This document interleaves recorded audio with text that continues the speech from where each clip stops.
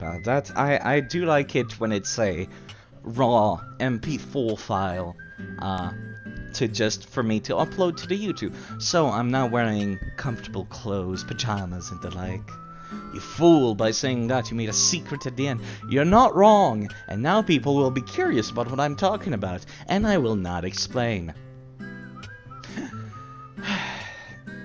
So currently my computer is having a little bit of a fit because I'm moving files to my external hard drive, which is going to take absolutely forever. So yeah, I just gotta make sure I'm not bumping that thing, because that would be horribly devastating. If I disconnect my external hard drive right now, it will corrupt the game files. Hello, Mr. Delta. Hi. I decided to swap to an actual good game. Yes, Malwarebytes. I know Malwarebytes needs to update. Yeah. I got like a free trial from Malwarebytes, my antivirus, and it's just like, please, you need to buy the thing. You need to stay safe. Oh, why does it say Indigo Prophecy in the game category? That's stupid. I just changed it. Yakuza0. There we go. An actual good game that exists? Yes, Yakuza0 is what I'm going to play. It says Yakuza0 for you. For me it said Fahrenheit, but it had the correct title. Let me refresh a couple of times now on Twitch to make certain. Yes, it's fine. I thought maybe I would stream, I don't know, Dark Souls 2 after I was done with Indigo Prophecy. But, yeah, no, yeah, you missed the end. It was only 2 hours, because I was really close to the end. So, yeah, it was a little bit shorter than I expected. So, I figured, like I said, the plan is to play Yakuza0 on Saturdays now. Play a good game on Saturday, and then play a bad game on Sunday. Shit gets really weird at the end. It's very rushed. It is insanely rushed. It's quite an experience, except that it's too quick to be an experience. It kind of just happens. So yeah, let me go and boot up the Yakuza. Actually, hold up. I need a new starting soon music for Yakuza. I wonder.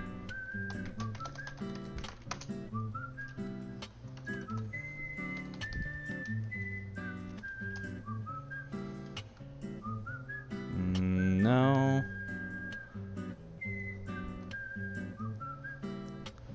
No.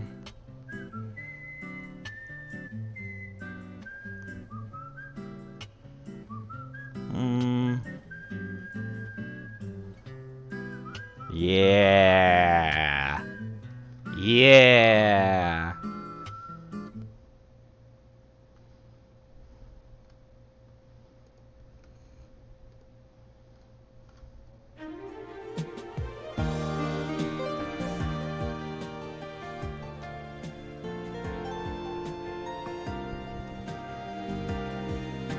Is it too loud? It might be too loud.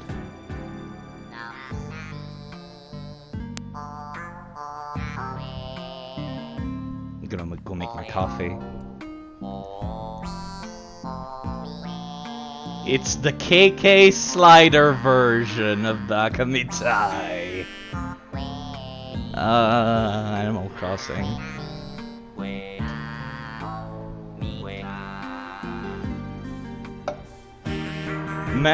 Imagining KK Slider singing those lyrics is absolutely hilarious to me, actually. I've been such a fool. Where's my coffee? Give me the coffee.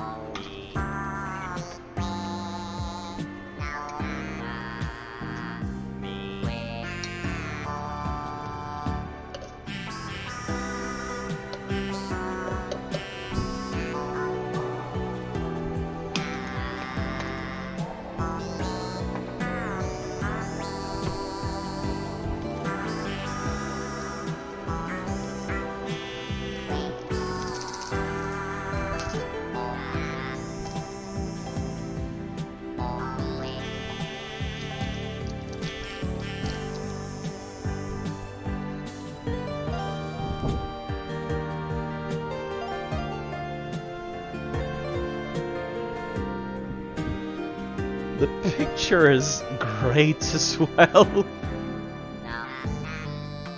Is this a blind playthrough? No, I am very familiar with the entire Yakuza series. KK in the cafe.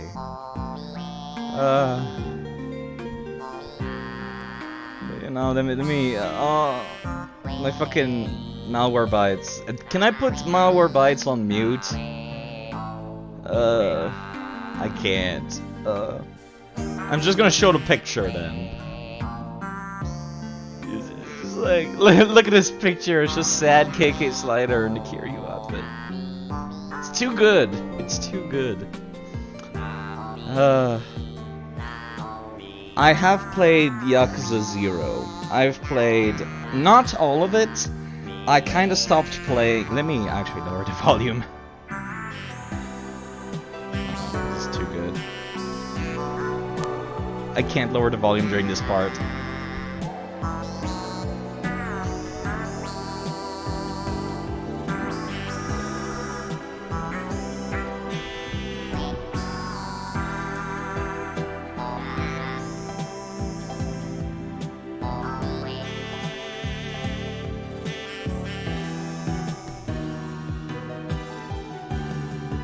That part is too good.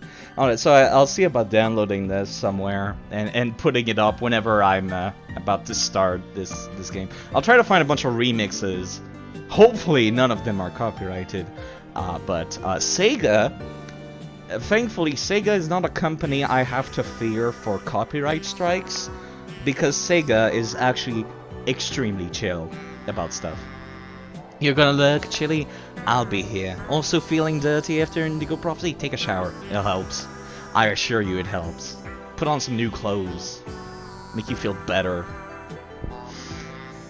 But yeah, Sega is really cool. Sega is a really proactive company. They're very fond of their Western audience. Unlike you, Nintendo!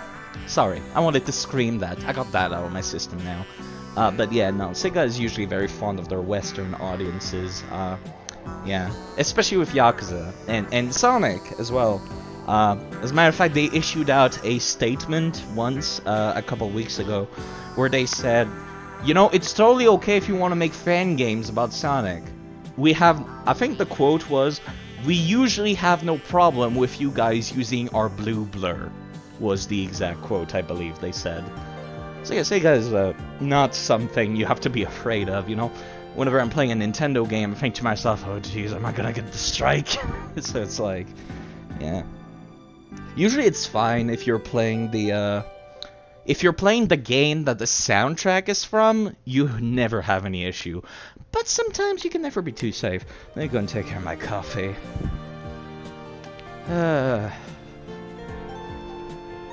But yeah. Sega is not something I'm particularly afraid of, because they're cool guys. Hopefully.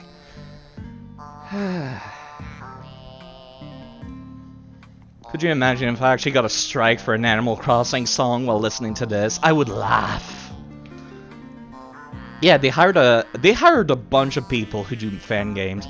You know, the people that worked on Sonic Mania were actually folks that were doing like fan ports to iOS for old Sonic games. And then they're just like, you know, you did a great job. Do you want to come work for us to make another iOS port? And then they did. And then eventually that person went to work on Sonic Mania. Isn't Yakuza0 supposed to be good? Yes, Adrevi. I want to do a new thing. I mentioned it earlier, but I'll say it again. I want to do a new thing where I play a good game on Saturday, and then I play a bad game on Sunday. To cushion the blow, essentially. Good games on Saturdays, bad games on Sundays. Yeah. Another company that's doing that is Paradox Interactive. They're the creators of Crusader Kings and Hearts of Iron and Stellaris. Stellaris is a lot more mainstream, so people are probably very familiar with Stellaris. That's another company that hires their modders usually, because they're just like, well, you know the Clausewitz engine just as much as we do, so how about you come work for us? You know, that prevents them going through like a hiring process and all that dumb shit. So it's like, you're already familiar with our games, so yeah, come work for us. And it's like, we can literally see your experience. We can literally download your experience and check it out.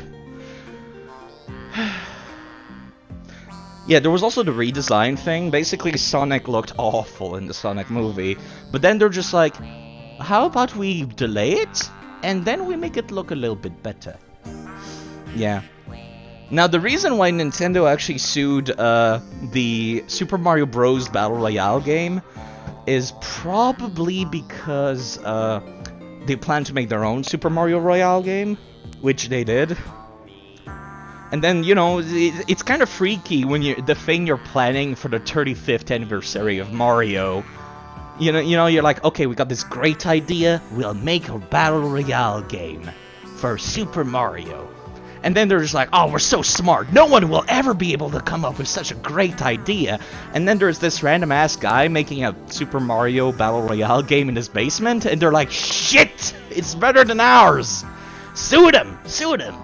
Yeah, I can understand why they would sue that. And another reason probably why they sued the hell out of the Super Mario 64 HD port that somebody was making is also, again, for the 35th anniversary of Super Mario, where they're just like, shit, we planned to do this, but now somebody else has done it, but better. So yeah. While I don't agree with their decisions, I totally understand why they did it. Did they ever sue the HD port? No, they just sent them a cease and desist.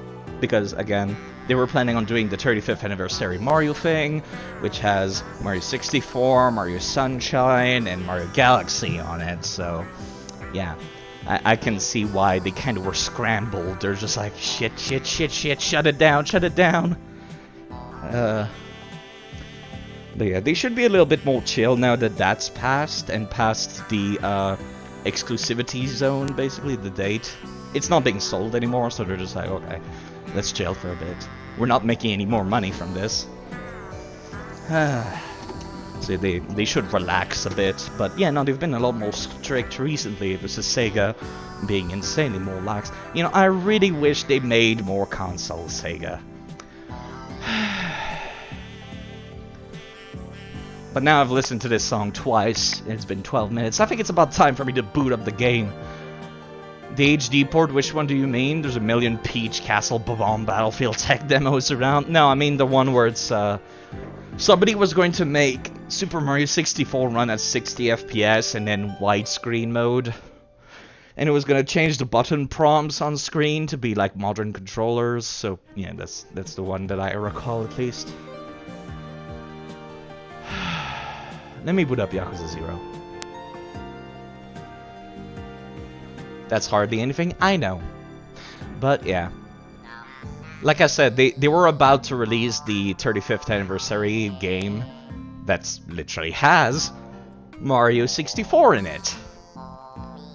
Yeah, that definitely got the MCA. They were told to cease and desist. Fuck, it launches in in full screen. I can't see the chat. Must be the only soul on Earth who wants to play in windowed mode. If I press Alt-Enter, it puts it in windowed mode, but it's still taking up my entire screen. Real Yakuza use a gamepad! I love that. It's so corny. Hold up. I need to figure out, how do I make it show on screen? Maybe it's a good thing that Sega doesn't have to compete with Nintendo and Sony. You know what? That's fair enough. Mario 64 60 FPS is practically an open source add-on. Yeah.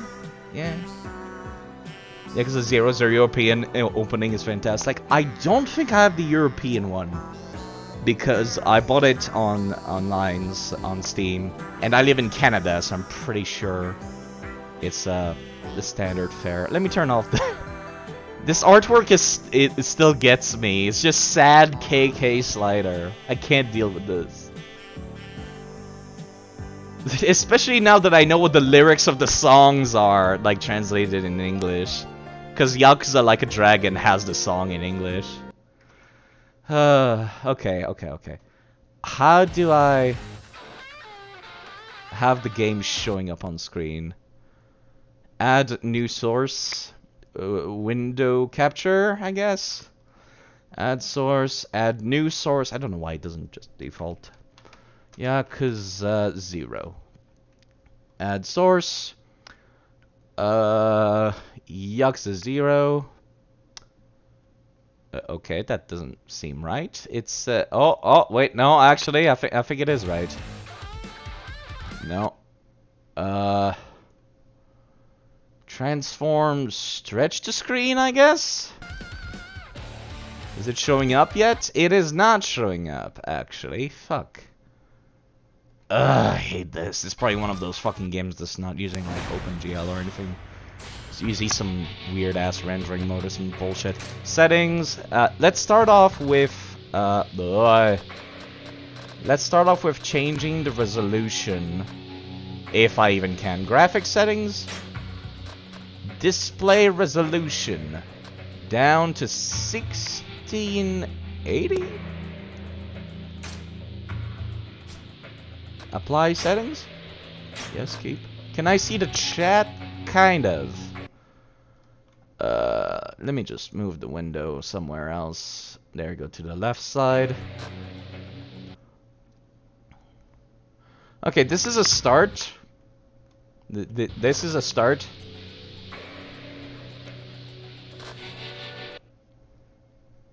But how do I make it show up on the screen?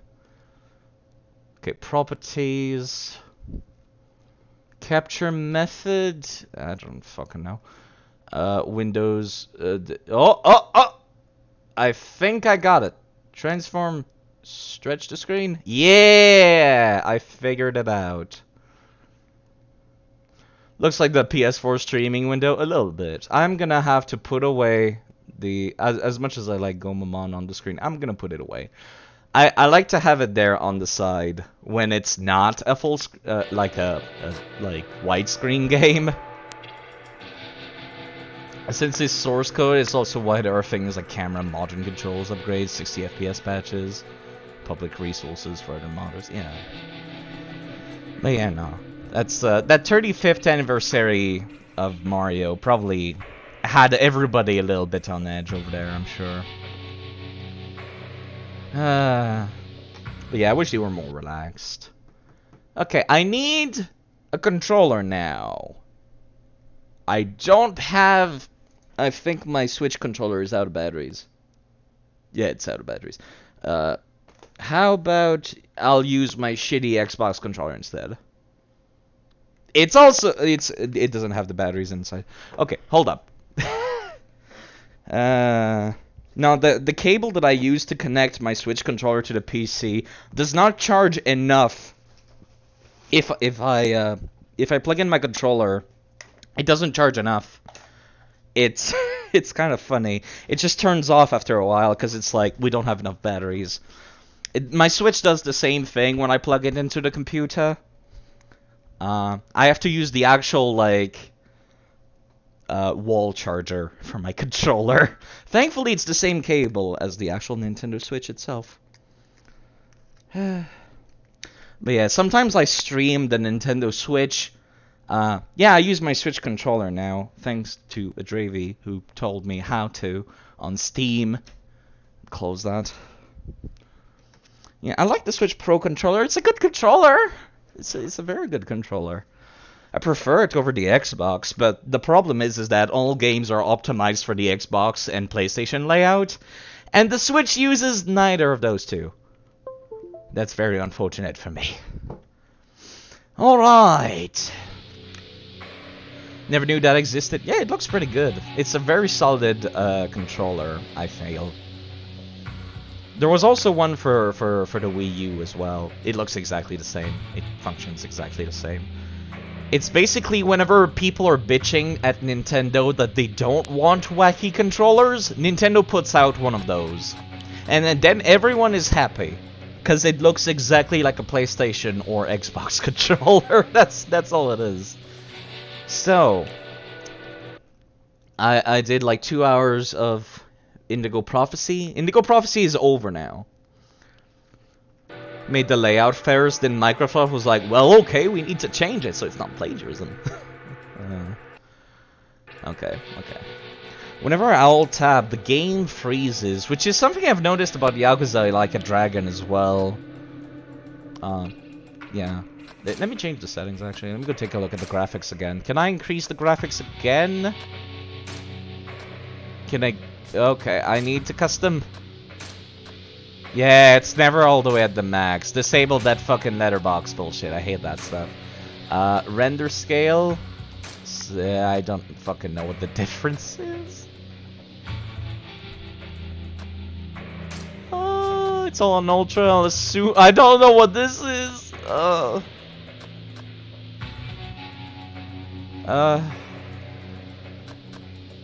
Full frame rate cuts. Yes. Enabled. Apply. I've applied the things. I'm assuming it'll make the game look slightly better. Let's... Oh, okay. So what difficulty do I play on?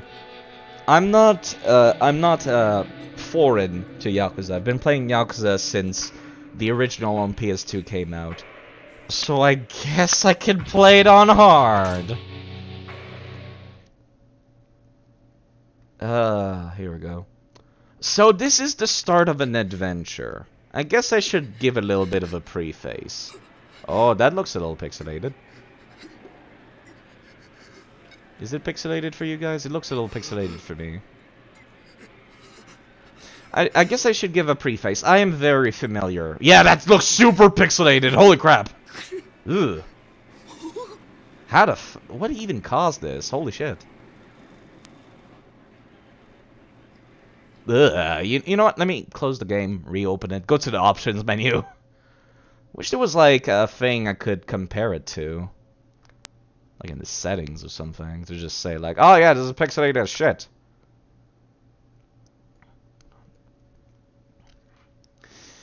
Also, I need to hide my taskbar, which I hate having to do that, but yeah.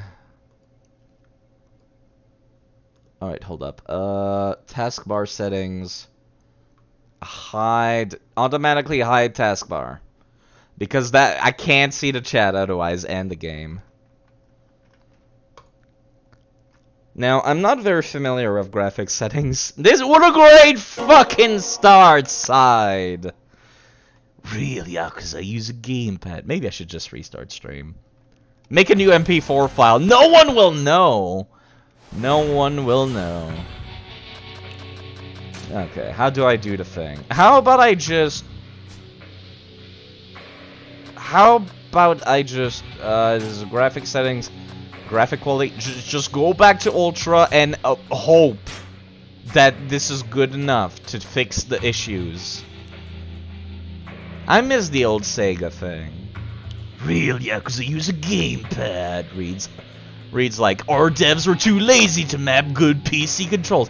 You're not wrong, but also fuck PC controls, to be honest.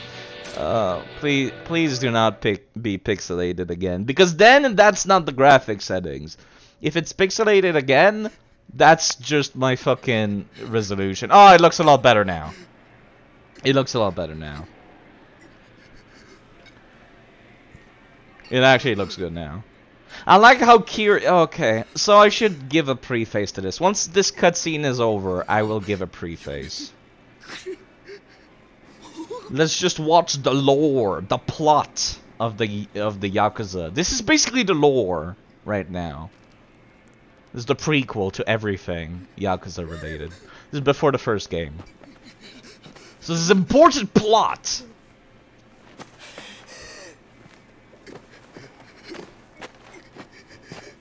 Slurp my coffee.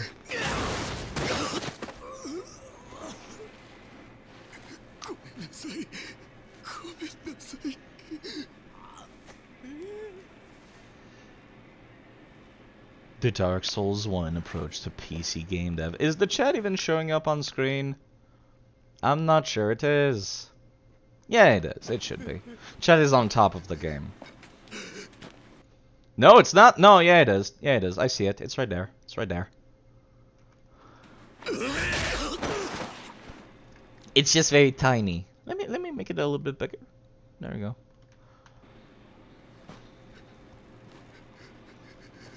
It's just a little tiny.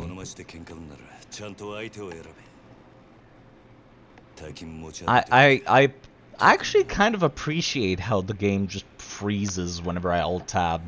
Because if I want to, I can just pause any cutscenes this way.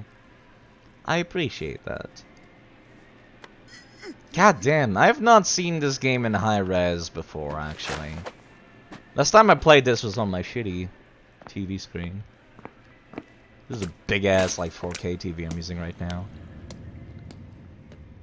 Kamurocho 21st Century Redevelopment Plan begins.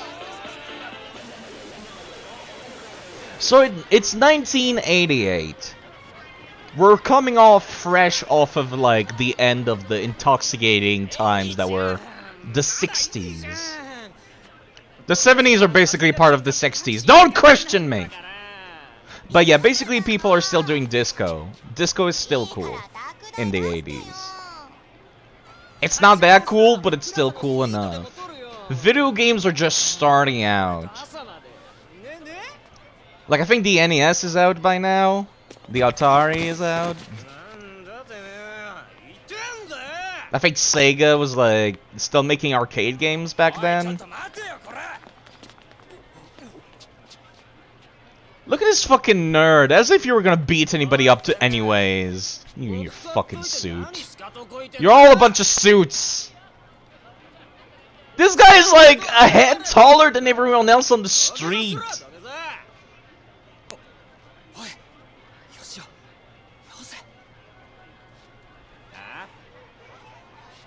Like, Kiryu is built like a goddamn mountain, and he's dwarfing everyone. Disco is still cool in 2021. Well, Disco Elysium is the video game. Disco Elysium. You know, you don't fuck with a dude that's like dwarfing everyone else on the street. It's a terrible idea. So let's have a cool intro moment now. The intro that I skipped should be playing soon. It's 10:43. I still do not have control over the game. I remember when this game came out, and everyone who was like an old Yakuza fan was just like, what the fuck are these cutscenes? Cause like, it's supposed to look like, I guess, manga stripes? Where it's just, like, still moments, but then with dialogue?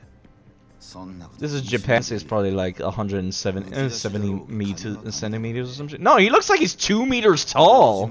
Hey, little S, how are you doing? You would stream Yakuza, but you can't pronounce Yakuza properly. I pronounce it like yak because I have also a bad accent and cannot pronounce things properly. It's okay. Congratulations on that check mark, by the way. Hope you're enjoying that. Better fill up all those emote slots for you, eh, Lil?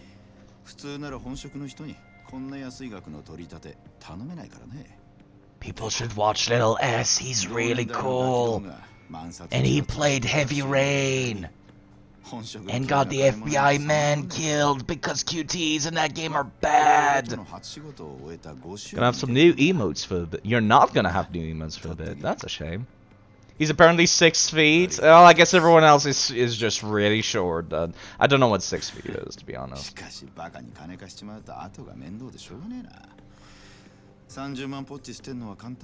300 grand. So this is the 80s, and this is Japan. So everyone is fucking rich. You play, yeah. You also play Deadly Premonition. 182. Yeah, no. The Kiryu's gonna dwarf literally any regular human being.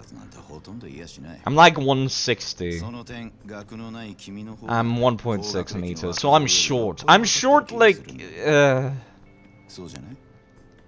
You don't have a Switch? I do have a Switch, and sometimes I stream Switch games, but I don't want to buy DP2, because it's like $60!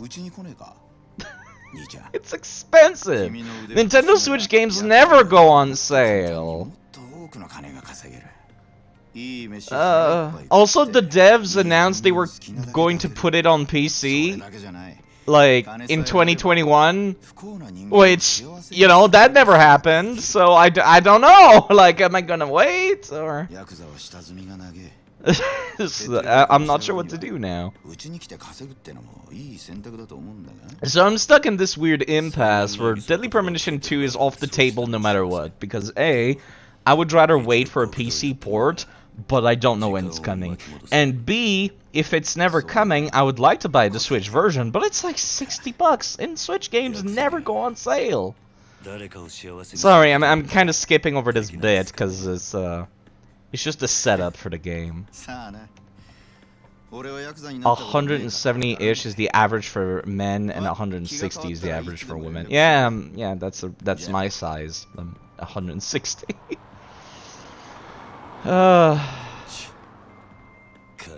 What an asshole! What a dick! Better buy it. There we go. That's a cool transition. And there's the intro that I skipped, basically. Except the intro that I skipped had a bunch of spoilers. This one does not. So again, like I was saying, this is the 80s. Everything is cool in the 80s in Japan. Everyone is rich. I'm not making that up. That's how the economy was back then. Disco was still kind of cool. Video games were starting out. The game's a bit quiet. Hold up. Is the game... Do I have it lowered? No, it's at maximum volume according to my volume mixer. Well, shit, I just gotta raise the decibels on the stream then. There we go, by half. I raised it by half. Is it still too quiet? Yeah, Kiryu finally realizes he's covered in fucking blood.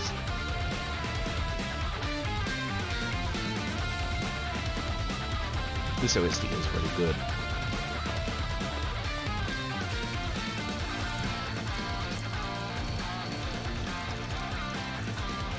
Yeah, you look like shit, Kiryu.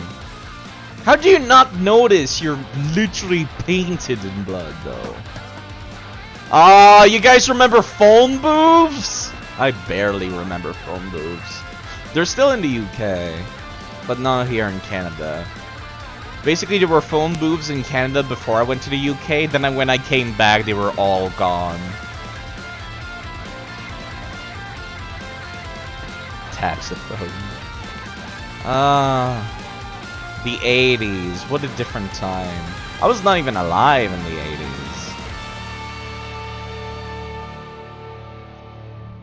Excuse me, phone booths, yes. Because I'm not gonna say phone booths. Imagine being alive in the 80s. My dad was alive in the 80s.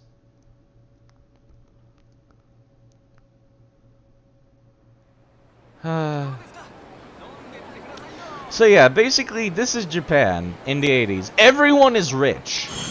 Everyone is rich as fuck. A lot of stupid people bullshitting your life who were alive in the 80s. Yeah, we don't have phones, so we have pages. I might turn the letterboxes back on. Because I've noticed that, like, this is supposed to take the entire screen, but you can see Kiryu behind it. You can see the actual game behind it. Considering how many money you make as the protagonist in this game. Yeah, no, the economy was booming back then. This was before Y2K. So everyone, yeah, everything was fine in Japan at the time. So yeah, nobody had phones, but like the Yakuza games normally, phone booths are a deadly premonition of infrastructure. But yeah, no, Yakuza games usually are pretty reliant on phones, like to give you like where you're supposed to go, like somebody calls you. This game doesn't have a phone because it's the fucking 80s, so they give you a big dumb pager instead. So let me save. You can save the game and use the item boxes at the payphones. It's been a while since I played this. The last time I played this game was new. Do I still gotta... No. Okay. It auto-runs now. Can't talk to random people. That's like my favorite thing to do now in Yakuza Like a Dragon. Just talk to random assholes in the streets. And then I would go to every vending machine looking for like... for like change underneath. It's gonna be weird. Oh, I forgot. Hold up. When I bumped into that person, I got, like, rumble. Alright, so let me take a moment. I'm gonna pause the game. Because whenever I alt-tab, the game freezes, which is good. Normally that'd be a problem, but this is good. So I'm very familiar with the Yakuza series. I know I'm not pronouncing Yakuza properly. I am aware. But anyways, like I said, I used to be the biggest Sega fanboy way back in the day. Like, way back in the day. I had a Dreamcast, I had a Sega CD, I had a Genesis, I had everything. So, of course, you can understand how heartbroken I was when Sega filed for bankruptcy and they said, we're not making consoles anymore. And I'm like, no, my heart. But yeah. So, it was mostly the fault of the PlayStation 2. So, I never got to play... I never touched the PlayStation 2 for a very long time in my life. But eventually, as I got older, my dad bought me a PS2. Because I think it was for like Christmas or something. I hadn't gotten anything new in a very long time. So my dad was nice to me and said, you know what, I'll buy you a new console. So he got this old PS2 and a bunch of games. Of course, Yakuza was not in it. But I would go to the store because you could rent games back in the day. And then I saw Sega on one of the PS2 games, and I'm like, what the fuck is this? And it was Yakuza. The original Yakuza. It's basically the higher-ups at Sega were the most massive. Yeah! It was pretty dumb. They were kind of worried about the Atari Jaguar or some shit. It's a long story. But basically Sega was about to file for bankruptcy. Then somebody gave them a huge loan. And on their deathbed they said, you don't gotta pay back the loan anymore. And then they died. And so that's why Sega is still around these days. Thank God. But anyway, back to the story. I got to play Yakuza on the PS2. And I was just like, this is so rad! Basically, that was a little kid me. Except I did not hit puberty back then, so it was probably more like, this is so rad, or something like that. Yeah. And then I kind of played every single Yakuza game ever since, except for the ones on PS4. I got a PS3 and I got to play the Yakuza games on there. I got to play Yakuza 3, but then there was the PS4 games. I did not get to play them, but yeah, I got to see like a gameplay walkthrough of it. So I don't remember the plot actually, but I did see them.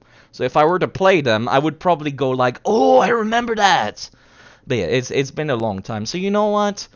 I want to do this thing where I play good games on Saturdays and bad games on Sundays now. So I might as well take this opportunity to go and play everything that I've missed or forgotten about over the years. Now, I'm familiar with Yakuza0. I've played most of the game by myself, and I've seen a playthrough of somebody else finishing the game. Sorry, hiccups. I was talking a lot and walking a lot earlier, so I got hiccups. But yes, I know the plot of this game. Now, one game that I am not familiar with, which will be completely first playthrough clean, will be Yakuza Kiwami. Because I already played the original on the PS2. And I want to save Yakuza Kiwami and Yakuza on the PS2 to play them together. Because even though I love Yakuza on the PS2, it's an absolutely dog shit awful game with awful voice acting. Now, it has a little bit of a history, but basically Sega spent a hell of a lot of money, and I mean a fuck ton of money, securing big name voice actors for Yakuza's English release. The most notable being Majima. Everyone knows Majima. Everyone loves Majima. But originally he was played by Mark Hamill, aka the Joker from Batman, or yeah, I think he's playing like Anakin or Luke Skywalker. I don't remember. But mainly it was because he was the Joker. That's what they wanted. They're just like, yeah, he's the Joker from Batman. We can pay him to voice Majima. And then Majima was like a very poor man's Joker. And it was very forced. A lot of the text was translated, like, kind of raw. So, like, Kiryu-chan that we get in, that we're so familiar with, like, nowadays. Everyone knows the, like, Kiryu-chan! Everyone knows Majima. But, like, the delivery in the original PS2 was god-awful! Everything was awful. A lot of the text was it was either raw translation or lost in translation. So it made for a very poor script. I cannot wait to see what Yakuza Kiwami will do to save it. Mr. Sawara said that he's already played it. We were talking about it in Discord. He's already played Kiwami. He says he prefers this. So that's already another good first impression from me, but I'll have to see for myself. Gameplay-wise, at least, everything is fun. Yes, malware bites. Fuck off, antivirus. I don't care. I'm playing the video game. So yeah, basically, that's the reason why not a single Yakuza game was released in English ever since, except for the newest entry, Yakuza Like a Dragon. It took, let me check. Let's see. Yakuza PS2. It took 16 years for them to release a game in English after that. Oh, wow. Oh, this is, okay. Never mind. But yeah, it took 16 years, a decade and a half before Sega was like, yo, let's put it in English. Hello, Chili. I was talking about how, basically the first Yakuza game did terribly. And then it took a while. And we never had English voices ever since. Until the most recent game. So this is Kiryu. Everyone knows Kiryu. Everyone knows him as the Bakamitai guy. Yeah, he used to be a very cult classic. Yakuza used to be a big cult classic back in the day. But now it's kind of a little bit in the limelight, isn't it? Nowadays, when you think about it. You see Yakuza pretty much everywhere. People are playing it. People are talking about it. Even Steam is advertising. Yeah, it's the funny Dame Dame guy. For sex repeatedly to perform a rush combo. Okay, so another Sega game is called Streets of Rage. This is basically Streets of Rage and Shenmue. Just think of it that way, and you're pretty much golden. It's the whole game.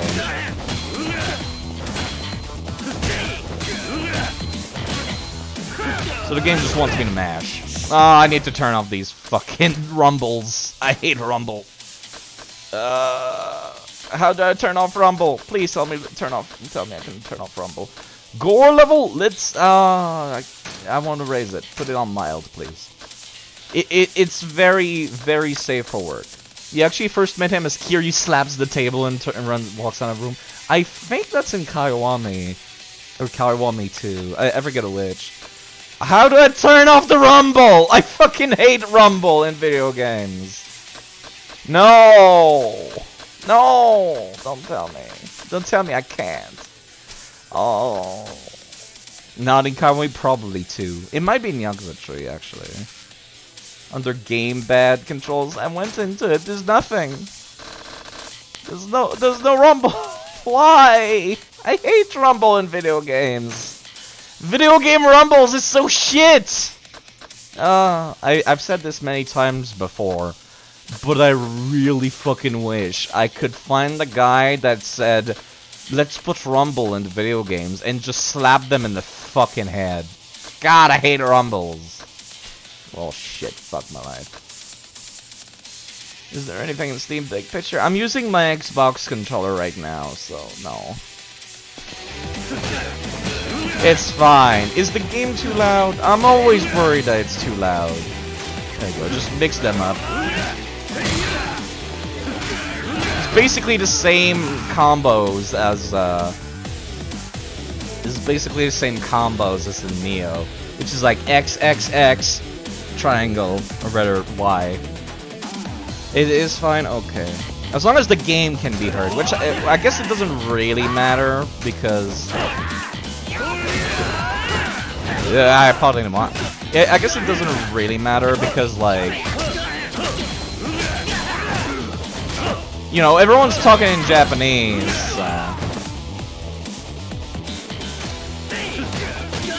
Hold up. When hit, then you can counter.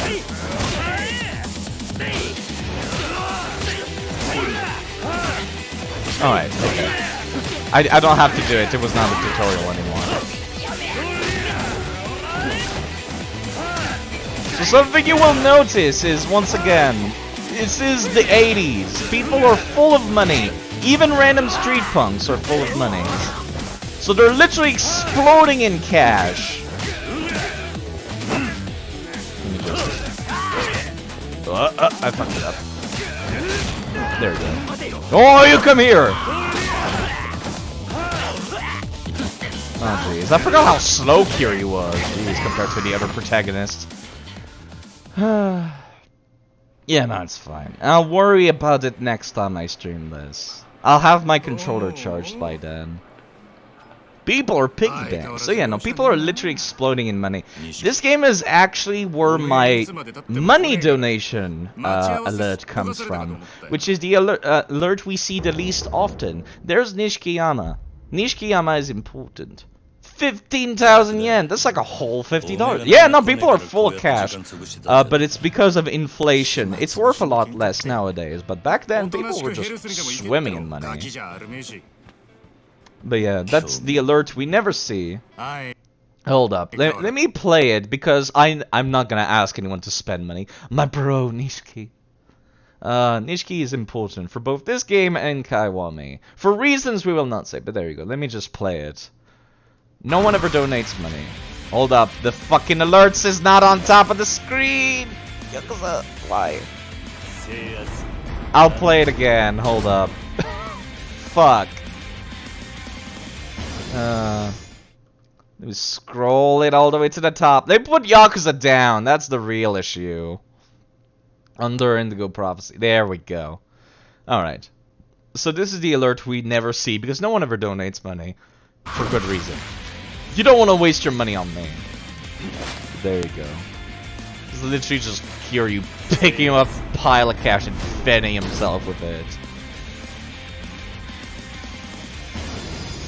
Is that the Twitch bypass donation? Yes, that's the one that if people donate via PayPal, that's the alert that plays. You can't donate through convenient means. Yeah, no, it's, yeah. There you go, back to the game. But yeah, Twitch is actually trying to make good on that. Twitch is trying to make it so that it's a little bit more worthwhile to like, buy bits and subs. So they're adding, like, animated emotes. Bit emotes are, like, permanent. Which is why even though bits are overpriced as fuck, it's actually kind of worth it now. So it's like, people can say bad things about Twitch. They're at least trying. You know, they're trying. They can't, like, yeah, they can't just do it badly for too long. So now they're trying to make it good. They also tried to do, like, I forget what it's called, but they're trying to cash in on the donation bit, but it's not really working. Which I guess is kind of why they're adding the animated emotes now. Starting to look the part. I'm not gonna make fun of this game. This is the voice that I do to make fun of things. But no, this game is actually good. So I just want to sit back and read this.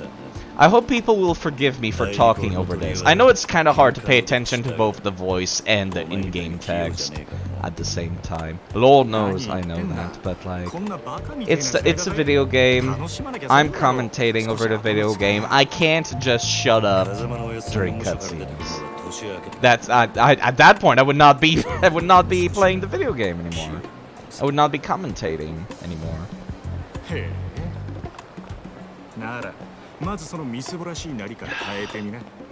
So Nishiki is just like, you need better drip, Kiryu.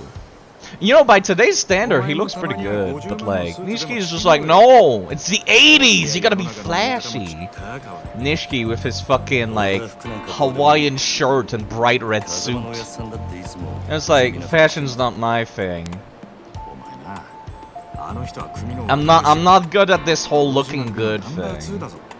And we're getting a bunch of, like, background info. We're getting the lore of the Yakuza. We're getting more than what Yakuza 1 gave us, which I appreciate. Also, it was the 80s, so nobody gives a shit about smoking. Just keep it out of here.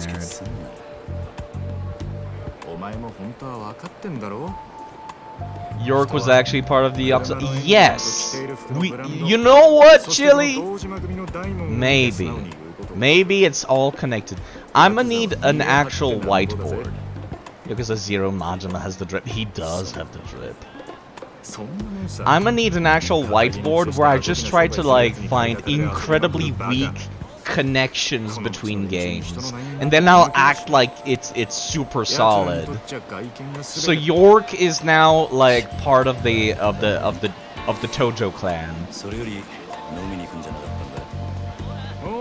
Part of the he's the patriarch of the Francis family, the Morgan family, a subsidiary of the Tojo clan. There we go.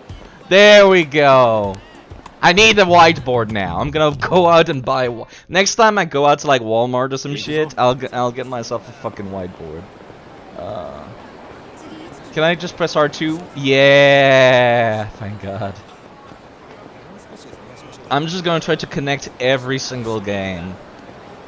So Francis York Morgan is the patriarch of the Morgan family, a Tojo subsidiary.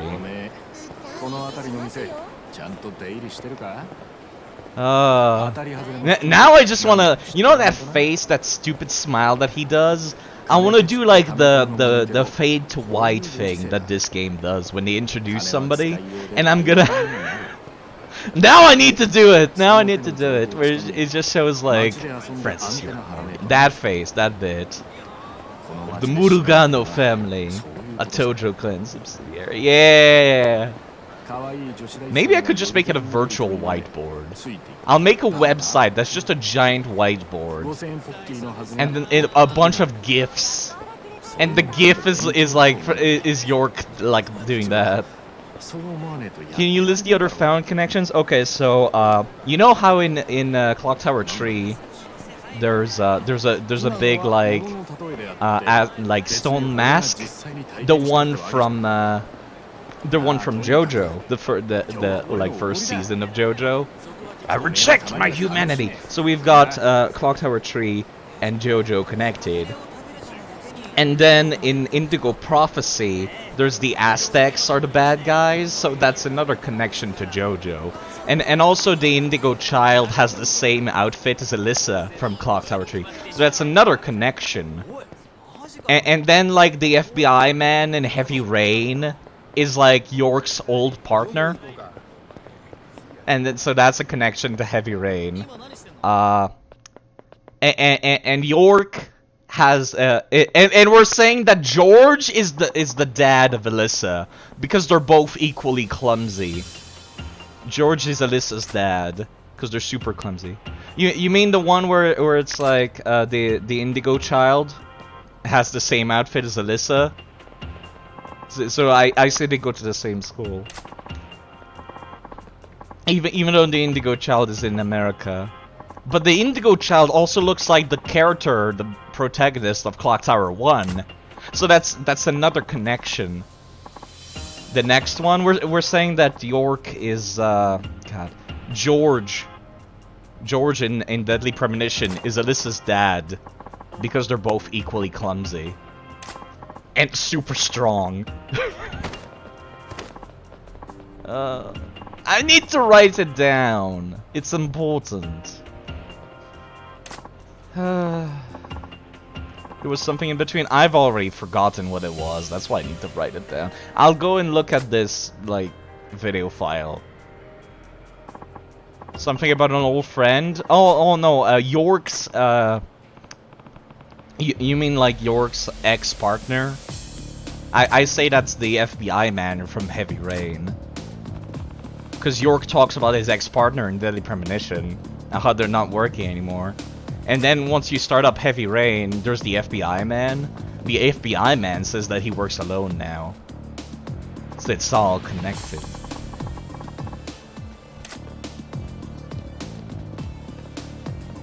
If that's not the bit, then I've forgotten the bit that I said. So let's beat up the drunks. Yeah. Game devs really didn't know how to animate drunk people in a believable manner. Yeah. Sit your ass down, sir. Oh, I hate control rumbles. Oh. Press B with the heat gauge, then press triangle. Come here. Oh, this poor dude is so bad. Sober up these drunkards. Your training is complete.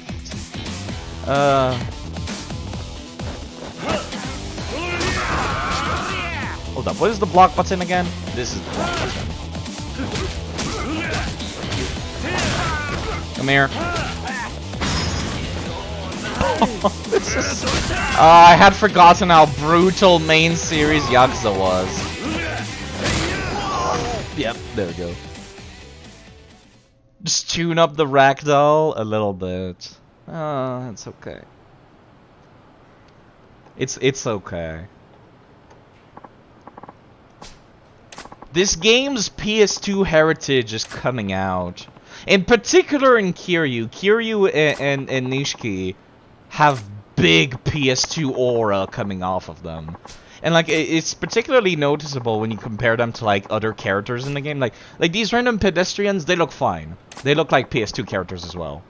But like Nishiki and Kiryu have like big PS2 aura because their faces are too clean. They're too like they're too fresh. They look too fresh. They don't have enough features. You know? They look too chiseled and soft. The completion list. I know about the CP. I think I've got the DLC, actually. I might have to not redeem the DLC. Oh lord, this guy. If you were that drunk and leaned over that far, you'd fall. Yeah, I guess I got better balance. Look at this aging foreigner. You gotta punch up like a 2-ton gorilla and you go wasting it on drunks?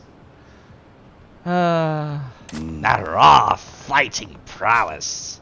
I just help a couple of guys work off some alcohol. Can we talk about the ludicrousness of like, people are drunk, I punch them in the face, and then they're sobered up.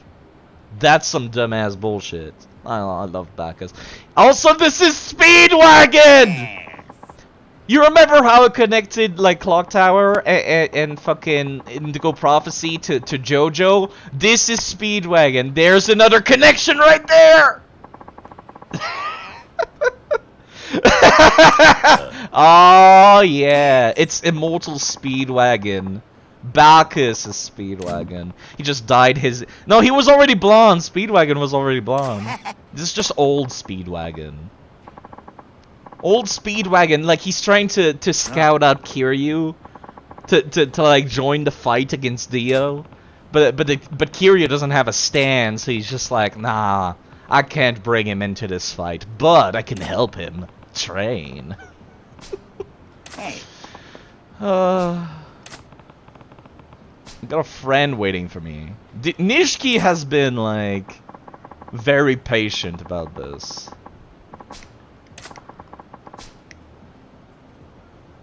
Gotta invest in yourself. Okay, so this is how they explain the bit where it's like everyone is literally exploding with money, but the player is not gonna have anything to do with that money. So instead, they just do the Dark Souls thing, where your money is your EXP, and I actually totally I'm totally okay with that. Oh jeez, I got some controller dead zones going on here.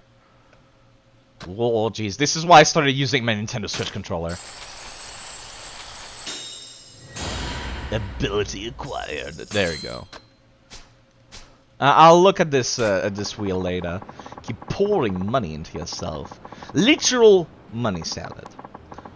You overall like Kaiwami's upgrade system more? It's just more convenient? I don't even know what I've not seen Kaiwami at all. I'll have to see it for myself.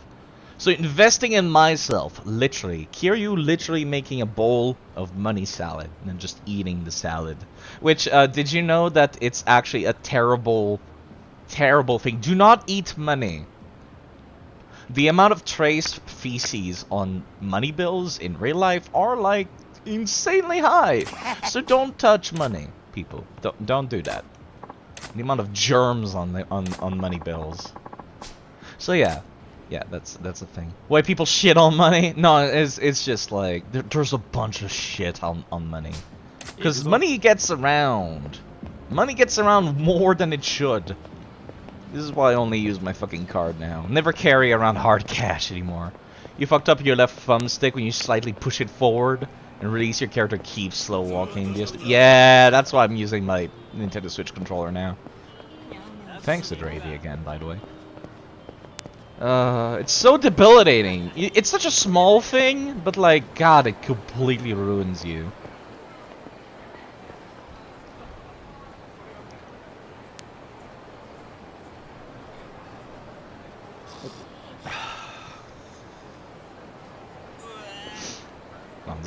These dudes are literally classy. Stay classy, Kamurocho. So can we talk about Kamurocho for a bit? Kamurocho is a city that is in literally all of the game. All of the games. Well, okay, not all of them, but in most of them. And like, I'm positively convinced that there's a certain spot in town that I like to call the Nexus of Souls. It's where the tower in Soul Calibur 5 is, I guess. I don't fucking know. I'll figure out some connection later. I don't have anything solid right now. But there's like I'll explain later. I'll explain later. When I can see the map. So basically Nishikiyama is getting fucking like robbed by ladies all the time. But he's like, no! Shut up, Kiryu.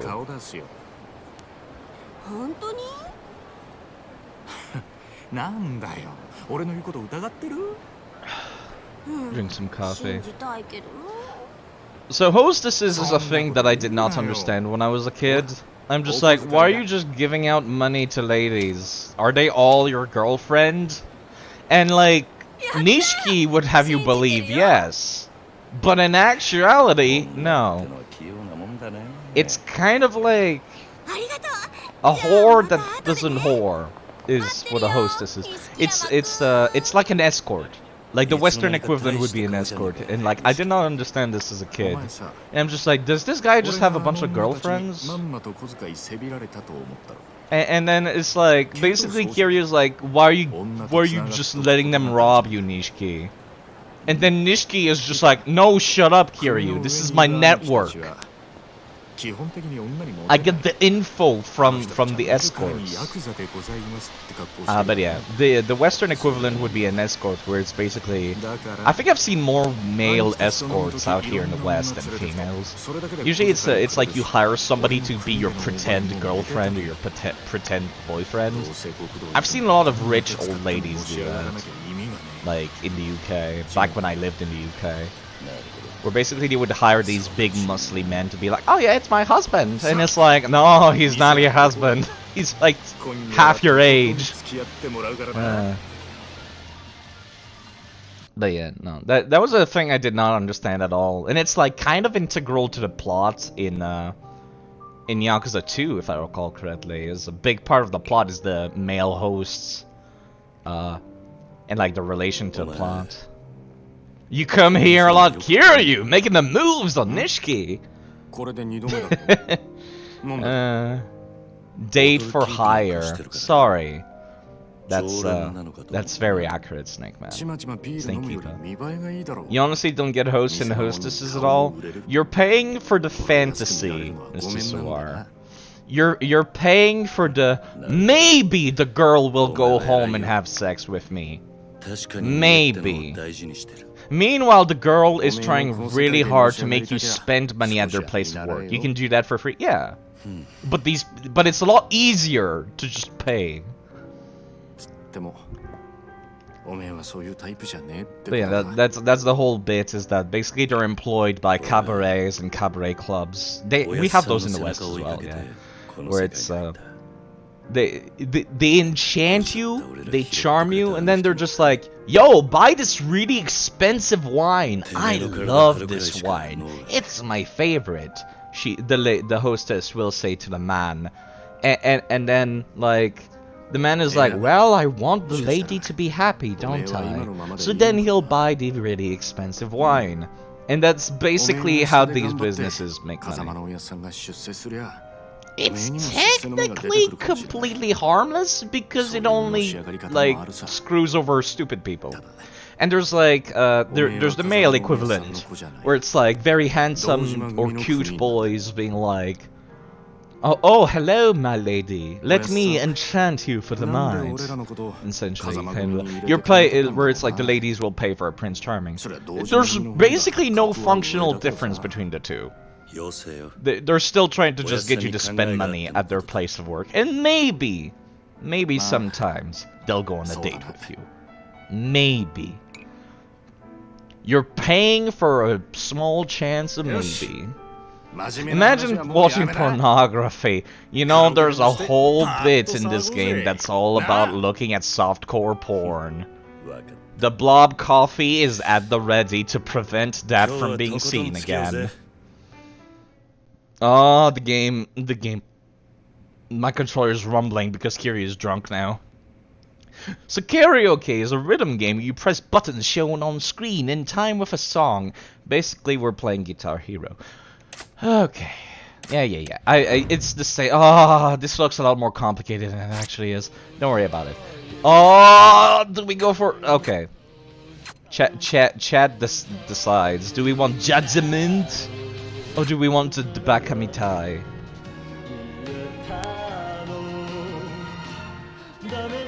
Judgment? Okay, we've got 2 for judgment, and I think there's only 3 people talking in chat.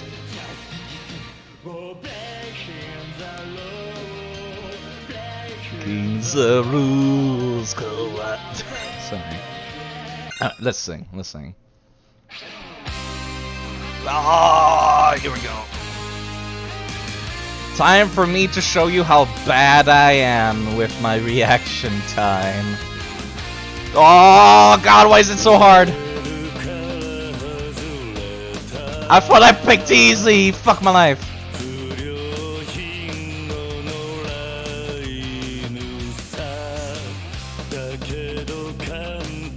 I have to actually pay attention to this shit now.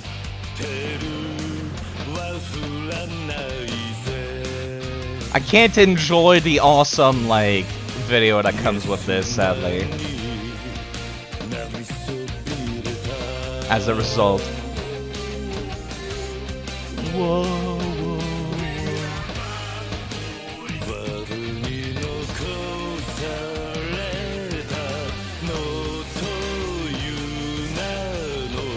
This is practice for Heavy Rain.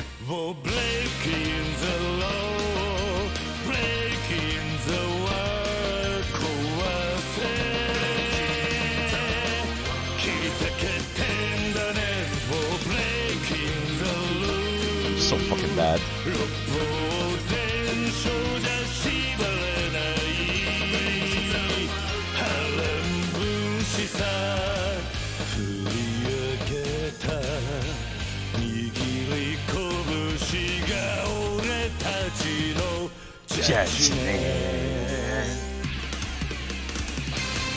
Now, the question is, who the fuck is that dude in the back? Ah, fuck it, if we know. Where did the leather jackets come from? Shh! Shh! Don't ask. It's included with the karaoke. It's included by the power of Kiryu's imagination. Yeah, it's really hard. But you know what? I got 95. I'm happy because I think yeah, I'm happy enough. I got 3 mistakes. Hello, Charles. Hello, Aliyah. Again, came out of luck for the Blob Jam. Oh, it's such a good fucking song. But like, nothing beats the first time you see it, though. It's a shame that I've already played this, because I would have been like, whoa! I would have been really excited. Never knew you took karaoke so seriously, Nishiki, please. Literally transported us to my imagination for this.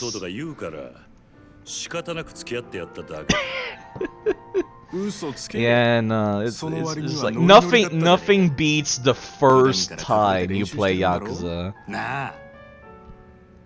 Yeah, I know, Aliyah. It's alright. I'll have to get used to the new name. But yeah, how's those art streams going for you? Incredibly big. Yeah. I think it's cool. They do art streams if people want to watch that. It's not like I enjoyed the karaoke, ba-ba-ba-ba-ka. And you know, Kiryu did he made the moves on Nishiki. He's just like, so you come here often? It's like, we're having a little bit of a homoerotic moment here, where it's just like, oh, is this going somewhere? I'll just let the chat figure it out. How are the my dead zones? Hold up. Jeez. Kiryu started running to the right because of my fucking joysticks. I ever tell you what a great voice you have? Oh, I'm telling you, there's something going on here. How are the Yakuza? Well, I want to play this every Saturday, and Indigo Prophecy finished very quickly, so it's going good. I get to not have a shitty start to the week.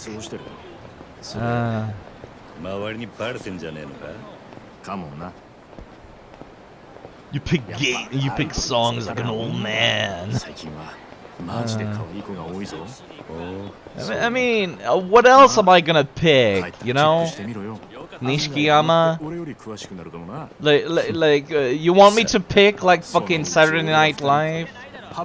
Something. Indigo Prophecy finished very quickly. Thank God. Thank you for that correction, Vita. Oh, thank God.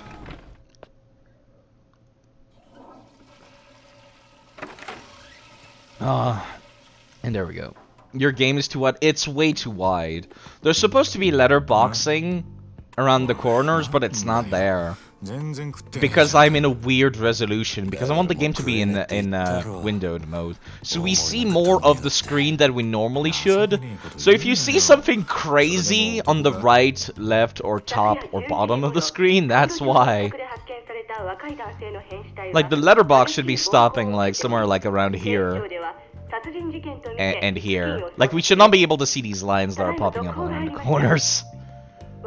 Agent Honor in the corner! Don't talk to me about the Agent Honor. We're done with the Agent Honor. But you know, I'm also downloading Heavy Rain, Chile. So it'll be next on the list. Speaking of, how's that download going? Let me alt-tab. Freeze the game real quick. Let me check Steam. It's gonna take a while still. I'm not playing that today, no matter what. You killed the dude, Saiki? Did I? Did I kill a dude? I only kicked him in the mouth a couple of times. Only a couple of times, I swear! Yeah, just a few times.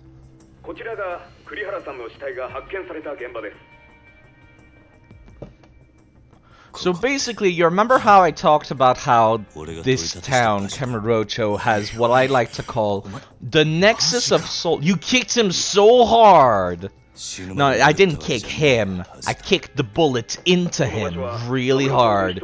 It's like that scene in the new Mulan movie, where Mulan, like, kicks an arrow into a dude. Except Kiryu makes it look cool, and Mulan makes it look really lame. God, the new Mulan movie's so fucking bad. God, don't watch that movie. Don't do that. You don't want to do this to yourself. Albert Wesker. That's another game series I could put up in the like bad games day. Is the Resident Evil series. Because even though they're good, they're also really bad. The curious sandwich.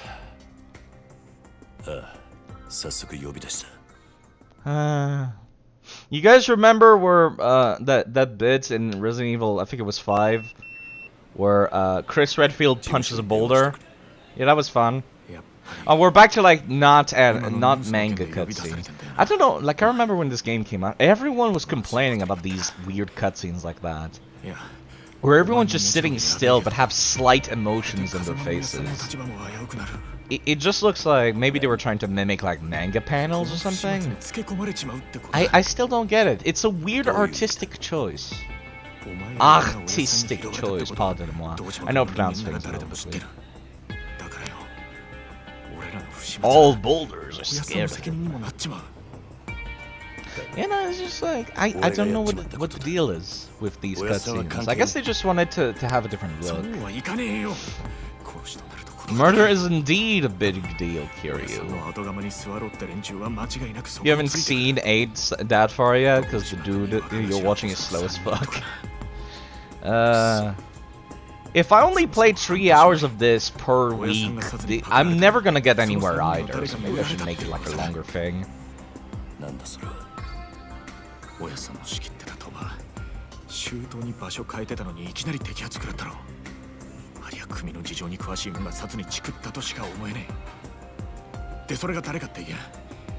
So we're getting a lot of sorry, I'm gonna readjust my microphone. I don't want to say that this is like unimportant information, because it kind of is. It gives you a lot of back plots on like the politics of the Yakuza. So it's kind of important, but at the same time it can be very easily summed up with Kuze is sus as shit, says Nishiki. And that can pretty much just sum up this entire like 5-minute conversation. We can sum up this entire 5-minute conversation with Kuze is sus and murder is a big deal, Kiryu. Gotta call the Jima family HQ. There should be a paper. Right, because we can't just use the pager or anything like that. It's not like the pager has any codes for just like, yo, I killed the dude, can we talk? No, it's not a thing. So we gotta find a phone booth.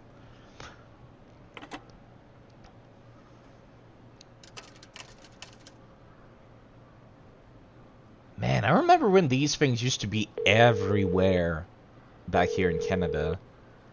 Can't you sum up the entire series? Like, bad people do bad shit, but Kiryu's a good dude in a bad workplace.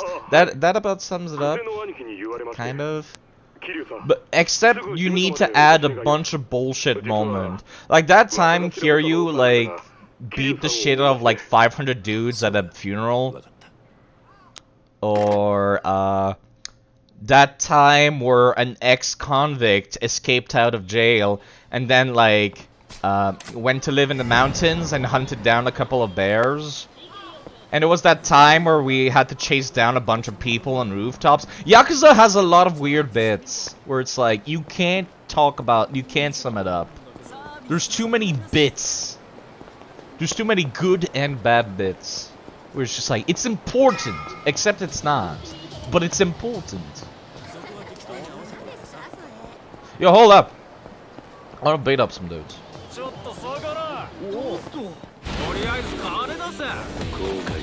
Weird bits and a few non-weird. Oh right, I forgot it's not a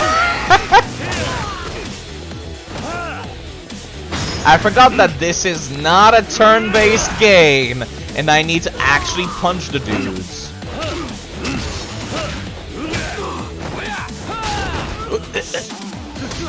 It's just like, I needed a moment there. Hold up, can I? Time to take up the trash! Oh, this is the B button, not X. Like I said, I'm used to X buttons. Is there any other thing I can... Yeah, let's take up the trash. Again. Yeah, set the fuck up. There we go. Yakuza would never make a turn-based game. Yeah, it's just, I've been playing like a dragon recently. So it's like, oh jeez, I gotta remember. I can't just like stop paying attention when the battle starts. I swear, I saw like this billboard and it reminded me of an enemy in like a dragon. I'm like, wait a second, is that the billboard guy? I'm gonna be paranoid when whenever I see a trash bag now, because I'm like, oh jeez, is it them? Is it the trash man? It looks pretty good. Have I been enjoying it?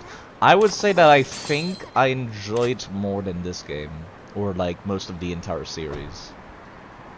Which is a very bold statement to make, as somebody who's played pretty much the entire series, with like 1 or 2 exceptions. The PS4s are the only one that I have not played. But they're on PC now. You know, at first when they said that they were gonna make the main series be turn-based, I was a little skeptical. And honestly, I still think that it's not a good idea. Like, usually when you want to make such a big change gameplay-wise, you should really put it as a side series. Like, something I would absolutely adore is like a more cartoonish Yakuza game series that's turn-based, but like, it's on the Nintendo Switch, or the PlayStation Vita, or just about anything portable, you know? So it's just like, everyone's a little bit like cartoonish, everyone looks like an anime character. Like, kinda like Persona, I guess? Like, it just makes cel-shaded Kiryu. Maybe make him look a little bit like Chibi. Make everyone look a little bit cuter. And then put it on like the phones, put it on the Nintendo Switch, and put it on whatever the fuck is portable now. Like that would be what I feel like should be a safe play. But they've said they wanted the main series to be turn-based, and like, I feel like if you made some kind of side series that's all about turn-based combat, but maybe you could retell the plot of the earlier games, like Yakuza Kiwami, Yakuza 2, Yakuza 3, and so on and so forth, but just put them in a turn-based mode. Also, yeah, that's the thing that I was talking about earlier, where it's like, Kiryu's PS2 heritage is coming out. Because you stare at Kiryu right next to these dudes, like Kuze and stuff. Like, this entire thing. Like, look at him! Versus look at him! He looks like a real human being. Kiryu does not! Like, you can tell he's a video game character, versus these dudes are based, like, on real-life actors and stuff. Which is something the Yakuza does a lot, is base their characters on the actors that voice them.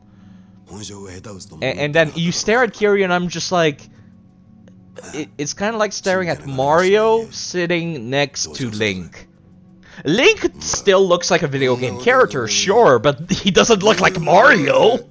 It's a little bit jarring when you put them right next to each other. Same for Nishiki. Anybody who's like from the PS2 era has that PS2 look about them. Versus these dudes, like, they have very rugged faces, they have little marks and stuff. You can see where they shave. Like, you can see where he's supposed to have a mustache, you know? Versus Kiryu, he's too clean.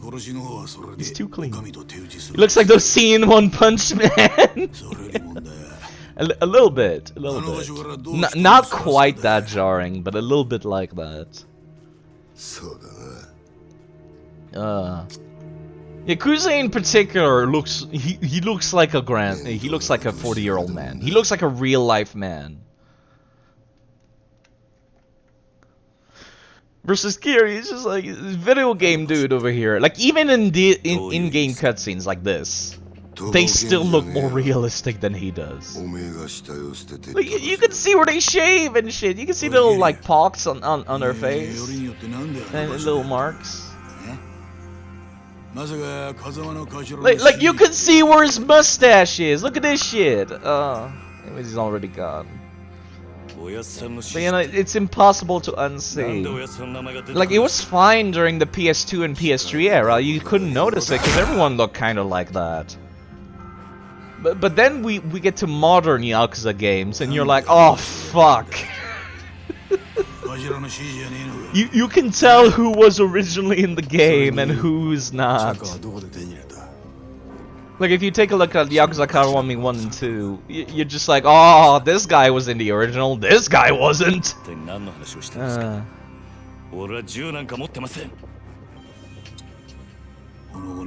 In this deep and still playing dumb. So basically everyone's mad at Kiryu.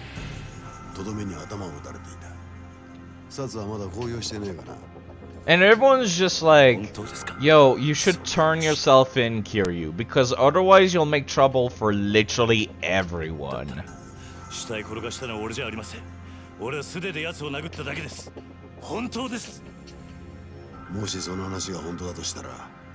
And then, like, Kiryu's just like, no, I didn't shoot him though. It's kind of a big deal though. If you did shoot him though, Kiryu, you need to tell us, because it's a big deal. And then Awano is just like, nah, you're full of shit. Kiryu doesn't even own a gun. It's hard to get guns in Japan. I mean, actually, it probably was easier in the 80s, because like I said, everyone's fucking rich as hell in the 80s.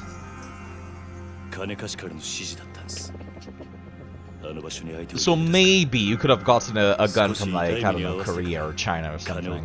But yeah, it's like, there's no gun shops, you know? Like, the only place where you can just go to a gun shop and get a gun is, like, the United States. Every other country that has gun shops is, like, super strict. Like, they do background checks and stuff, you need to have a permit, they need to make sure you know how to use it, so it's like, you can't just go get a gun.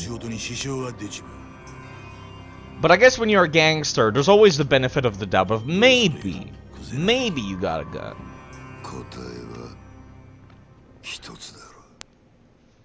Why are gun laws so lenient in the US? It's because of part of their constitution was like, I forget what it is. I don't live in the Americas, so I don't want to offend anybody by assuming anything.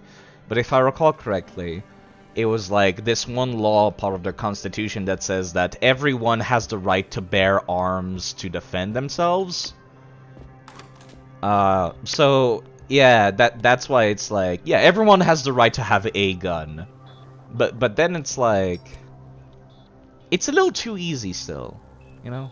It's still a little too easy. Yeah, Kiryu can't afford a nice suit. And before later, Kiryu literally carries with him an arsenal. I mean, yes. A man in a clown suit gave it to me. It is a nice suit, but it's not like it's not a Yakuza. Oh, there we go. There's the shit I wanted to talk about.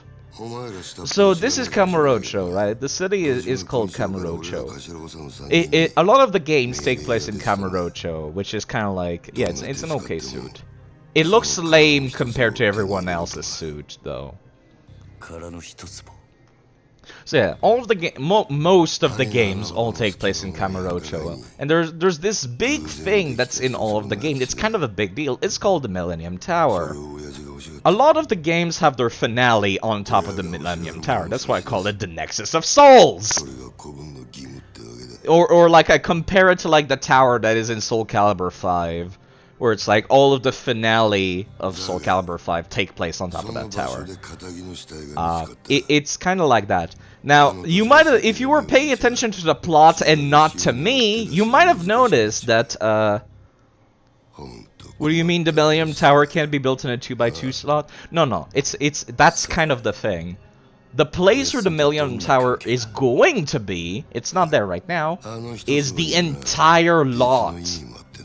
Like, you know where the empty lot is? The entire city block is where the Millennium Tower is going to be. If you take a look at the map and then you compare it to the map for the later games, the Millennium Tower is like the entire fucking, like, street-to-street bit. So it's like, this is what the entire, like, redevelopment plan is about. The entire plot of this game is about real estate. Believe it or not, the entire story is about, like, basically the Yakuzas have been trying to buy out the entire bit, so they can then sell it all for a huge price.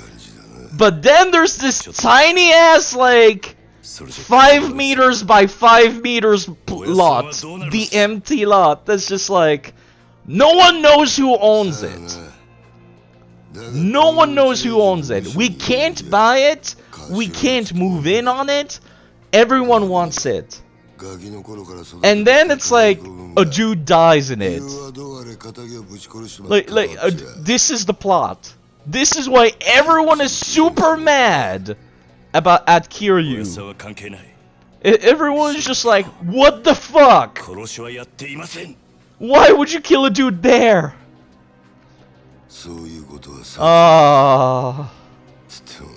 Imagine when your mafia boss tells you, tell it to the cops.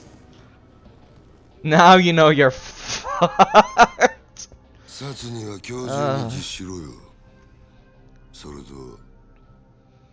But yeah, no, this is the bit.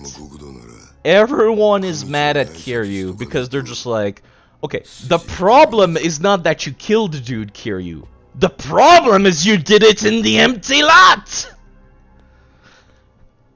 It's all about the lot. No one gives a shit that you killed the dude. As soon as I get control, I'll show the map. I should get control soon. It looks like in game. Yeah, I should get a map. It's the same map in all of the games, so it's kind of easy to get around. Yeah, see what I mean? This is something I was talking about earlier. I'm not supposed to be able to see around the corners. It's just a weird resolution that I have the game in. The trash man, dude. Every time I see a trash bag, it reminds me of this enemy that like ambushes me. Yakuza like a dragon. Yeah. Ah, there's Speedwagon again.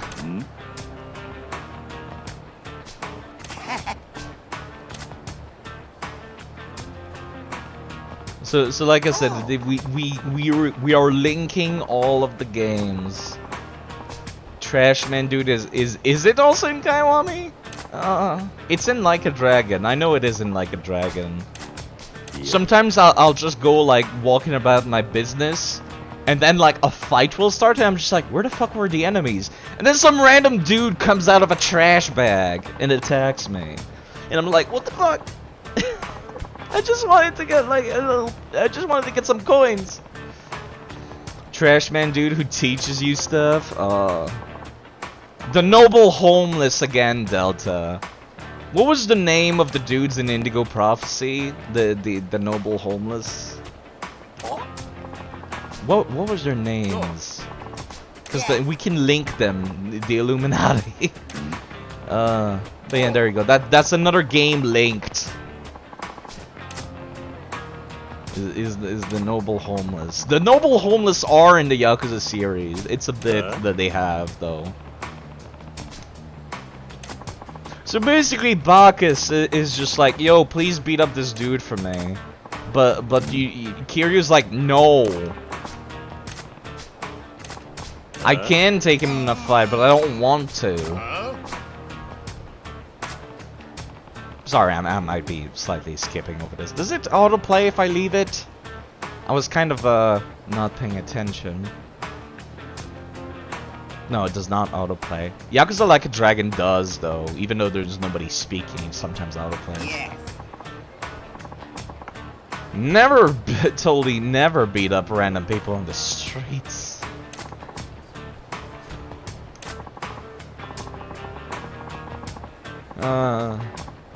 So yeah, Speedwagon here is just like, yo, can you beat up this dude for me? And Kiryu's like, no, fuck you.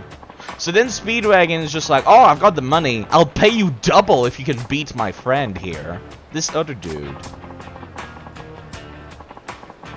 You beat all 3 of us and 2 millions are yours.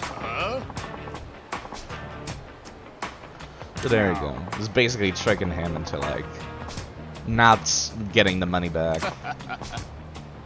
Take him on solo. Take the money off your corpse. I'm not bailing you out. Yeah. No. I'll go first. There's Kamoji.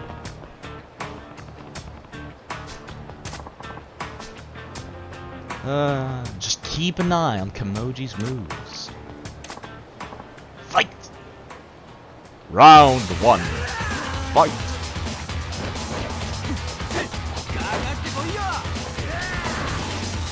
$20,000.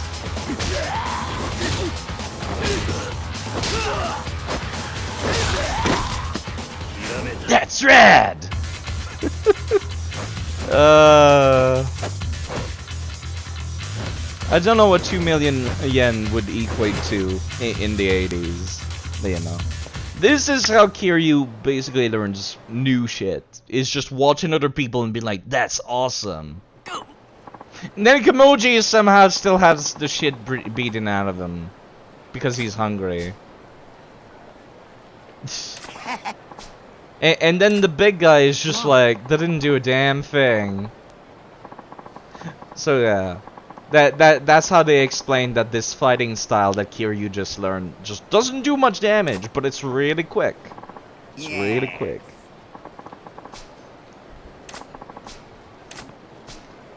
That's rad. Yeah. Number 2 on the 2 million yen murder parade. I like that writing. I love the fact that the music changes depending on which fighting style you're in. Breaker style, that's for later.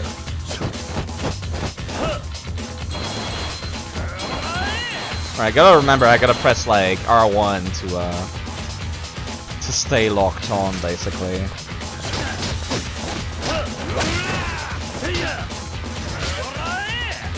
I can't block while in this though, like that's the issue.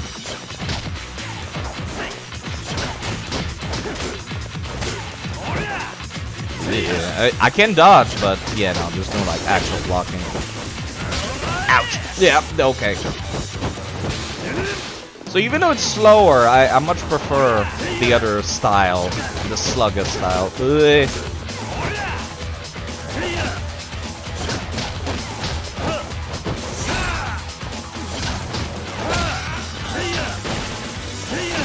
Alright, I gotta remember not to get too crazy. I also can't grab during this bit.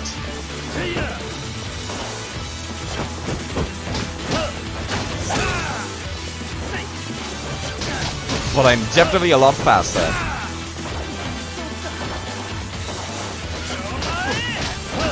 Guntrickster sword, royal guntricks. I have no idea what you're talking about. Is that Final Fantasy 14? That sounds like Final Fantasy 14.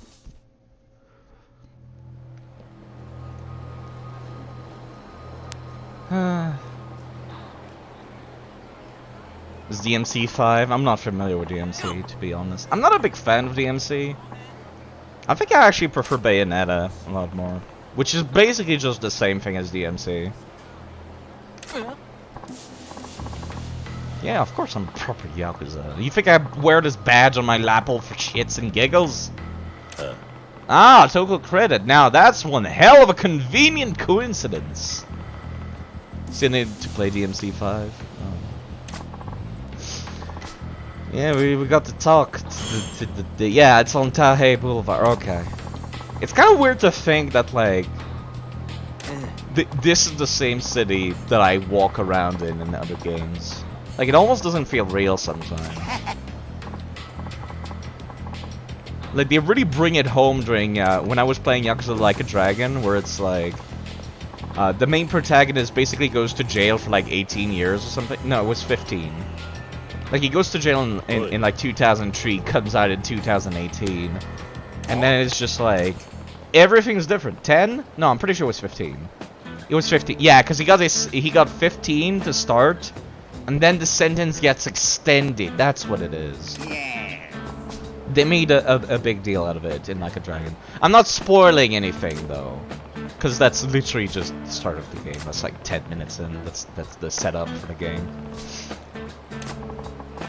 Why did his sentence get extended? Basically, somebody insulted his boss, and then he just sent all 3 of the dudes to the hospital. Like, basically, the dudes were beating him up, and then he got mad. Then he sent them all to the hospital. It's not a fisting art. I missed the bit about the fisting artist. I was gonna make a sexual joke, but never mind. It's a punch-out artist. Slip of the tongue. What didn't Kiryu's sentence got extended? Good question. I recall in Yakuza 1 that's like...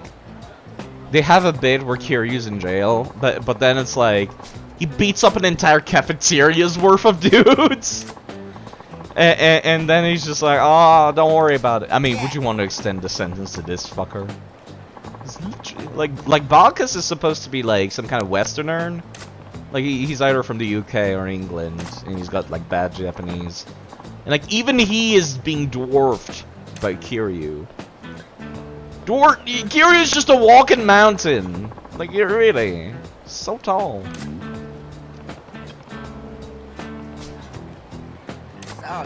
Oh, so yeah, that's the shtick for Bacchus. Wants you to like be a big boxer.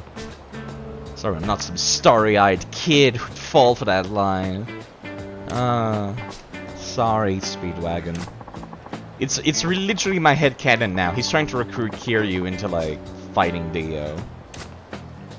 So then. Well then. nice fucking noise. Zawaludo! Hello, Azrael. But yeah, no, that's, it's my new game now. I'm gonna try to connect all of the games together. You can imagine his sentence got extended but not wanted to tell him, so they just let him go. Could you imagine? But yeah, that's gonna be my new game. I'm gonna try to see about, connecting all of the games together, all of the good games and the bad games, and just say they're all connected. Heavy Rain, Deadly Premonition, Clock Tower. I'll have a big dumb whiteboard. Toko credits President's Office. Yeah, Taihei Boulevard. Back to the real plot. Unless I don't. Oh, why does it not show the street names on this? Oh, fuck. Alright, let me see. Where's the bit where, there's the empty lot? That's not it. Is this? No. Maybe? I forget where it is. I've been playing, like a dragon, so... I'm currently not in Kamurocho, so I'm not super familiar with where it's supposed to be. Is this it? No. I'm pretty sure this is the bit here? No. No, it's here. I think. Yeah. No, that's a little Asia. Never mind.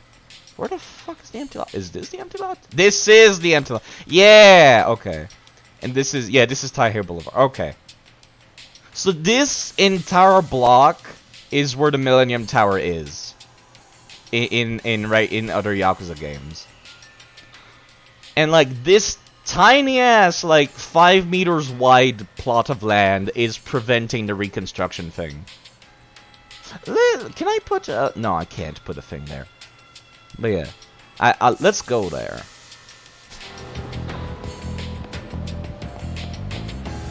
Sorry about that. It's been a while. Oh, here I go, beating up random people again. Man, you people really want to die, don't you?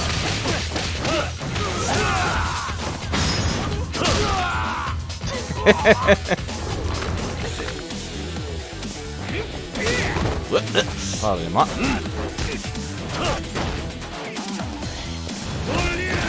Nice.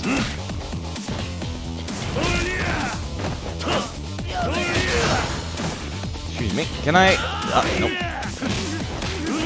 I think I much prefer brawler style, to be honest. Can I do the thing? No, I can't do the thing where I, welcome to the cold zone. But no, some of the other Yakuza game lets you, like, open up car doors and then smash their head in with them. It's fucking great. So you probably shouldn't go there. Carla and Tyler are investigating. Why would they be in Japan, though, Delta? Oh. That's where they moved. That's where Carla and Lucas Kane moved.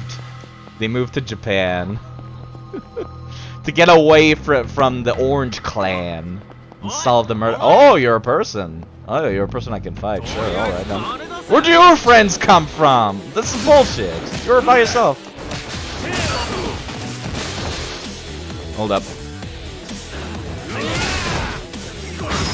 Sit your ass down! You're exploding a bike on somebody. Would you want to fuck with a dude that can do that? What the fuck? What'd you do? What? What even happened? Did you slide at my feet or something? What's the purple clan though? I have no idea. You know, let me go take a look. The empty lodge just past these stairs. It shouldn't be seen at the scene of the crime. I'm genuinely impressed that they actually have a an actual bit with Kiryu being like, yo, let's not go there. It's a terrible idea. I am genuinely surprised. It feels really weird to be like walking around, but then being like, I don't need to check every shop for like buyables. Speedrun Fall Guys, the ultimate knockout? What? Is that a thing? I'm not familiar with that at all. Yeah, no, like normally I would like go and take a look at every single shop in like Dragon and being like, do they sell something good here? I kind of fucked up my playthrough of Yakuza Like a Dragon though, because I bought the DLCs, and then the DLCs kind of dumped a shit ton of items on me, and then I'm just like, wait, I'm too overpowered now.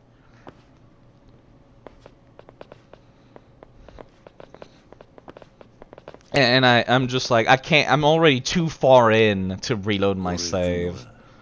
Yeah, of course they were expecting you, Kiryu. You basically told them you were coming.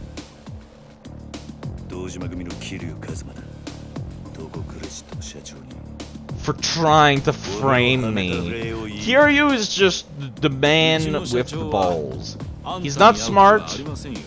He's very strong. He's just a big pair of balls. Steel balls. Do we worship you? Kiryu's really angry. And I can't blame him. He's a shonen main character. He's basically just a shonen main character. He's too honorable for the mafia life, though. This dude using this thing like a goddamn fucking katana. Come here.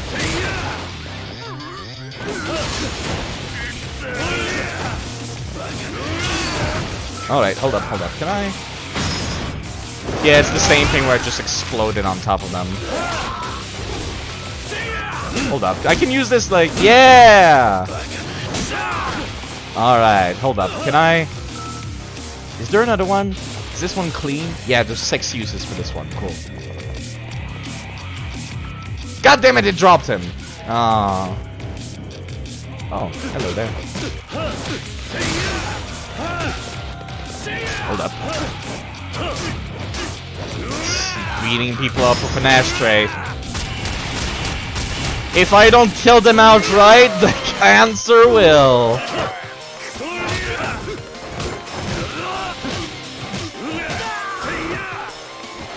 Hold up, that's not the person I wanted to pick up. There we go.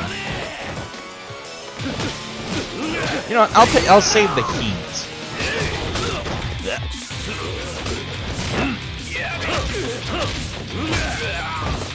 Come here. I won't save the heat. Never mind. There's only 2 Yakuza with brain in the entire Kamurocho. Oh.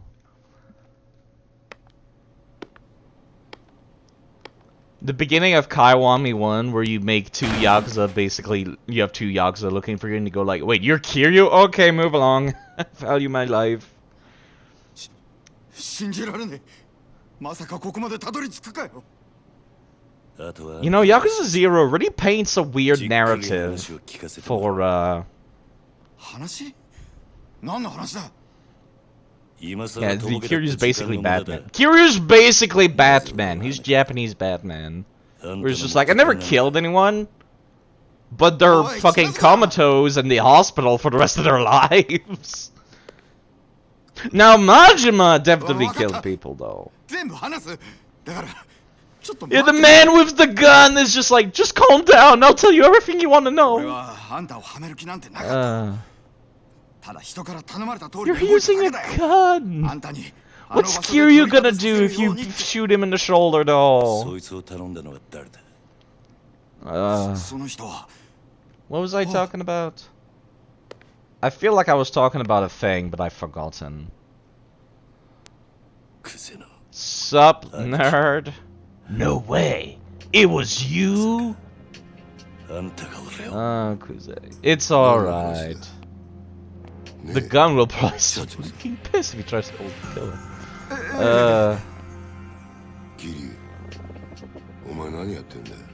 Is there a DLC for this game? Usually I'll buy like the game in a big like bundles.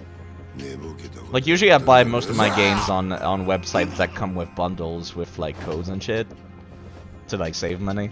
So I don't know if I got the DLCs or not. I'm never really paying attention. I'm not a big fan of using Steam, just in general. You don't think there are DLCs for this? Alright, cool. Like, that's what happened in Like a Dragon, where I'm just like, I didn't realize that I had the DLCs, but then I did. So I'm just like, fuck, here's a bunch of OP shit in my inventory now. Before Kiryu gets his face kicked. Oh right, I was talking about how Yakuza0 paints a really weird narrative for the rest of the series. Because, like, in Yakuza 1, Kiryu's not established, you know? Kiryu's just an absolute nobody. And then over the course of the series, Kiryu goes from being, like, an absolute nobody to just, like, he's the dude that beat up 300 guys at a funeral. And then he's like, he's the guy that beat up all of the leaders of the Tojo clan. And then it's like, he's the guy that beat up the leader of the Omi Alliance, and then he progressively becomes more and more legendary, to the point where people are just like, in Yakuza 5, people are just like, we're not sure if he's even real, he's like a ghost, he's a legend. His boss framed him? No, this guy framed you. Kind of. Maybe, Chili, maybe not. But yeah, no, it kind of like builds itself up. But the problem is that this game kind of changes the narrative a little bit in an awkward way. Because in the first Yakuza game, you can just say Kiryu's an absolute nobody. Nobody knows who Kiryu is. But like, by the end of this game, Kiryu's kind of already a legend to the point of like, he's at least not a guy you want to fuck with, you know? So I don't know how they're gonna handle Kaiwami, because Kaiwami basically picks off where this game left off. So it's just like, Kiryu's already established. Kiryu's already the motherfucker that will clear out an entire building, punching everyone along the way. Kaiwami 7 years later, though? Okay, maybe that would explain that. That could explain it, yeah. The Dragon of Dojima. Yeah, I guess. But still.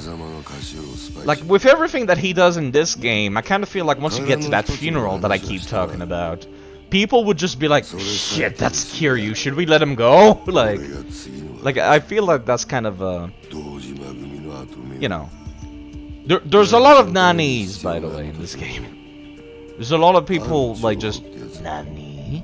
There's a lot of that. So if you like the nanny, there's a lot of nanny. So basically, Kuze is like, do people not send goons at him after he does everything, even in 5? I mean, yeah, but in 5, people don't know that it's Kiryu. And then when somebody just calls him, yo, Kiryu, do you really gotta beat up these dudes? And then the dudes are like, wait, not the Dragon of Dojima! And they run off pissing their pants, basically, in like 5 and onward. You know, it's like, only the stupidest fuckers fuck with Kiryu after a while. So yeah, anyways, there's the narrative, basically, is Ukuze's like, maybe I set you up, but maybe I didn't. Either way, it doesn't matter. I want you to rat out your old boss. Join me, and together we can rule the galaxy. So, in case you have not been paying attention to the plot, which I don't blame you, I have not been paying attention to the plot, because I know the plot. Basically, Kazuma's in jail, Kiryu's, like, adopted dad, and Kuze is like, yo, can you, like, rat out your dad and join me? I'm basically coercing you now, says Kuze. And Kiryu's like, no, fuck you. Which, again, I feel like that really paints the narrative of, like, Kiryu's not a guy you would want to fuck with. Because, like, Kuze is kind of a big fucking deal in the dojo, at least in Kamurocho.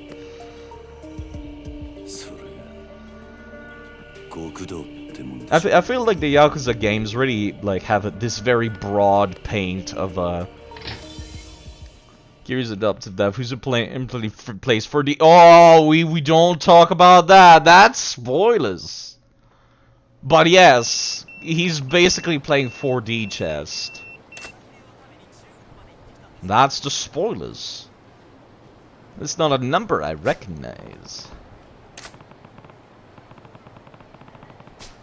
I can't remove that from the fucking video now. Well, I could! Oh, I went the wrong way. You thought people knew this story? Shh! Shh! Just assume no one ever knows the story. That's why I constantly tell people fake spoilers. So it's like, you think you know the story, but then I tell you the fake spoilers. So that's what I did for Deadly Premonition. Because one time I accidentally spoiled who Zack is, but then I doubled down saying a bunch of bullshit. Which means no one realized that I spoiled it. So it's just like I accidentally said, oh shit, I said who Zack is. So let me say a bunch of other dumb bullshit so people think I'm joking. So the thing that I spoiled, people thought I was full of it. But then it turns out I wasn't. So people forgot about it, so they weren't spoiled.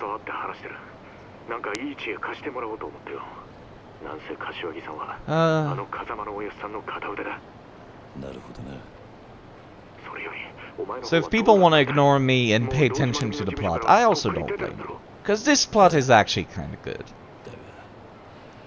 But this plot is basically all about real estate, which apparently it's kind of hilarious. Some people in Japan did like an interview with real life Yakuza, where it's like they asked like, yo, how true to real Yakuza business is this real estate stuff? Like basically they made them sit down and play Yakuza0. And then the actual real life Yakuza were like, yeah, this is actually pretty accurate, except for the fighting. They were just like, we're really impressed by how accurately they portray the Japanese mafia, is what the Japanese mafia dudes said. They said that the only issue with the games is the fact that, normally in real life, the first person to throw the punch wins. Like it's not a real fight. You basically is basically just like first person that punches wins. Like basically I would have won there. Oh, why the fuck are these dudes joining in?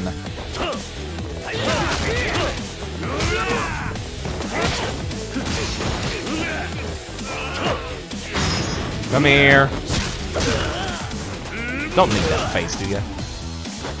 Because they would lie about the yes face stuff. But yeah, no, you can't remake a game where somebody just wins in one shot, so I guess I can't blame them.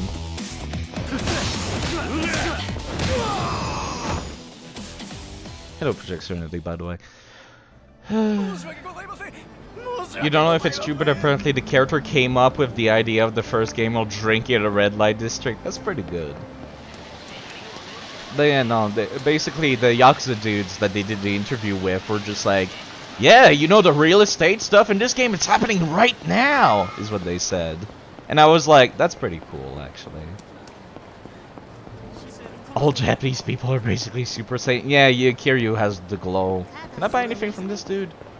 Again, I'm still in the mindset of playing like a dragon, where it's just like every shop is an opportunity to get better armor. I care about my armor!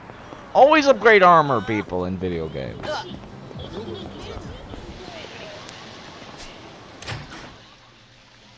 I also remember how, like, the whole world's actually just Japan. It's true. You walk around naked in Dark Souls. God, I'm so fucking mad about that.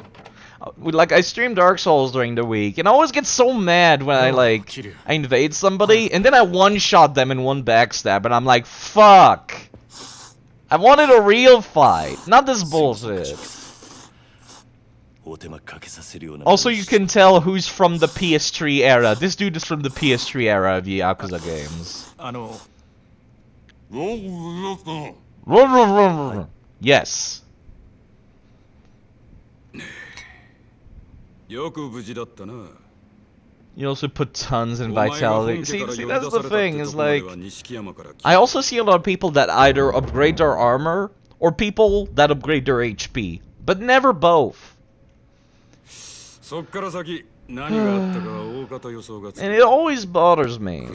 Because it's like... armor is not a replacement for HP. And HP is not a replacement for armor. Why is it so hard for people to understand that? Like, even in PvE, I'm just like, I need a lot of HP, and I need a lot of armor. When I play Dark Souls, like, whenever a new Souls game comes out, or anything like similar, I'm just like, I pick the Cleric class. And then I equip a shit ton of heavy armor. That's exactly how I'm playing Neo 2, as a matter of fact. People like to play Souls games as if they're speedrunning in offline mode without actually going offline. Yeah, it's really dumb. But yeah, that's how I'm playing Neo 2 right now. Like, when some days I'll play Neo 2 instead of Dark Souls. And like, I'm using the Tonfas, I got super heavy armor, and I got a bunch of healing spells. And the Tonfas have a bunch of hyper armor, so I can just like, give myself some extra defense spell, then some HP regen, and then I just go ham! And I don't want to die while I'm going ham, so I just upgrade my armor.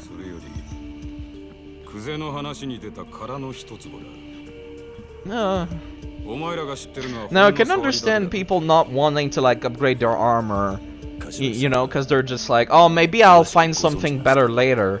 But once you reach the point where you're at like Dragon Lake Castle in DS2, I'm just like, what the fuck? You've been wearing this armor for like 10 hours in game. In a 20-hour game, you're halfway done! Why aren't you upgrading your armor?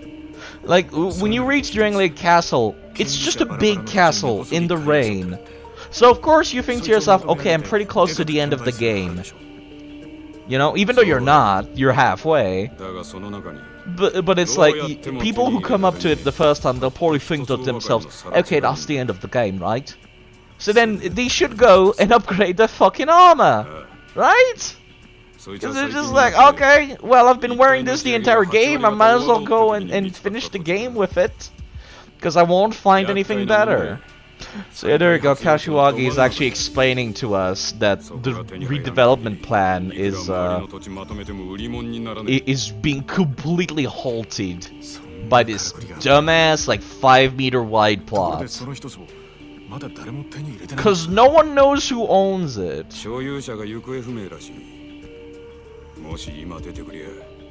People are talking about 1 billion, which is a lot of money.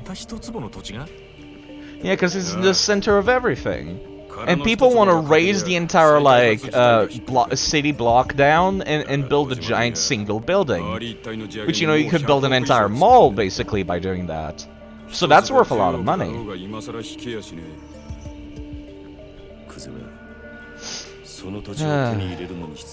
See, here's the thing with this plot that kind of bothers me. What if you were to just, like, start building up on the plotted land? Wouldn't the owner just show up? Sure hope someone won't kill the owner of the empty lot. Oh! Sure hope nobody will start building on the empty lot and make the owner show up. Man, I sure hope the owner of the empty lot is not the Korean mafia. Or maybe it's the Cambodian mafia, the Indonesian mafia. Which I'm surprised is not a thing, actually, come to think of it.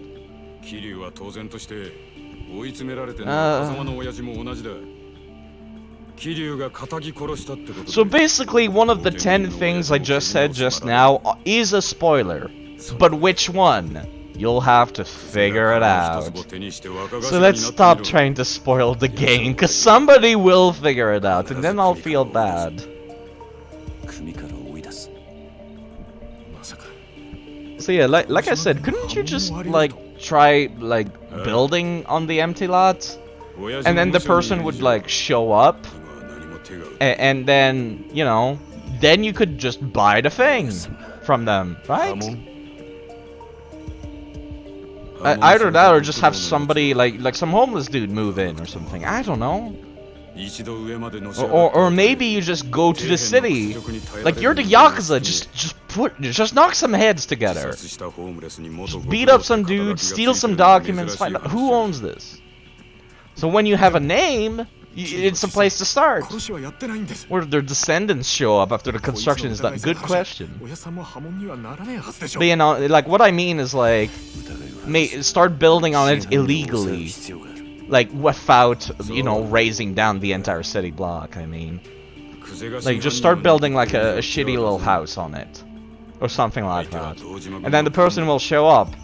And then you just use a scapegoat, basically. So you just say, oh yeah, that person was building on your lot. By the way, can we buy the lot from you? You know, the Yakuza actually show up and they're like, yeah, okay, we want to buy from you. That guy that was building on the lot, we pretend like it's not related to us. It's like, what if they don't show up? Oh, sorry. I misread that. What if they don't show up? Okay. Then you just pretend like you own the damn place. If they never show up, then it's like, well, their descendants show up several years later. Okay, that's fair. Basically, there's no solution to this problem. There is no solution to this problem. And Kiryu is just like, I need to figure out how to make it not spell trouble for my adopted dad. Pretty sure they do know the name of the owner. Okay, that's fair.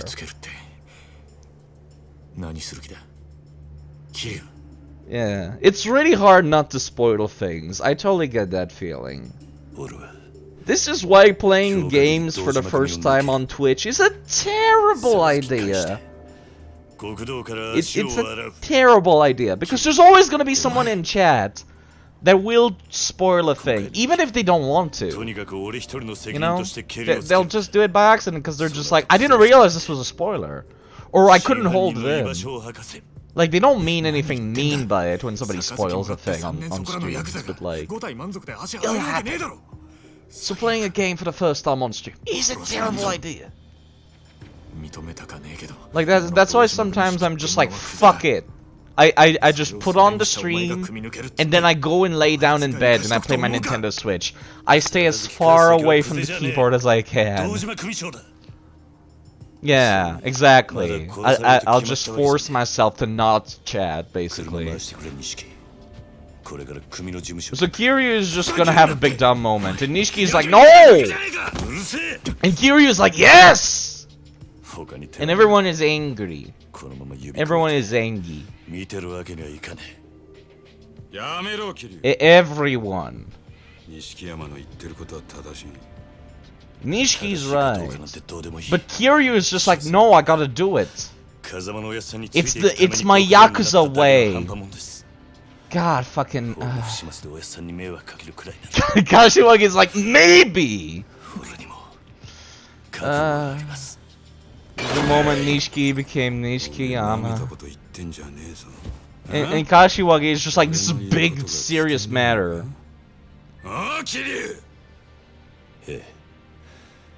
And Kiryu is just like, I got big balls, sir. I gotta do it. I got to. That looked like that really hurts.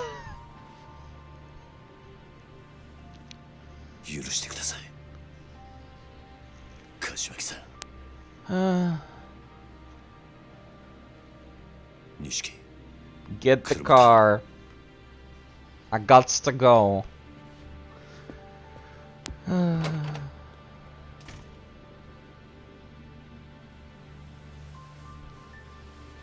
Yeah, it's kind of baffling a little bit to me how accurately you can just replace the Yakuza way with the ninja way.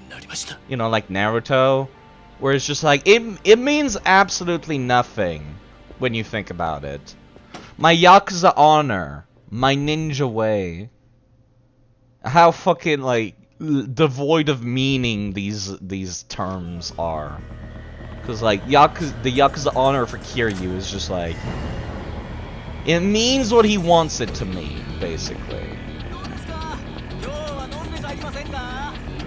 Now the question is, do I want to go and fuck around before I do this? The answer is no. Or maybe let's go to Sega, to a club Sega, by organized criminal honor. Tissues! Give me some tissues. You don't have tissues. Never mind.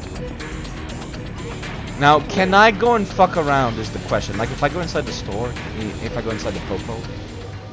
Pocket circuit. I don't think it's available right now. Oh, look at this. Look at this. It's the magazine rack. Let's read. Oh, look at all of these. Look at all of these. There's so many. Let's look at the Weekly Shonen. Yeah! Back in the 80s, where every video game, excuse me, every manga looked like JoJo.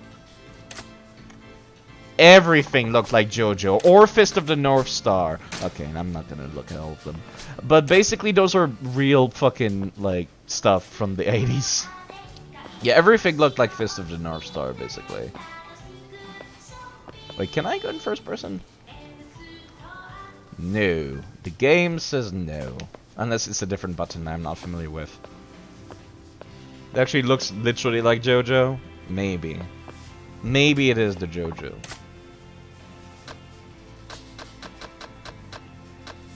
The concept of going to a store and buying like a bento box is so foreign to me. Like buying a pre-made. Is that a bloody dang JoJo reference? Hello, Butter Toast. Jonathan was supposed to look like the protagonist of Fist of North Star because it was popular at the time. I mean, they have very similar style to them, it's true. But everything looked like that back then. Tissues! You got pocket tissues. I obtained the pocket tissues. Let's take a look at those pocket tissues. You never know when these tissues might come in handy.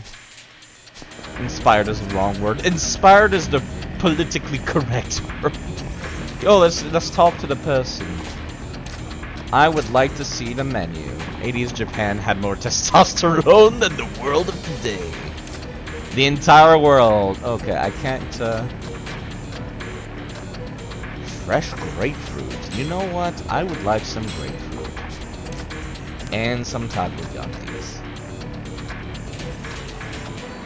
Actually, fuck takoyaki. Give me some yakisoba. I like this. Yeah, 80s Hollywood was not much better. 80s Hollywood was like fucking... Is that another Popo? No, it's like a Smile Burger or some shit. I'm looking for the bowling alley. Is that more tissues? No, it's just a dude trying to advertise the thing out front. Yeah, let's go to a club Sega. Yeah, Sylvester Stallone and Arnold Schwarzenegger. I apologize if I'm pronouncing any names. Yeah, Space Harrier, the game that I suck at, so I'm not gonna play it.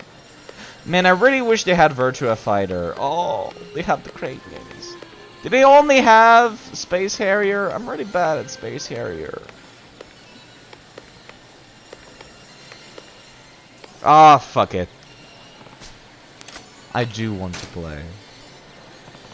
I'll give it a go. Entertain yourself 10 times. How do I already have 2?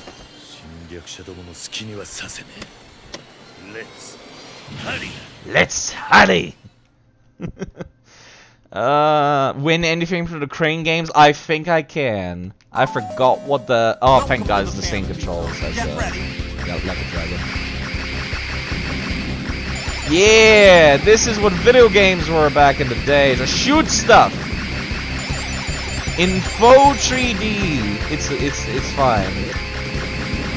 Man, that's... Ah, I almost died to that. This is video games. The olden days.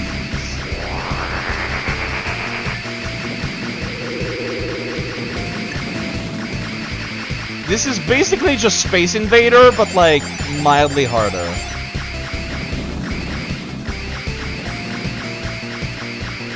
I'll try to do the crane game after this.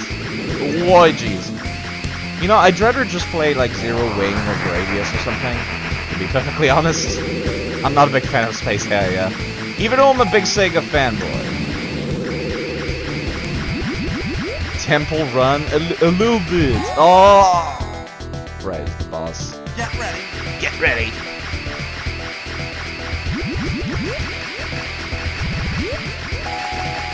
Alright, I gotta shoot like the head or some shit. Or is it a glowy spot? I've not played this in a while. You know, I don't want to mash. My hand hurts. I've been mashing too much playing fucking... Oh, there we go. It is the head. There we go.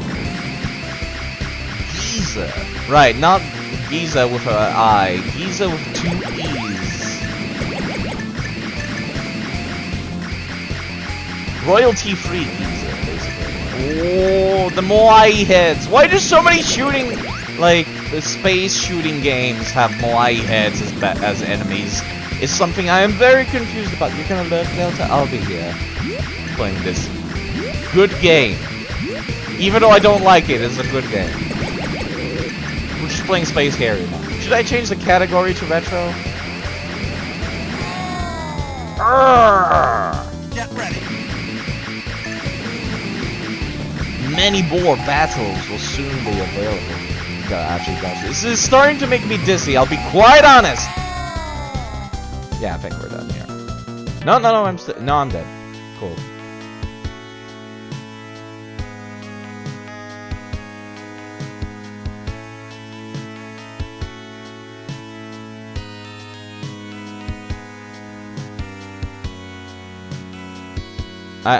You know what, Sid? There we go. And we're done here. How do I quit?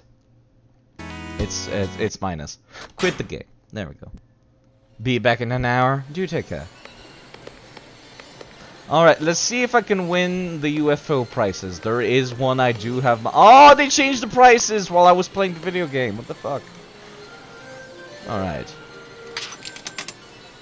Okay.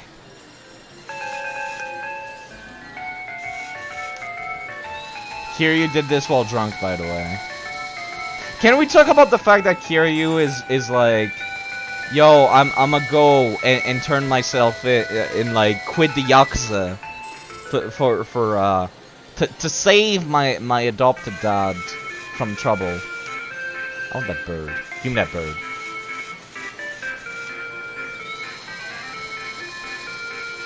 But then Kiryu was just like, yo, actually I'ma go to Club Sega. Oh, the crane does not even go far enough down to pick that up. I know that the lizards are really easy to get, but like, I really want that bird. I should be able to get it. Maybe. Who knows? Oh, I've been too far to the right. Yeah, fucking hell. Oh well. I got plenty of money. Can keep trying. I've moved the thing out of the way, so it might help, actually. This bird is so fat. I want him. Give it to me. Yeah, the thing. Oh, now it goes all the way down. You motherfucker, though. God damn it. Did you know that crane games are intentionally made to be a horrible ripoff designed to take your money? Because, yeah, that's kind of intentional. I'll take Mr. Whoop. Mr. Whooper. It's Whooper with arms. I do have the a whooper emote actually. Oh, you motherfucker! You gotta be kidding me. Maybe I'll just take the Sir whoop.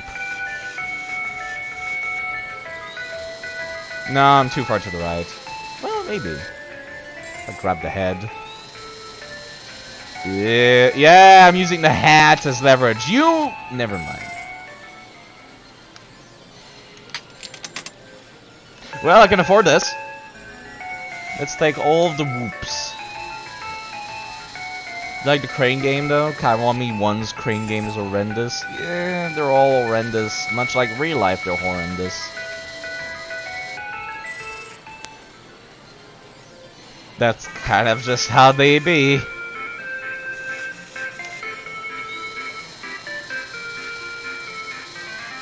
No, that's not gonna work.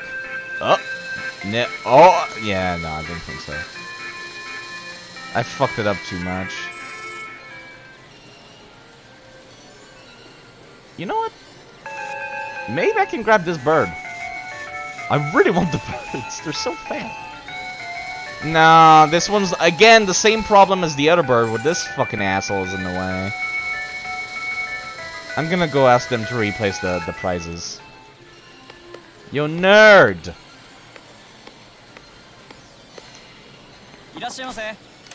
Please change the UFO catcher prices.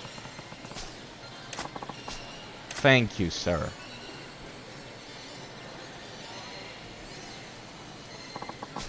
I'll blame the game. There we go. Oh! Yeah. Opa, opa. Give it to me. Give me the opa, opa. This is easy. Come on now. Wait a second. Did I glitch myself into... Nice. Nice. Yeah. I get multiple though. But there's only 2 prices in this. There's like a fucking Sega Saturn plush. Is that a Sega Saturn? Or is that a Genesis? I can't remember. I don't know how the fuck that worked, but I'll take it. Aww. Yeah, they're kind of shaped a little weird, so... See, can I get this one in the back, actually? Yeah, it's all the way at the back, so it should be pickable. No, there's no way this is gonna work, actually. Perfectly grabbed, got lost, but the one hanging on by its wing fucking worked. Yeah, no. It's too far back. Cannot pick it up. That was my last coin, so might as well exit right now. I still want the whoops. I still want the fat bird. God damn. You know, again, gameplay, like, story-wise, Kiryu went from, like, I gotta do the right thing. I must go and solve the murder and get myself expelled from the Yakuza so it doesn't affect my dad in any bad ways. And then Kiryu promptly left the office, told Nishikiyama to get the car, and then fucking went to a Sega arcade. Our hero, ladies and gentlemen. Like, storytelling through gameplay is my favorite thing. Motherfucker, I went inside the thing. There's no way this is gonna work. Oh! Never mind. I got the Mama Wooka. Yeah. The Woo Mama. Now give me the Woo, Mr. Woo. The regular Woo, sorry. The whole town of Yakuza have been looking for you. You should stay low. Kiryu and Majima went to the disco. Of course they did. Of course they did. God damn it. I don't know. That gives me a chance to maybe get the bird done. But I'll still go for the Woo first. I want the whole family. I love storytelling through gameplay. Story never says that he left the arcade for 3 months. Ah, you motherfucker. I know it's practically impossible to get it once it's down like that, so... I still want the bird and the Sir Whoop. Mr. Woo. Hello, Dravy. How's the Yakuza going? Well, we are...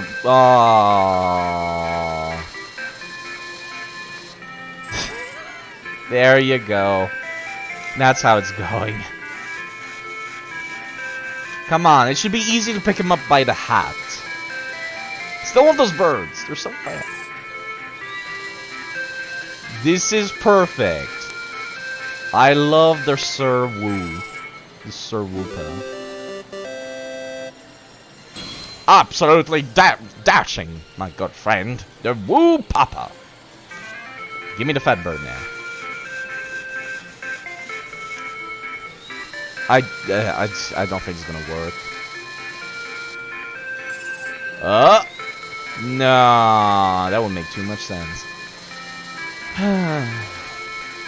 So yeah, we need to protect the honor of our adopted dads, but first, I really need me some fat birds. Don't think it's gonna work. Well, maybe. Slide it right down. Yeah! How come the most fucking awkward grabs are always the ones that succeed? Bunchan, the sparrow. The Jawa sparrow.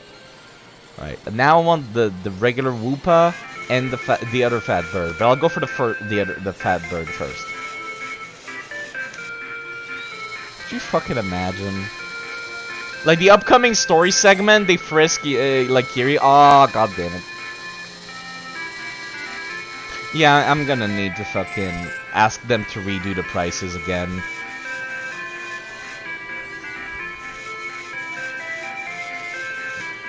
They're so cute. God damn it, they're too close to each other. Wait a minute. Well, not quite what I wanted, but I got a thing. Oh, okay. Chestnut the squirrel, red. You know, I'll come back later for the rest. I'll have a whole Woo family eventually, but for now it's just Woo Mama and Woo Papa. And the one sparrow. I'll get the other sparrow eventually. Alright, now what? Well, we could go and talk to Nishikiyama and take the taxi over to the HQ. Or we could go bowling. Let's go bowling.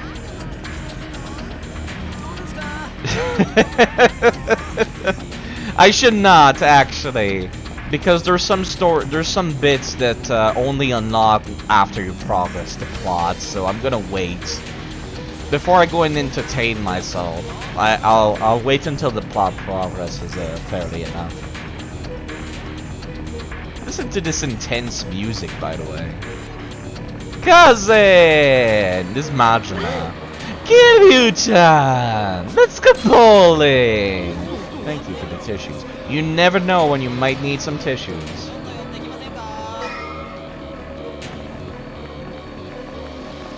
Kuze! Let's go bowling! I'ma save so I don't have to do that fucking great minigame again. Ooh. I'm used to the PS3, like, screen for the save. I'm gonna put some of these away. I do not need the squirrel. But I need Opa Opa. Man, I love Fantasy Zone. You can unlock Fantasy Zone in this game. Yo, Nishiki, you got the car? Sorry for making you wait. I had to go to Club Sega. For reasons. It was important, I swear. Yeah, I'm ready. I have Opa Opa. The reason why I wanted Opa Opa is because I've always considered it to be a little bit of a good luck charm. I got it in Phantasy Star for the PSP, and it basically carried me for the entire plot line. The entire, like, main quest. Like, I got in a side quest. I got Opa Opa as one of the things you can use it as an accessory. It basically shoots stuff over your corner. And yeah. It's always been like really good to me. So whenever I see Oppa Oppa and anything, I'm like, I need it! Also, we get some more background on Kiryu and Nishiki.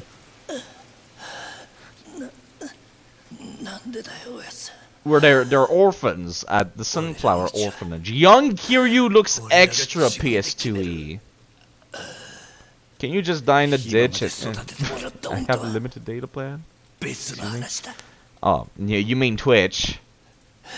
Sorry. You really should just, like, find a shitty cafe, Dravey, if you're outside. Find yourself like a Tim Hortons, or whatever American equivalent to a Tim Hortons is. A McDonald's, and use the Wi-Fi there. That's what I did back in the day.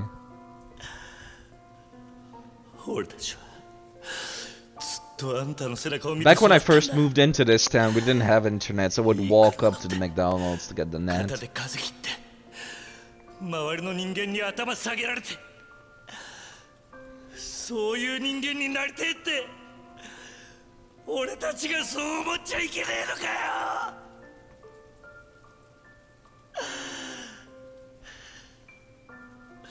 I'm not crying. It's raining. It's the rain. I'm not crying, you're crying.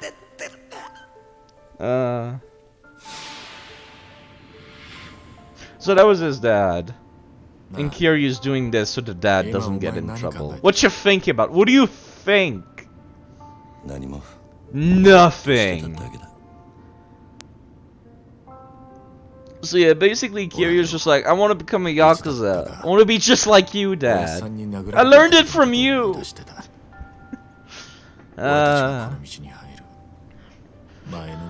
And just the next day, they were Yakuzas. Space Invader. Yeah. Figures. It's scary how good you are at that, bro. Oni-chan. I'm not doing that. So there's the HQ.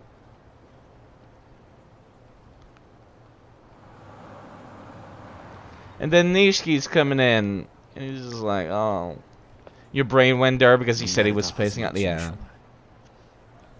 Never looked as scary as it does now. It's a fucking Yakuza office. Of course it's scary looking. Your brain is weird. You have you have to come to accept it. Yeah, no, it's fine. I get like that too. Well, I'll just be looking at the game and I'm just like, yo, let's talk about fucking Mr. Bones for the Sega Saturn.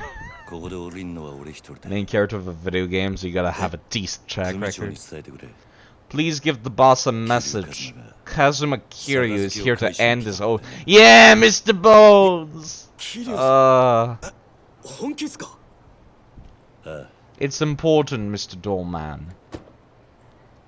So Mr. Bones on the Sega Saturn was an FMV game. It was quite the game. Maybe one day I will play it for the bad game day. But I want to save it.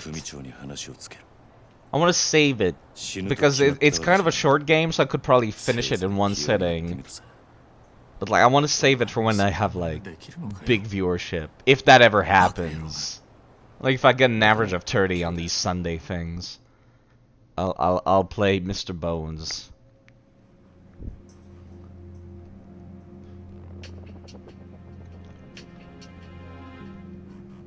Sup, nerd? Fucking Kuzai just sitting here, just like, yo, Kiryu's here. How hard should we murder him, sir? Very hard? Okay, got it. Man, look at all these dudes wearing suits and there's one guy wearing just a shitty little jacket. Not paying attention to the story, what's happening? Okay. Sunday views have been a little inconsistent. Yeah. Okay, let me sum it up. Basically, a guy died in the empty lot. Kiryu gets blamed for it. Kiryu then is like, shit. Okay. And then the higher-ups are just like, we're gonna blame your dad for this. Because he brought you into the family. And then Kiryu's like, shit! Again. So Kiryu's just like, yo, what if I quit the Yakuza? Then it's not my dad's fault anymore, because I'm not part of the clan anymore. And so Kiryu's here because he's like, yo, I want to be expelled, please. Sir, I would very much like to be expelled. DSU usually gets like 10 viewers more, Drake. That's usually the average, I've noticed, is there's 10 less people here on Sundays. Yeah, it's a shame. Saturdays at 8's bad timing. His favorite shows on TV. Actually, sometimes it's more like 30 more, Chili. Usually it's like 50 people come to watch DS2. Because apparently I'm the only person who streams DS2 PvP.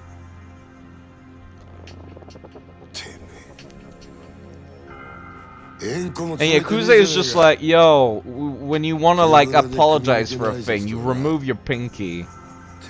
It's kind of the Yakuza thing. You know, a lot of people prefer DS2, and I get that. Like, I always say this, like, whenever I swap to another game, I'm just like, if people leave, I totally understand.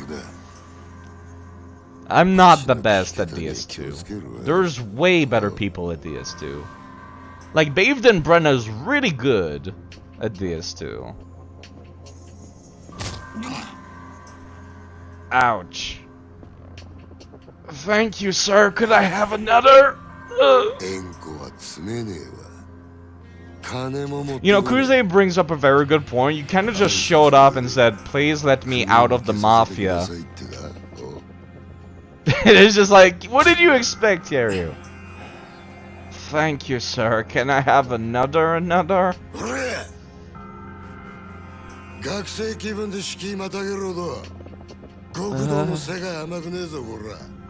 I don't think my personality is that great either. I can make Deadly Premonition be a little bit more unbearable, but that's it. And also another part of the plot, Kuze was like, rat out your dad for me, please. And together we can rule the galaxy. Like father and son, like Darth Vader. But Kiryu was like, no.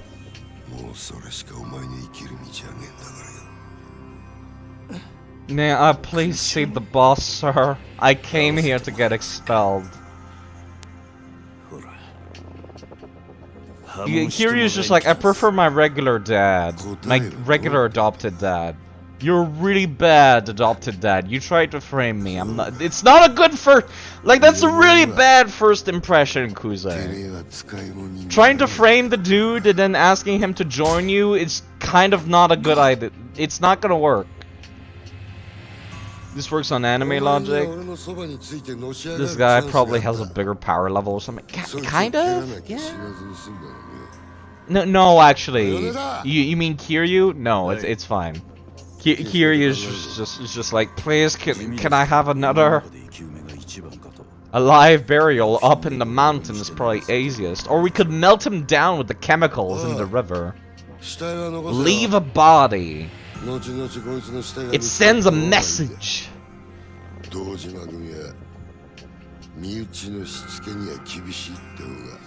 And then Kiryu pulls a York here. Where he pulls a fast one on ya. Like when he tricked Quint in Deadly Premonition. It's just like, yeah, he pulls a York here. It's just like, really? You're just gonna kill a family member?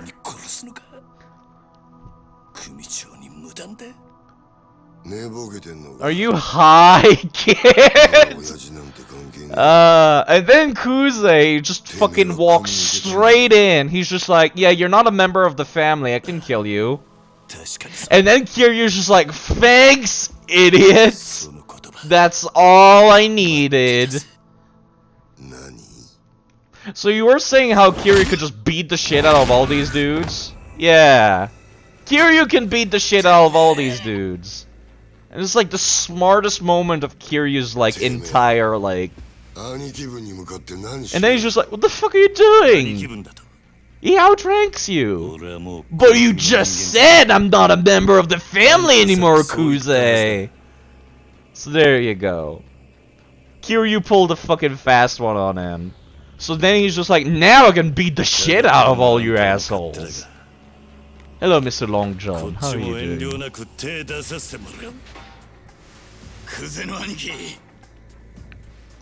He's just like, yeah, you can murder him, I guess. But Kiryu's just like, you're not gonna be able to. Yeah, just do whatever you want. He's not a member of the family, like I said. See ya.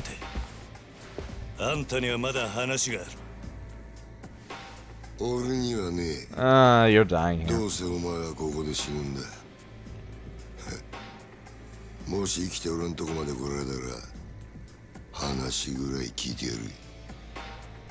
Story Kiryu is yeah, he's exactly like that. So you were right, but Kiryu was just letting them beat him up so he could like trick them into just like saying the dumb thing. And then Kiryu's just like, thank you for saying the dumb thing. Now I'm free to beat the shit out of everyone. So this is the thing that I always say, is just like, story Kiryu, like, is already established in this game. So once you get to the first game, you'd think most people would chill when they see him. They're just like, no! Don't fuck with this asshole that can take on an entire fucking apartment of dudes. And maybe that was overkill. Get me back up! Get me back up! Hold up. That's the wrong thing I wanted to grab. I wanted not that. God damn it, I wanted that table. Give me that. There we go. Ouch, ouch, ouch. Hold him up. There we go. Nope, never mind. There. Spins the burn. Yep. Perfect. Give me that couch. I really want to get rid of the riffraff, but it's a little bit difficult right now. You fucking... What's his face? Come here. Yoneda is literally the most annoying one of the group because he's got the most HP. I want to get rid of as many dudes as possible.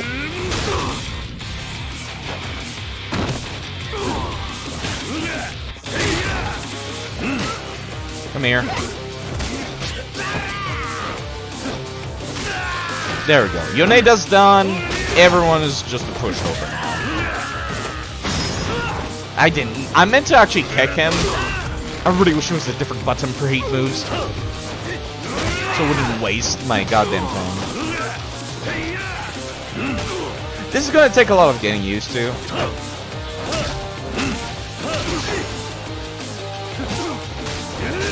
There we go. Oh, why are you just sitting around back here, nerds?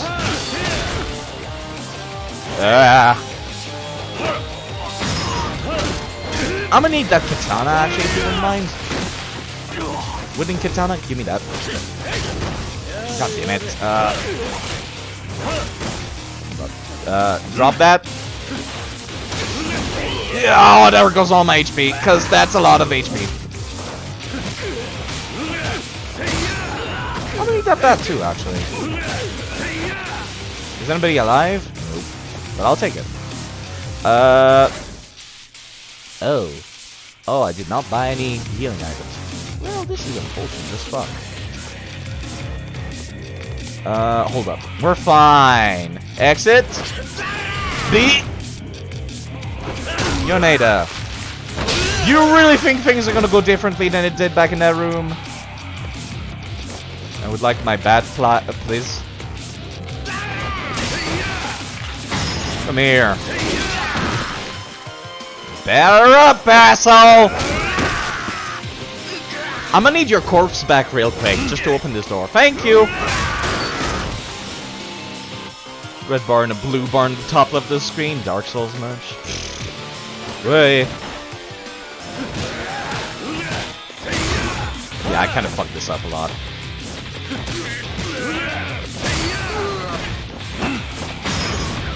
I'm not taking any chances here. I might need to redo this entire segment, to be perfectly honest. Okay, now I'm gonna need this real quick.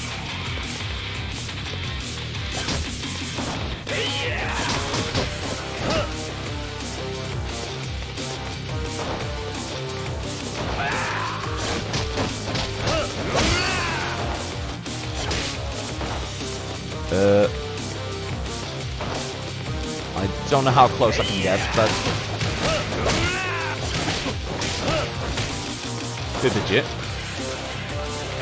Nope, that's not that close. Oh, fuck! God damn it. Ugh. So yeah, fuck that up because I forgot to go and buy healing items. Let me try this again. Oh, great. From the top. This time, give me that table. Get the fuck out of here, all of you!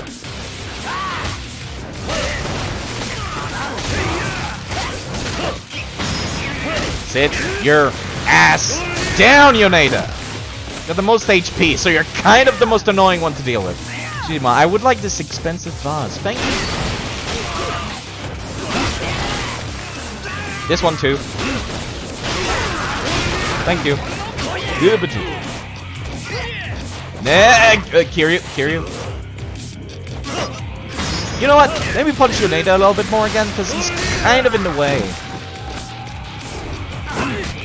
That's not the thing that I wanted.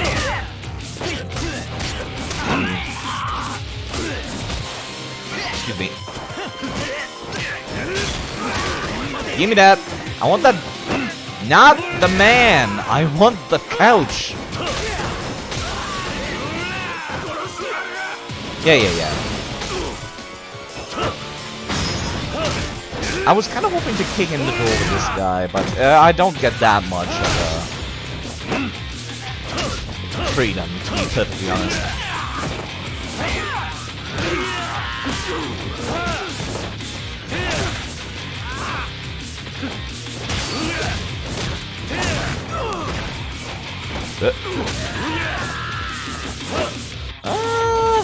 Nah, yeah, sure. A little bit of a waste, but that's alright. I did this a little bit better now. Give me that couch. No! Give it!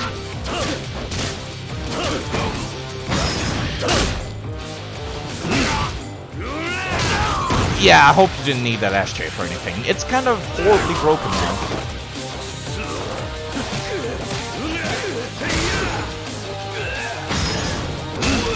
God damn it, not what I wanted to do. Yo, can you come over here? Fucking destroy it. God damn it, I'm still out of HP again. Aw, damn it, he's... This is fine. There goes all my heat! That's not the right button. Oh, god damn it. Yeah, I'm dead. The most pathetic, noiseless death.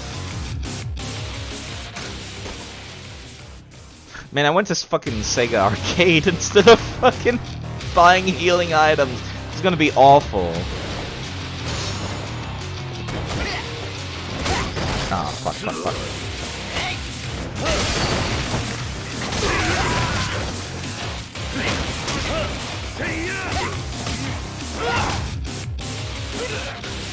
Excuse me, what?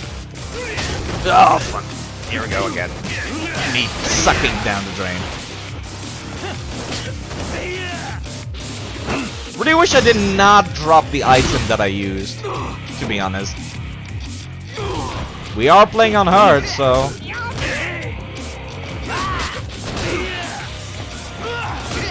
Let me pick up the item, please. I might need to reload and actually go and buy healing items. I swear it might not look like I know what I'm doing, but I know what I'm doing. Except I'm not that familiar with the controls anymore. Well, yeah, let me just... Jeez, I can't even pause when I'm grabbing somebody. Not the map. How do I go back to the main menu?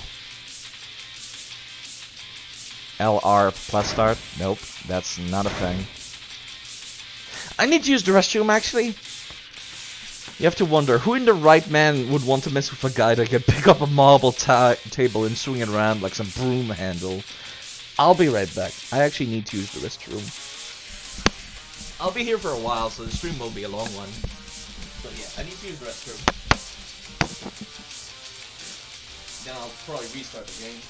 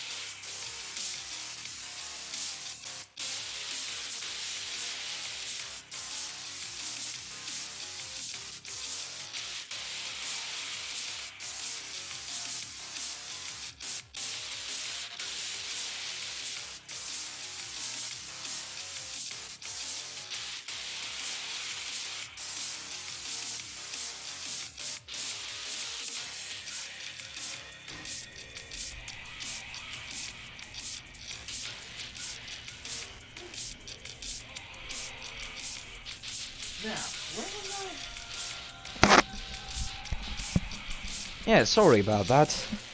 Must be all that coffee that I drink. Now, let me reload. And by reload, I mean reopen the game altogether. Steam is taking a sweet-ass time. Don't know what it is, but Steam has been really slow to start up a game recently. Maybe it's some new, like, update or something, but yeah, it takes a while to, like when I close the window of the game, it takes a moment before it actually, like, lets me open up another game, and I hate that. This is why I hate using Steam. Whenever I buy a game, I usually get an exe file, like a cracked exe file, that, like,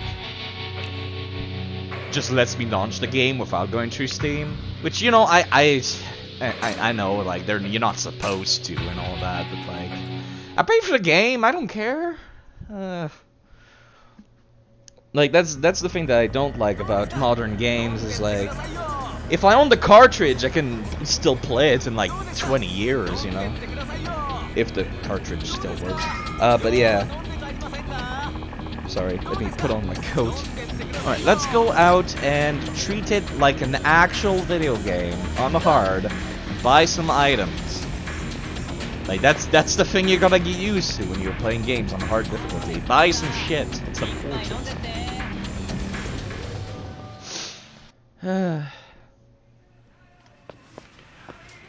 Yeah, that's the thing a lot of people are not used to in video games, is people think that they should be able to get through everything with just basic stuff. Excuse me, without using any items on harder difficulties, where I'm just like, no. Let me buy... I should probably put away some of this stuff, but I need them. They're good luck charms. Just buy a bunch of these. Let's see, 1, 2, 3, 8, and 13. Let me buy 10. I'll fill up most of my inventory, but that's alright. How is Kiryu's HP right now anyhow? It's almost full. Let's go buy another thing, actually. Let's go buy another meal.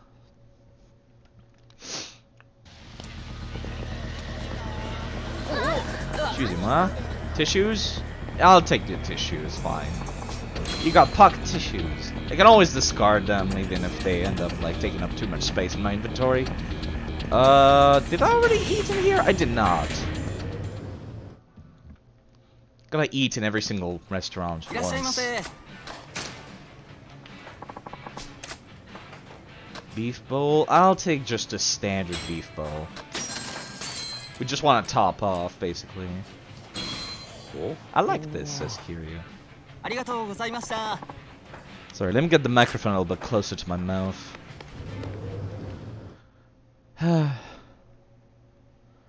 But yeah, you know, something I've realized is that somebody mentioned Persona earlier, and like, you know, I've been playing Yakuza Like a Dragon just on my off time, and you know what? Let me grab another one of these tissues. You never know when you might need tissues.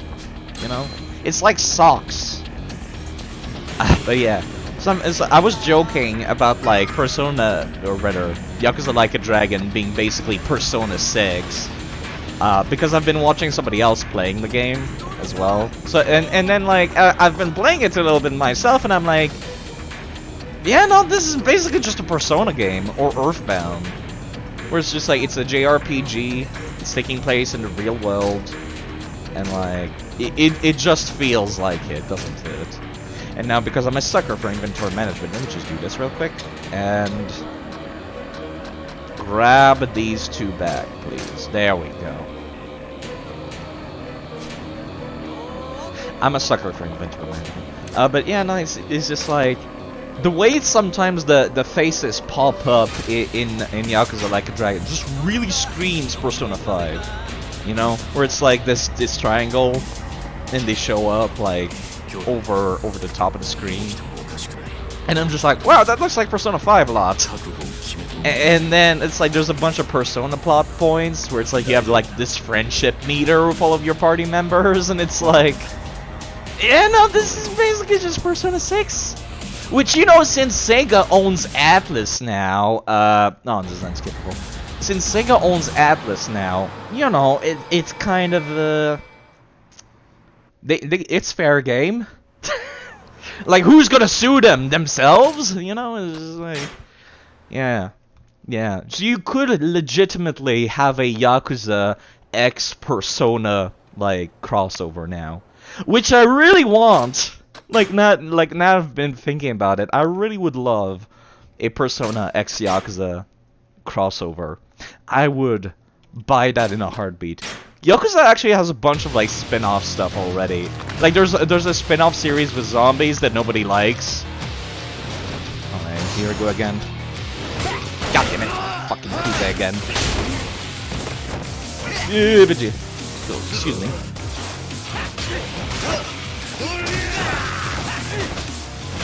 Oh, fucking hell. Now these dudes are fucking messing me up, too. Yeah.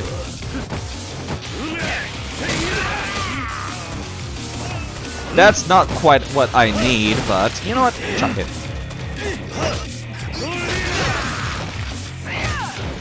There we go. Perfect. There we go.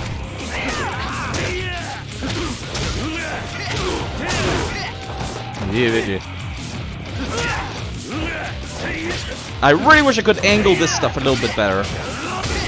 You motherfucker. You know, I'm supposed to be hyper armoring through these hits.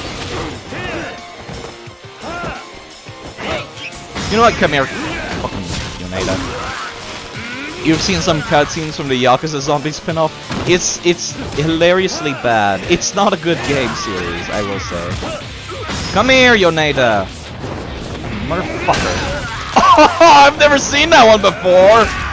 Wait, no, actually, I think I've seen it in Yakuza 5. Hold up. Did this guy try to fucking karate kick me? Like, jeez, get out of here. I'm supposed to be the badass one here.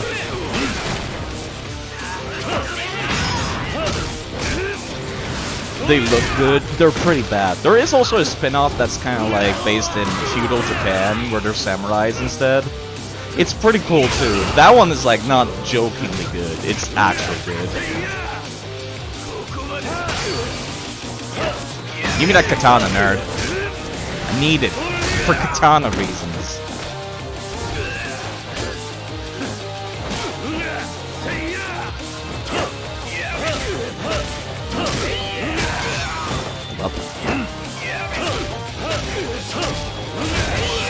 Okay, now's the time for a little bit of a drink. This time I came ready. I probably should have bought the more expensive stuff. Hold up. You. Nah, goddammit. I might not have it unlocked, actually. There's like a heat move that you can do using some weapon. No, I must have it unlocked. I guess I just don't have the... I guess I can't do it with the wooden katana. That might be it. A button this time. There we go. I mean, I'm so awful with fucking QTEs. Let me pause the game real quick. I really should complain to the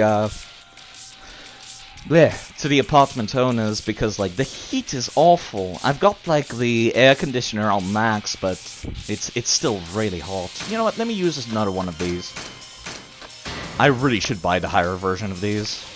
As a matter of fact, let me go into abilities, Brawler. Where is the HP? Regular attacks? No. Snatching style? No. Looking for the HP more than anything. The blue ones are defensive. No, never mind, I'm wrong. The blue ones are like moves. This is basically the same level up screen as fucking... Oh, there we go. There we go. Down here. This is what I want. All of my money will go into this tree above all else. Then I'll unlock moves. Unlock. Hello, Delta again. Why when Kiryu gets up from the ground? Can I not unlock this? Oh, it's... Jeez, it's 30... Yeah, it's 30 mil. Okay, that would be why. What about this stuff over here? Why when running? Okay, I'll take that. I can afford that. I'll go for the rest of the HP stuff later. There'll be plenty of opportunities to get money later. Charge knee strike. Okay, I do want the moves. That was something I've noticed. Like, I used to live with my ex-roommate who was a big PlayStation fanboy. I've mentioned this a few times. He wanted all of these Sony exclusives, and at the time, Yakuza used to be a Sony exclusive like series. And one of the things that always like drove me nuts is that he never used any of the combos and the moves that he unlocked. He just mashed, and that always made me so angry. So it's like I gotta remember, I gotta like use moves. Side effect. Use the moves. What's up here? You know, we're fine actually. Actually, could I get more HP from Rush Style? Yeah, there we go. More HP. It's only a tiny bit, but it's worth it. Yeah, I can't afford this one. Okay. Spoilers, but Kiryu can actually jump despite his huge balls because gravity is scared of him. That's one way to look at it. Alright, let's go beat up Yoneda real quick. I can't believe that worked. Let me go get that bat. Sit your ass back down. Sit your $5 ass down before I make a change. There we go. I'm gonna need that corpse to open that door though. Thank you. This time things are going a lot better. Yeah.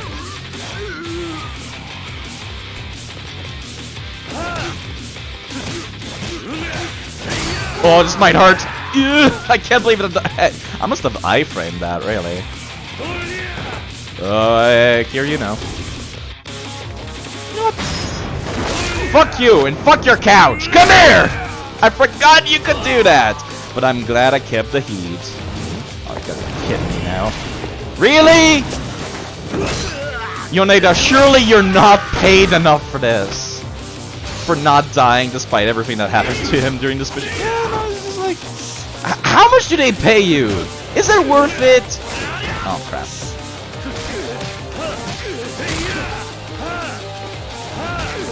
No, come here. Hold up.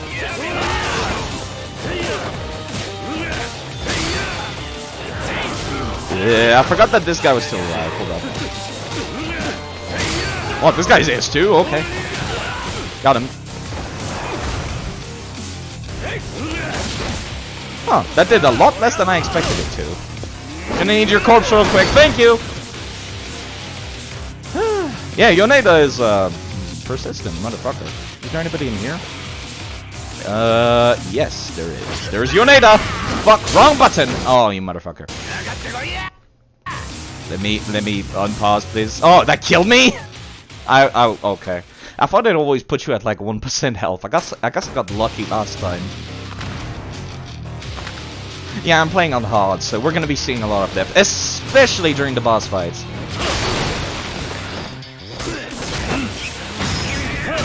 Sit your $5 ass down! Jesus Christ.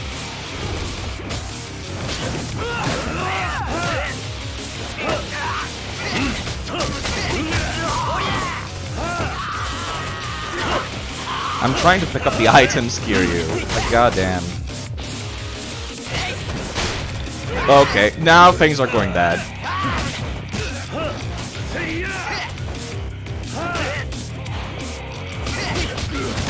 I really wish I had more hyper armor for this, but I don't have the moves for that yet.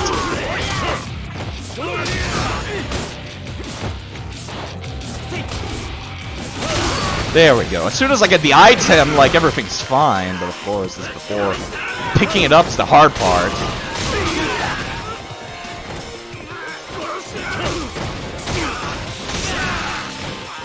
Come here. I saw you trying to do stuff earlier. Sit down.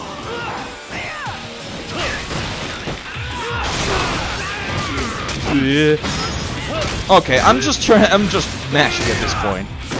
Just trying to get rid of somebody. No. I got Yoneda with that one.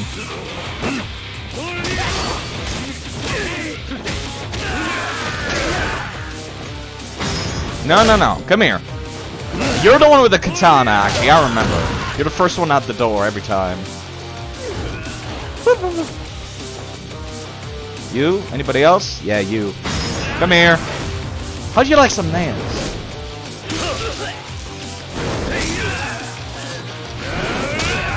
This would kill anyone. I don't care what anyone says.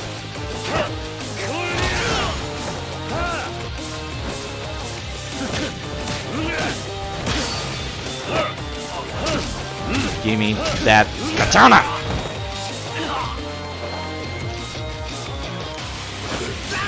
This time I'll really have to pay attention to the QTs.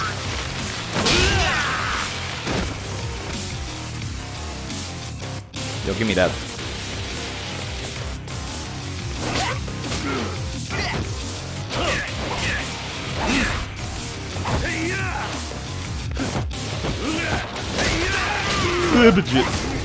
Okay, good thing I can stop time to just have a good drink. The rubber nails! Kiryu would never kill anyone. I remember when the creator of Kiryu actually said that he really wanted Kiryu to be in a fighting game, but he said he couldn't do it because he couldn't bear the thought of like Kiryu hurting like a woman, because a lot of fighting games have ladies. Smash Bros, Tekken, they all have ladies. And then the creator was just like, I can't bear the thought. Kiryu would never do that. So he doesn't even want like the hypothetical like possibility of Kiryu punching a lady. I need some heat, gents.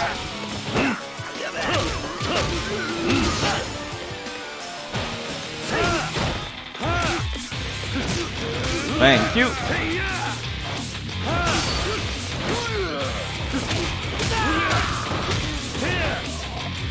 Hold up. Thanks for that. Suck on that, nerd. But if they're a evil lady, it's the creator still doesn't want it. Jesus Christ! I hate QTs. Stay down. But yeah, no, that's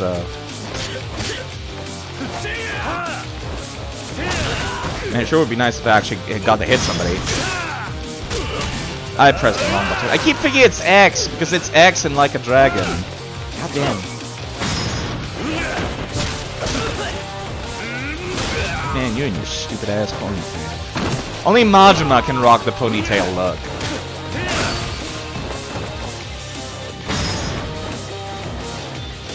To call someone else. That's one way to look at it. Thank you. Imagine Kiryu in Mortal Kombat. I would love that. But yeah, no, that's kind of the issue. There's a bunch of shit in here, but I don't have the heat. God damn it. I want to see if I can do a thing with these. Should be these grills in a room, because it's basically like a kitchen or something. Maybe I can build up the heat off of Yoneda.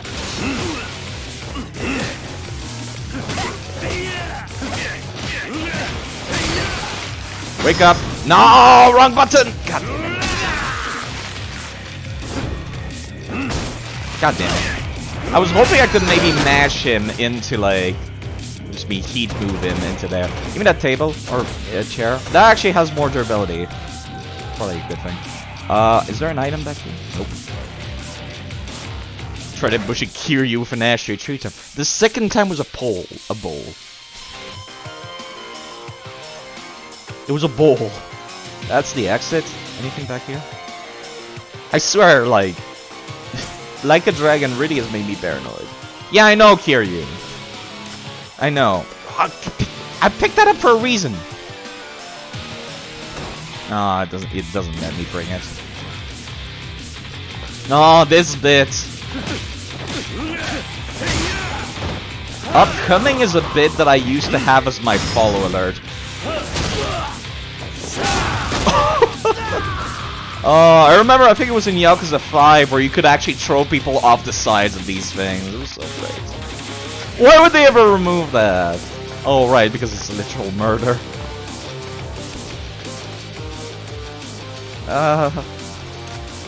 It's fine when it's not Kiryu doing it, I guess.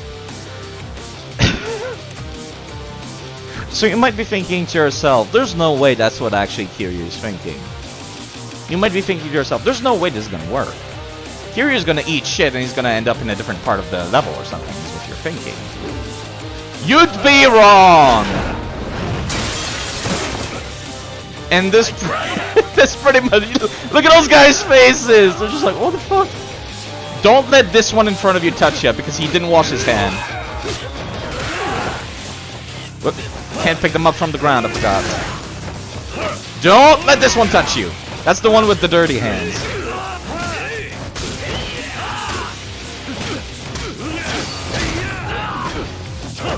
Hold up.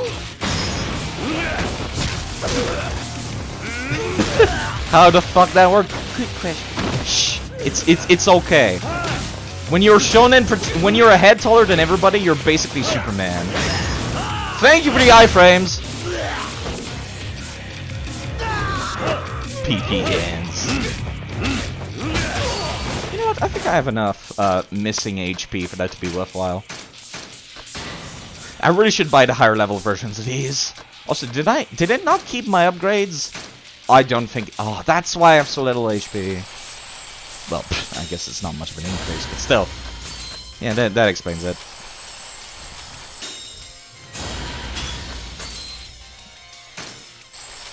I'm gonna want the charge as well after this.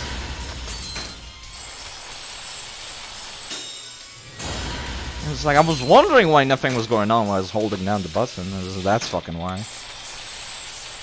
See, it's not much of an HP increase, but it is still an HP increase. What was I? Oh, you're still alive. Come here. Let me sort that out for you. Really? Really? I assure you, no matter how high your pay is, it's not worth it, Yoneda. I assure you. No matter how high your pay is, it's not worth it.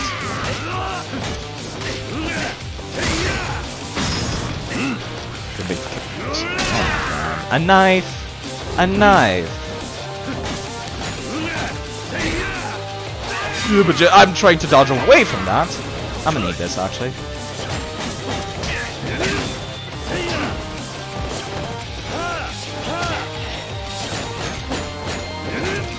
Legit. Yep, I was expecting that. Ah, fuck. I did not unlock any of the moves for this, though.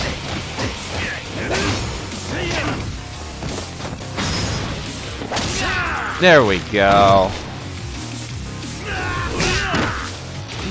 I think you need to cool off. Or maybe... Yeah, maybe you just don't need that nose. You know what? You don't need anything, really. You don't need that body at all. Let me get rid of that for you. This scene used to be my sub alerts. But then I'm just like, oh, fuck it. It was too loud.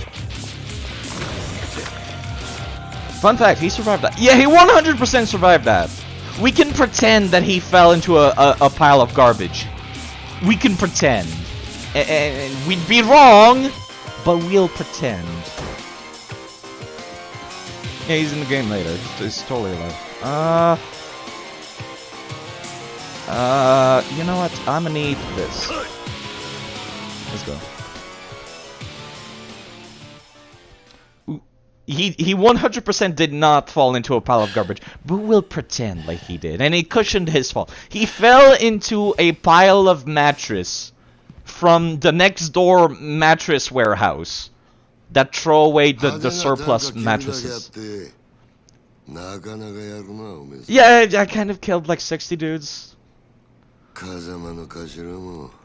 He fell into a puddle of stamina and X.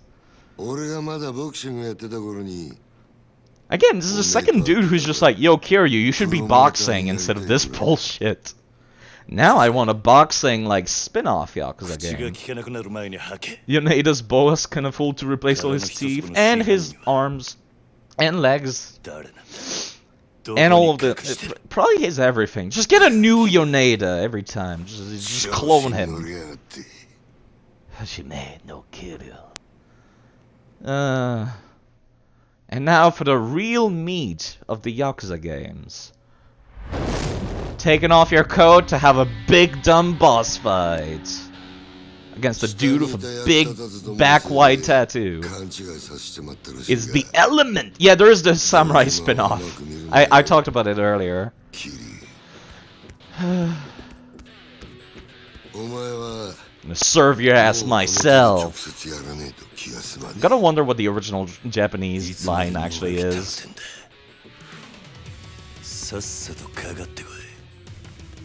You know, there's like the zombie spin-off, and there's the samurai spin-off. Samurai spin-off is Japan only, though, and that makes me kind of sad, because it's like the best one. It's better than Yakuza Dead Souls! Oh, don't talk to me about Dead Souls.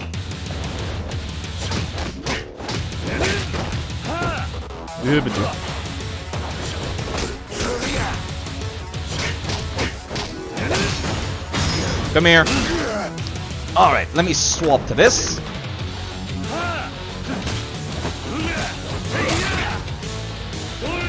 Oh, that was a bad idea. There we go.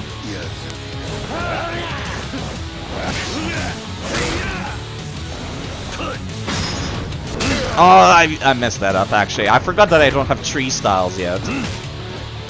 So something that this game does is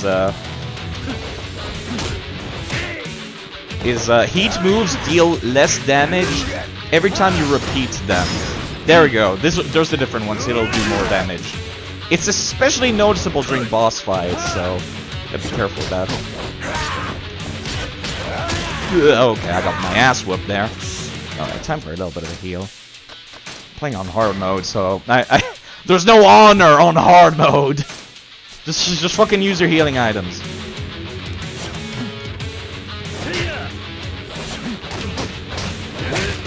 Maybe I should unlock some moves. Nah, fuck that.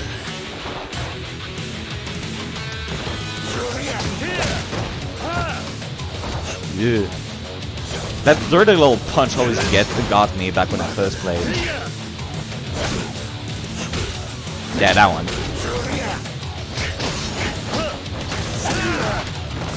Come here.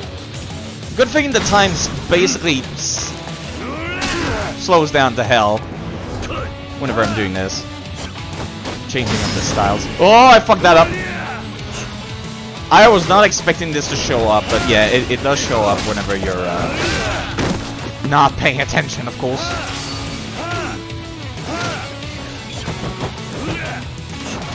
No, you don't.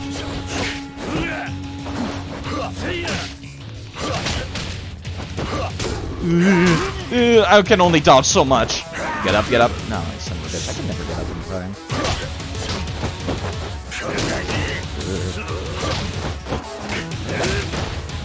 Alright, let me swap to this real quick. Yeah. I might need another healing item real quick.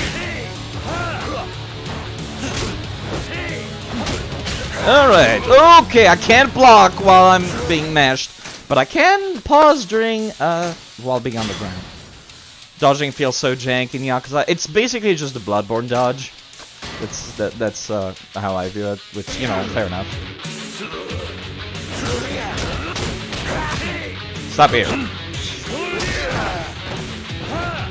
Don't get too comfortable with those grabs. Something I've learned. You can't always get them.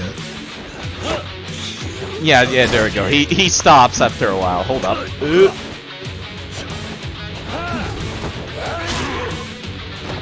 I'm gonna get kicked. Yep, I can never get up in time. God damn. You know what? Back off. There we go.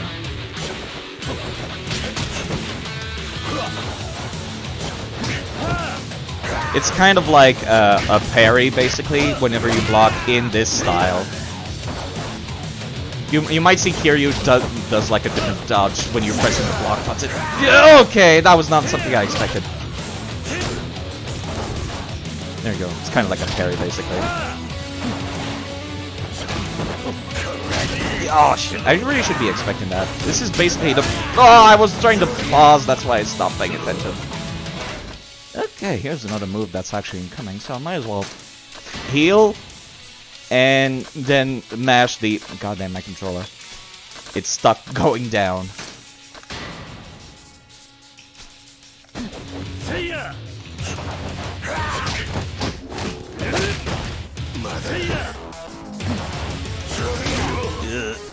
Okay. Yeah, I might as well not even try to get up in time, honestly. Hold up. Sit down. So basically the brawler style gets like some small amount of hyper armor. And the fucking fast style that I keep forgetting the name of has better dodge. God damn it, I'm trying to run away from this. I keep failing. There we go. Oh, now that's just dirty. That's just dirty because I can never get back up in time. Oh, well, I got that. Good. I really wish I could aim. I keep forgetting that R1 is not blocked. Well, I'm down to those last two, so that's gonna go very poorly. God damn it. Joystick. Hold up. Let me sit back down. I was actually standing this entire time. I've been trying to do that more often. Just play standing. So, when I say that I have a terrible reaction time, I mean I have an absolute dogshit reaction time. God man, I should block that.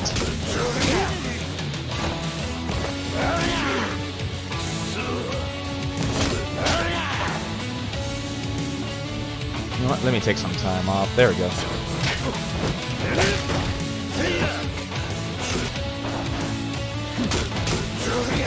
There we go. Okay. Time to swap back to this.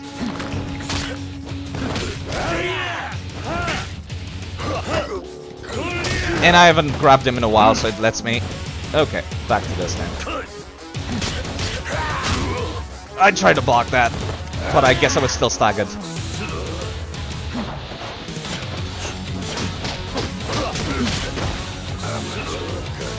Yeah, don't you goddamn cheap little wanker.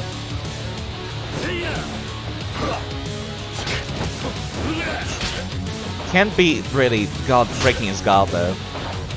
Cheeky little punch, and I'm completely out again. God damn, I keep thinking that he can't move while he's taunting, but that's not actually the case. Yeah, I'm dead now. Yeah, because he's gonna get that free hit. Ugh. Stop that.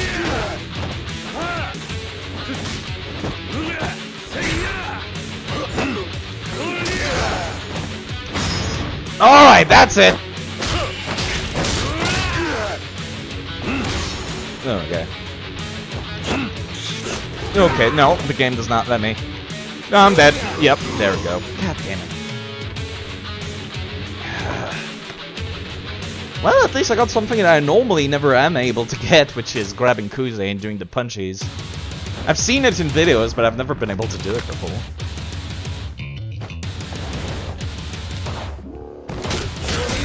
You gotta remember, he's like slightly easier because I haven't taken any HP left yet.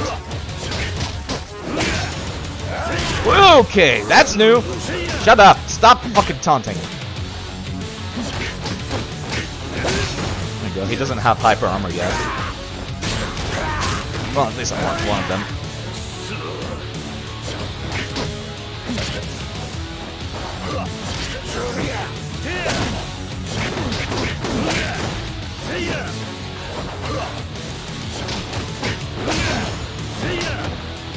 Alright, let me get the first heat move. Okay, so he was on his front, so that's actually a different heat move, so I don't need to swap straight into rolling yet. To be rush style, that's the name of this style. I was trying to block that. Why can I never block the turn one?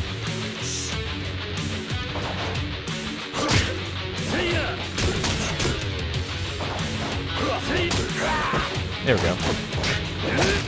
We're basically fighting the same style. He's basically got the rush style, except he's got hyper armor. There we go. That's a different one. Time to swap.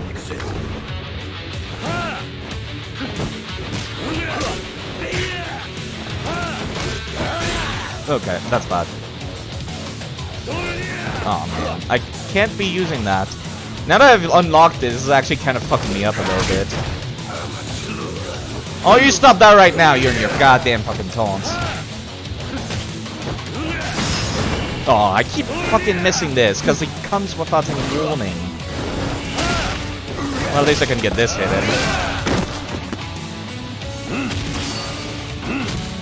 Okay, back off now. No, I'm not getting a free one.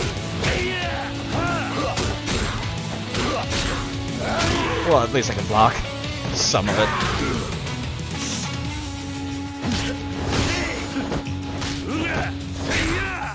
No, no, no. Stop right now. So yeah, like I said, whenever you spam the same heat move, it gets reduced damage, which is why I'm constantly swapping between styles.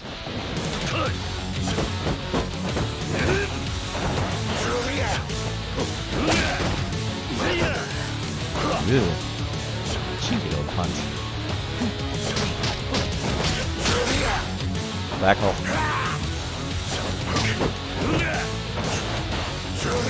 God damn it, I was going in for a kick. Oh, excuse me, a strong attack, but of course that failed.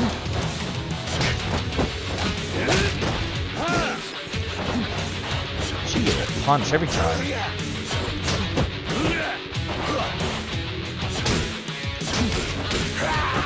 Okay, back off.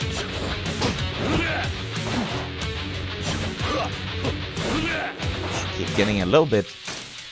Should be, I got a little too heated. And I keep forgetting that I've got a health bar to pay attention to. This is actually fun. I've never played Yakuza games on hard. Usually I play them on normal, because I only played them like once, so...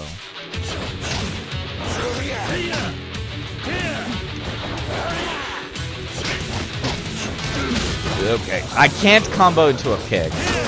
Okay, ouch. Well, you know what? Fair enough.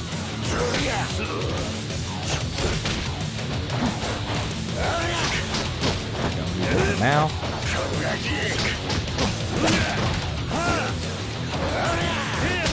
Well, that's got better range than my punch does, so I should be using this a bit more often. There we go. Come here. There we go. Not to Nanda or anything, but Griftland is really fun. I think I've seen that game on Steam, actually. Is that the one that's like, your choice is Nada, and it's got this Western cartoon look about it.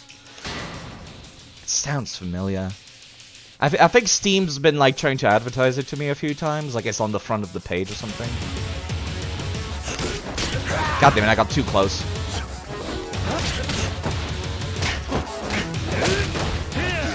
That does not have that much range, actually.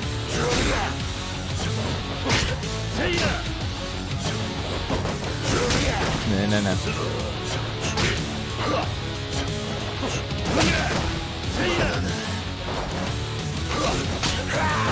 Bloody dodge. Alright. To the wall. Nope, I do not get a free grab this time. Deck building? God damn it. Stop trying to hyper armor to that.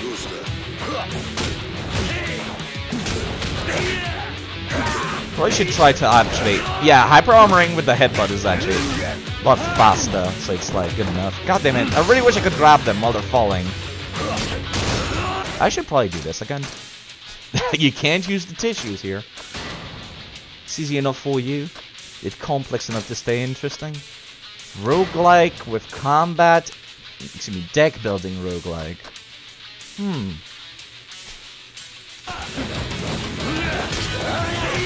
Come here, today. This time I get it. God damn it. And I missed the chance to get like the jump and the punch. But that's alright, we finally beat him. Sheesh. Actually, I had to pay attention this time.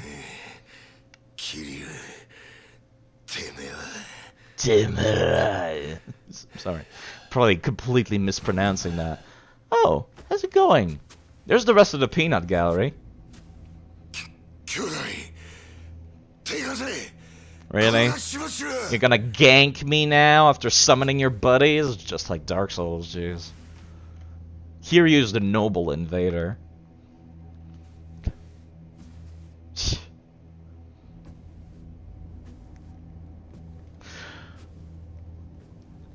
This was a little bit of a...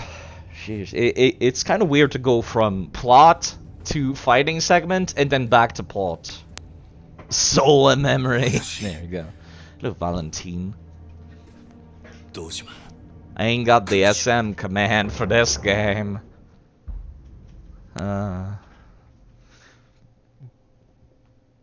Kiryu would definitely be at meta.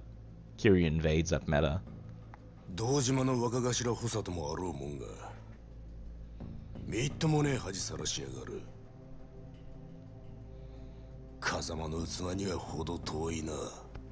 Yikes. He's like, you're not as good. Kiryu's dead, says the boss.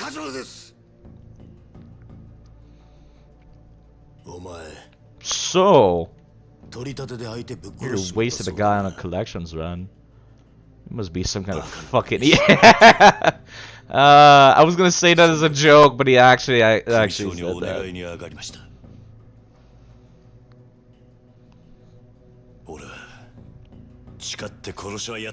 You must be a fucking idiot. But you did beat like half of the building's worth of dudes. So I'll give you a free pass. I mean, technically Kuze already expelled me, but yeah, I don't want to like the actual boss. Yeah, you're gonna handle me? Sure you will, Kuze.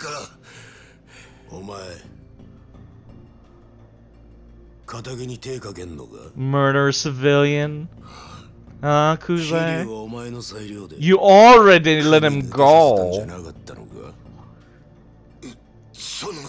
Yeah, you did, Kuze. That's bad form, bruh.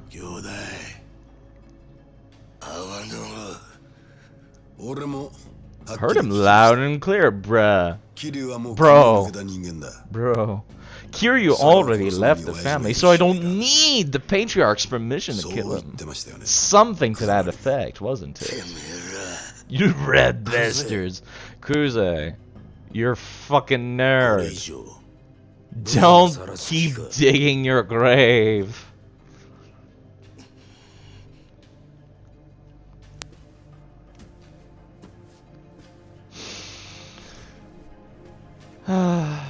Man, I always tense a little bit whenever I see that board show up in any Yakuza game. Because you know exactly what's gonna happen. And I am very much a person that is faint of heart. So, yeah, it's just like, if you're also faint of heart, yeah, don't look at this. This is not pleasant. You know exactly what's coming. Everyone knows what's coming. Somebody's finger is getting chopped off. Usually it's only the tip, but that's still, ugh. Ugh. Let's get a nice clean rip of this audio file, by the way.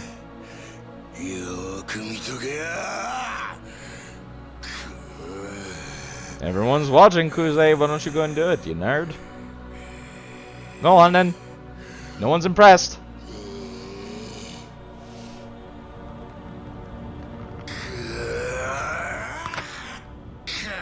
Ugh. That never gets easier.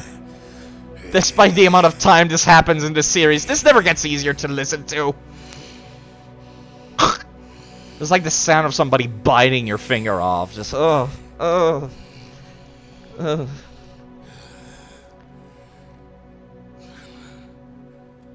But you know, it's not about, like, making your job better or anything like that. It's about, like, a message.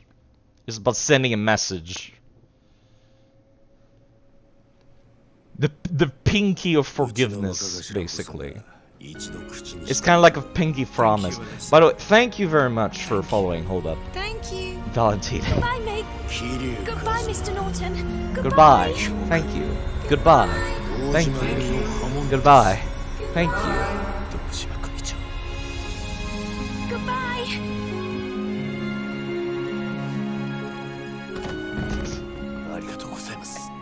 Maybe one day I'll be able to listen to the sound of Alyssa face planting without laughing. So here's the thing. I'm gonna be playing the entire Yakuza series. But thank you also for hosting me, Mr. Suar. Did you see that? Is Elizabeth from BioShock? Oh, here we go, Vida. K. There's another game linked to the multiverse. Never fails. Now then, let's get going. Thank you for hosting me, Mr. Suar. So yeah, basically I'm gonna be playing Yakuza every Saturday. Not Sunday. Every Saturday. But then I'll play a bad game on the Sunday. Also, we were... I'm not paying... I'm sorry. The Sideverse? You know what? That sounds pretty good. I like the Sideverse.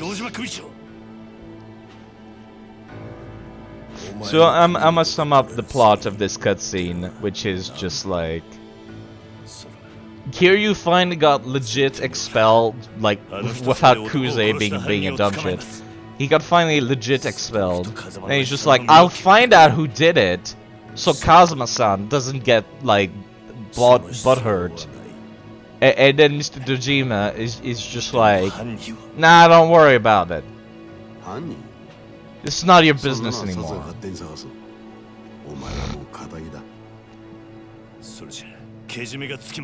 just like, you're not part of the Yakuza anymore. You worked really hard to do this, Kiryu.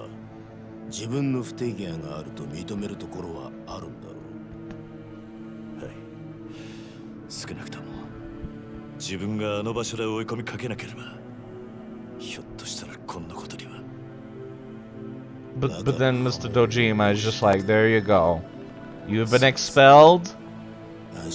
Well, relax. I'll make sure responsibility is taken by the dad that you wanted to prevent getting responsibility.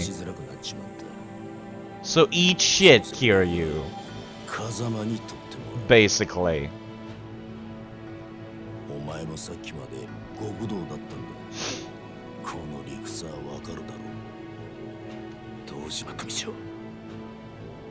So if you wanted to take accountability, you basically did the complete opposite of that. So you go out there and you live the rest of your life without, you know, any issue, without any Yakuza-related business.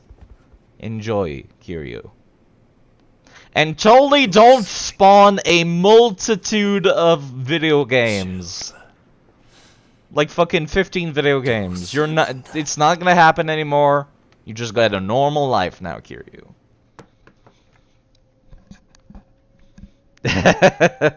Yeah, no. Kiryu will not live a normal life. We all know this. You know this. I know this. So then Kiryu's gonna go do the thing where he listens to Linkin Park's Numb. Crawling in my skin. And then cry in the rain. Or he's gonna be listening to Theory of a Dead Man, just like Lucas Kane does. In the rain, with his Walkman. Or his tape recorder, yeah! The mysterious man. You'll catch a cold if you stay down here. My name is Tachibana. You know, this name threw me for a loop, cause like, at the time I was playing like, the mysterious capitalist! You know, Chili? That's exactly who Tachibana is! He's a mysterious capitalist. Oh, god damn it, it really is all connected. As soon as you start looking for weak links between games, they're just everywhere. This is how people make conspiracy theories. As soon as you're looking for it, it's everywhere. Oh, thanks for the money. Here's the chapter result. Worth 4 wedding ceremonies. Wow, okay. Climax battles item open. Okay, so I did have the DLC, sorry. It's from Deadly Premonition. The mysterious capitalist is the guy with the creepy mask in Deadly Premonition. The real estate broker in the shadows.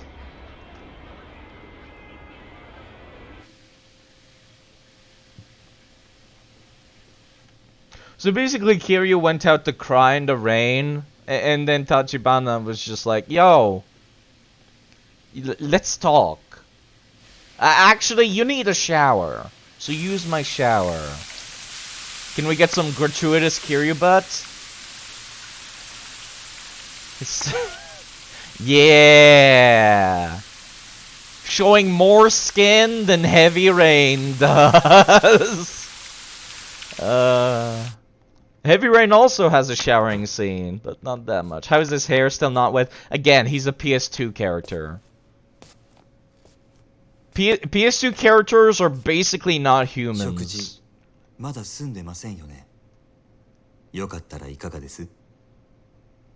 They don't operate on the same, like, dimension that we do. Like, you can tell that they tried to make Kiryu's face look a little bit more realistic and they added some stubble, but it's still not believable enough. Like, Tachibana looks like a real person, but like, Kiryu is just, he's very PS2-y. Like, it's less noticeable in this mode, like where it's using in-game graphics, because everyone looks a little bit like PlayStation-y. Because it was a PlayStation game. It was a PS4 game, I think. Everyone looks a little PlayStation-y. And so it's like, it's harder to notice it. But during the cutscenes, you're just like, no, this is not a face texture. Like, the stubble tries, but it doesn't do a good enough job. You can still tell Kiryu is like a god of an alternate dimension. So you might have noticed, Tachibana doesn't use his right arm. For reasons. Yet for some reason when Kiryu was crying in the rain, Tachibana offered off the bad hand to Kiryu, which is like, kinda weird. Yeah. So why would you help me up with that? Yeah, it's a weird bit, but it's very cinematic. You know, if I had a prosthetic head, I would probably set it up so it could hold my umbrella. Like, I'm sure there's some way to do it. Like, yeah. You know, kind of just like lock the joints in so it's always holding up the umbrella, then you put the umbrella in it so that way you don't have to actually carry it. I would do that. Then I would use my left hand for everything else. So basically Tachibana like explains the rest of the plot about the empty lot in this bit. So and he's also saying like, I know all of the info about you, Kiryu. I know everything because I'm the mysterious capitalist, says Tachibana. You and Nishiki grew up a sunflower orphanage. Let me give you your entire life story, so I look really scary and like I know everything, but also for the player audience who is not familiar with your backstory.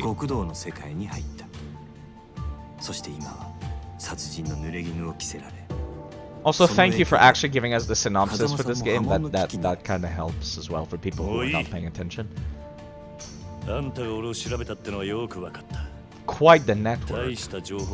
So of course the obvious question here would be, okay, you know a lot, so which Yakuza family do you work for? But then Tachibana is like, no, I'm a real estate broker. I'm not the mafia. I want the empty lot. You're going to go, Mr. Sora? I'll be here. Take care of yourself. I'll be talking to myself, basically, playing this. So just like Kuze, Tachibana is just like, yo, I would like your help. You're real useful, Kiryu. You're PS2 protagonist. You're basically unkillable. I can help with Kazuma-san as well. We can bring the culprit to light. So already Tachibana makes like a much better case than Kuze does.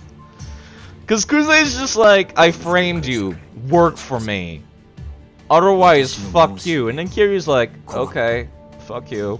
But Tachibana makes up a good case. And then Kiryu's just like, no, you're making too good of a case. This is way too nice. I can't accept this. This is sketch as shit. Yeah, a little bit naive, Tachibana, but that's okay. When did you put that card down?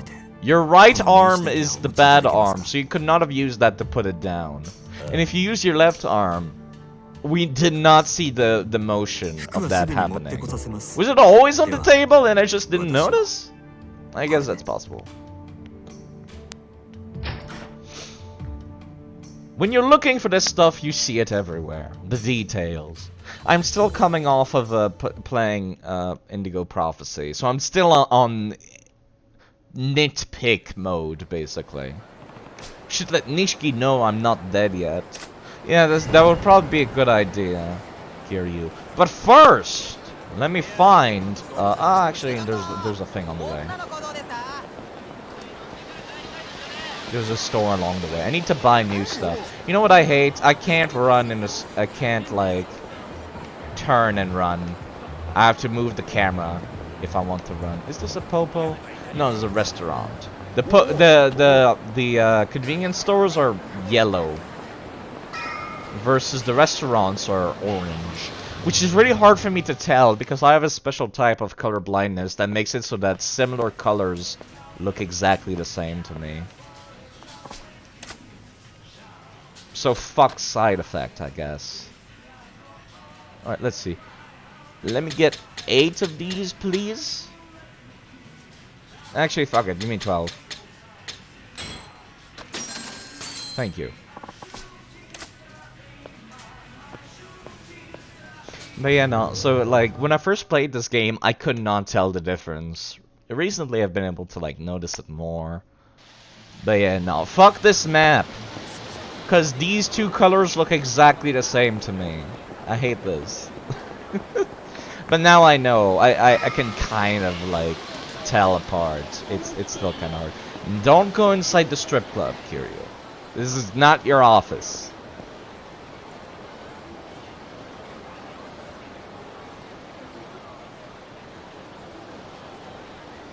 Sup, nerd. Oh, speaking of nerd. Kashiwagi-san. Yeah, hi Nishiki. Conveniently, we were looking away, so we couldn't see you animate those doors opening. You have Maltesers. Dude, I love Maltesers. We have them here in Canada as well. They're really good. You know something that's weird that they don't have in America? They don't have arrows. Like the bubble chocolate that we have here in Canada. I'm assuming it's a Canadian thing because it doesn't seem to be anywhere else. At least I assume, but yeah, it does the same thing. Maltesers do the same thing, but it's like cookie. Or it has a bunch of bubbles inside. I'm not sure what the whole point of that is, but it's cool. It's weird to stop and think about like food that I take for granted in my everyday life, and then just think to myself, that's not in another country. Like whippets? We don't got whippets in the UK, and like that's something I've been thinking about recently. It's just like there's a few things that they don't have in other countries. There's also God, what are they fucking called? They're I forget the name. They're basically cookies shaped like maple leaf, and they're like Oreos, but shaped like maple leaves. Like we have those here, nowhere else, and I never stop to like think about stuff that I take for granted. Like I kind of wish I got to eat some of the snacks in the UK. They were like UK exclusives. Like I got lucky enough to live in multiple countries, you know. A 2-minute high that lasts a minute. That sounds about right, yeah.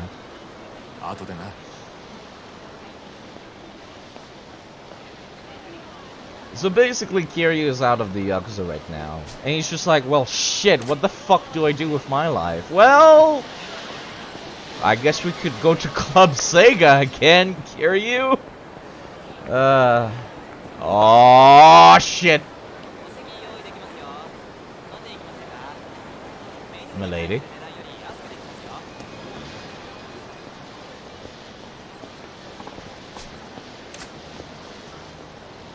So you know how I mentioned how like freakishly tall Kiryu is? This guy is just straight up twice the size of a normal person. He's like 3.2 meters tall. Yeah, I can just walk by. I actually ran up to you, Mr. Man.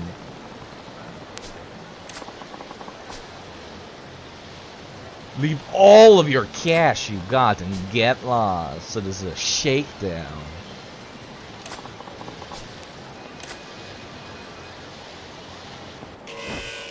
He's really fucking tall. Mr. Shakedown. Okay, give me the... That's the wrong style. Give me that.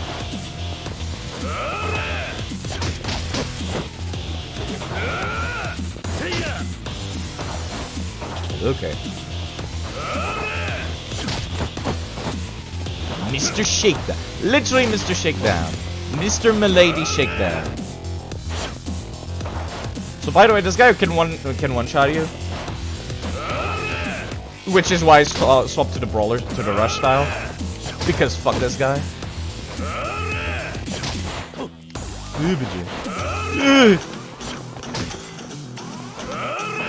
Yeah, this move can one-shot you, which is why I'm just like, ugh. Well, go on then! This is also the move that leaves him the most open. So, yeah, this is basically the bank of the game. Really wish the camera was a little bit better at this.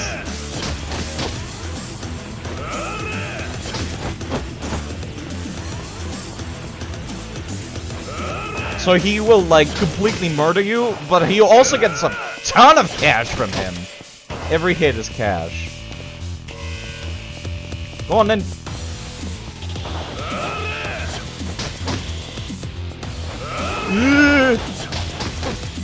Yeah, this is why I really wish I had like a Dark Souls-like camera, where it just always aims at him.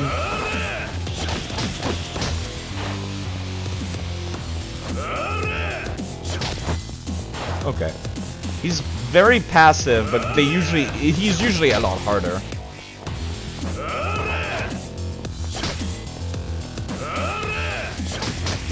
I'm going to cheese the hell out of this dude because he's got a lot of money.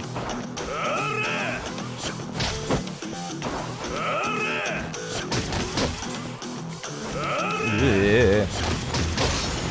Okay. I'm far away, do the rush. There you go.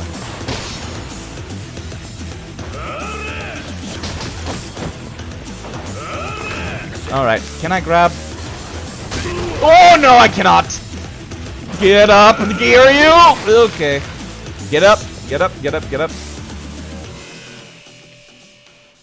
Okay, and just like that, I took enough damage for Kiryu to basically give up. If you do manage to beat him during this encounter, it gives you a shit ton of money. I was really hoping I could do it. But yeah, it counts as Kiryu winning though. So he's just like, if I'm having trouble with you, I need to change my training regimen. It's going to be expensive. So he's also eating the money salad. Yeah, nah, he steals all your cash. He like two-shots you, and he steals all of your money. Hiroya Egashira, Mr. Shakedown. Where's Milady Shakedown? Miss Shakedown.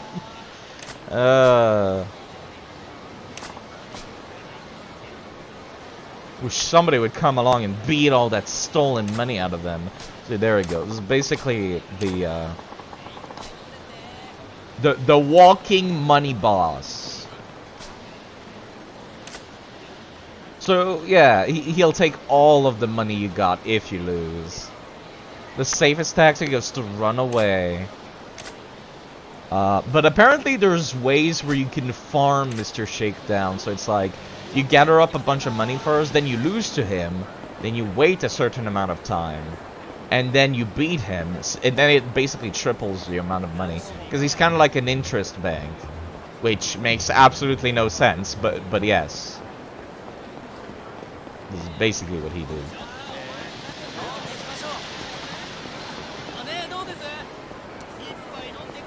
And that's not something I'm going to do, because, yeah, fuck that. Oh, is that him? Yeah, look at him, this asshole. Man, you didn't run away very far, did ya? You said you were gonna go and up your training regiment. You basically went and bought a fucking ice cream. Yeah, Sega. This game is made by Sega. So there's a bunch of, like, Sega arcades everywhere. But that's actually how Japan is, as a matter of fact. Like, even Digimon Cyber Sleuth is a game that takes place in Japan. It's just like, yo, here's there's a big club Sega in one of the parts of the town. Like Sega, even though in the rest of the world people think Sega is kind of a pushover compared to Nintendo, it's actually not. It's a big deal in Japan, Sega is. Another thing that's a big deal that looks like a joke to the rest of the world is Digimon. Digimon is huge in Japan. Even though the rest of the world just kind of sees it as a knockoff, like, failure of Pokemon. Like, in Japan, it's like, viewed as a legit competitor. I like Digimon. Digimon is a good series. But Digimon has a really hard time figuring out its, like, video game identity. Sup, Nishiki? Again, you seem to be capable of going through doors, like, without opening them, somehow. But, you know, I like Digimon. Digimon has a really hard time figuring out what it wants to do for video games. Like, every 3 years, it's always something new. Like, I remember during the 90s, they tried to... Yeah, it's gone so many iterations. Even the card game can't figure out what it wants to do. Like, on the PS1, the first Digimon game was an actual pet trainer. You know, just like having an actual Digivice in real life. And then afterwards, Digimon 2 on the PS1 was basically Pokemon Mystery Dungeon, where it's like it generates random maps through the dungeon, you have random battles. And then there was Digimon 3, which was kind of like a standard JRPG for the PS1, where you walked around, you got like very limited amounts of party members, but you could unlock secret party members, just like old school JRPGs. And it kind of tried to mimic Pokemon Stadium in the visual style for the battles for Digimon 3. I didn't even know Digimon 2 existed, because in Europe at the time, I was living in Europe at the time, and Digimon 3 was just called Digimon 2003, because Digimon 2 never came out in the UK. So that was a very interesting thing to like find out like 10 years later, where I'm just like, oh, okay. When I figured out how to do emulation and stuff. Well, not 10 years later, but a few years later. I'm just like, oh, that's weird. And I remember they also had like the PS1 card game, where it's just like, it changed the rules like 5 times. It tried to, you know what it is? They failed to make a card game. Like, they tried to sell the cards, but then they couldn't figure out the rules that people liked. So the first one kind of plays like Gwent, where it's like a 3-round thing, where you got a small deck, then you play a round, and then you discard everything, then you play another round, and it's whoever wins twice wins, basically. And that also had a PS1 game, but then they changed it more recently, so it's a little bit closer to the Pokemon card game, where you basically like evolve your monster, you put your monster on the field and you evolve them. And yeah, no, back to the video games though. On the PS2 and the GameCube era, Digimon tried to have like a bunch of fighting games. Then there was Digimon World 4, which was a hack and slash dungeon crawler, which I still need to sit down and play that again. Because I remember renting it for a day and then being like, what the fuck is this? I was expecting like Digimon World 3, but then it wasn't. Yeah, World 4 was cool though. I'm just like, I want to go back to that. But then like, there was the Game Boy Advance games, which were like Street Fighter? And it's just like, Digimon can never figure out what to do. And then the DS games came out, which were basically trying to like mimic Pokemon. That was around the time where like, that was pretty much the only time where I can say Digimon tried to copy Pokemon. The only time. It's because they came out with Digimon Dawn and Dusk as being like, oh yeah, get both of the games, people. Get the version exclusive stuff. But then it's like the Digimon games on the DS are way too story centric. So the people that are usually Pokemon fans that pick up Digimon World Dawn and Dusk are just like, why am I sitting through 2 hours of text at the start of the game? And then like the Digimon evolution system was like really complex. It's like nobody liked them. And then so yeah, that did not go anywhere. There was one Digimon game on the DS that was like a pet trainer. Like kind of like the original Digivice stuff, but it was touchscreens, and that was also not that popular, but it was the most solid of the bunch. And then I remember that's kind of around the time where they jumped ship and they're just like, fuck it, let's make a bunch of Japan exclusives. So they made the PSP game Japan exclusive, and that was the first like really great Digimon game they made. Was the one on the PSP. Then they made another. Then they made one that was based on the anime. And then they're just like, okay, this is going great. And then they ported it to the 3DS. But again, it was Japan only. And then we're here. We're basically here now. We're at Digimon Cyber Sleuth for the Vita, and then the Switch, and then fucking like the PC now. Also, I can't believe I pretty much ended the conversation right as Nishiki and Kiryu finished the conversation. Yeah, the evolution system requires a map and a compass to navigate. It's awful. Like, they do not do a good job at coming across. And then, don't talk to me about Pal World. Snakekeeper, have you seen Pal World? It's a new thing that's like, it looks like a knockoff of Digimon, but also a knockoff of Pokemon, but also a knockoff of like, it's got a shooting mode, and you can build villages, and you can enslave the creatures to work in like horrible factories, and you can kill them and hunt them, and you can eat them, but it looks like Pokemon. Also, you're playing as an anime girl. It looks a little bit all over the place. It's very much all over the place. You know what? It does sound horrible, and it looks horrible. So I'm gonna take a moment to go and take a look and show the people of the stream of the terrible, terrible meme that is Pal World. Hold up, let me see if I can find it. Was it in the meme section? Yeah, it was in the meme section. Hold up. I was talking about this game in like a speedrunner's fucking Discord. let me show you. Let me show you. Just fucking YouTube. Fuck off. So this is the part where immediately you're just like, okay, this looks a lot like Genshin Impact and Pokemon, and they're shooting, and you're an anime girl, and it's very anime. You can ride them. There's a bunch of creatures everywhere. You can help. You can build stuff like Valheim. And yeah. And also you can do electricity and use the water ones for growing stuff. You can shear the sheeps. You can use the cows to do the farming. But also you can do this big one that's like drop kicking them and shoot stuff. And you got the Firefox and the big wolf, and you can fuse them just like Digimon to make like the DNA version of the thing. But also,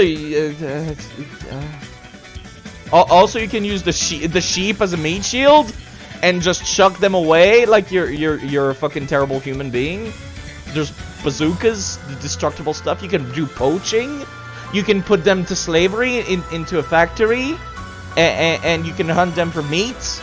Also, you can use them as literal meat shield for combat, and there's stuff that looks a lot like Bowser. There's fishing. You can look at that. And there's a lot of anime girls, and that's basically Gyarados. And yeah. There you go. Yeah, you can cap them in the head with a 50 caliber sniper.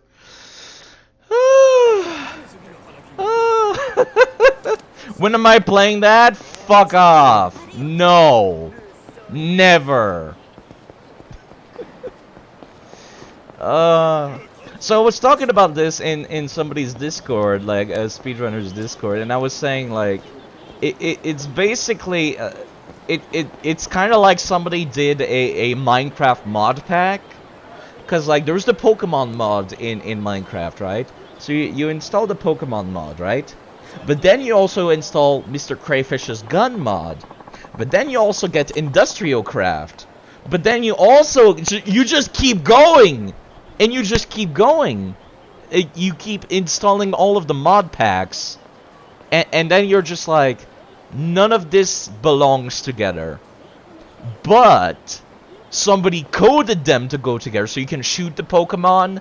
You can make the Pokemon work the Industrial Craft. You can make them like power up your electricity stuff because you're using an electricity Pokemon. It's basically that. It's basically that. And yeah. Sorry, hello Kiryu Kazuma. Quite the name, jeez. We were talking about this weird ass game that just came out called Pal World. We just watched the trailer.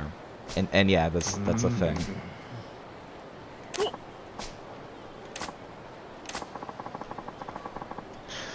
It was a thing. And it's just like, why?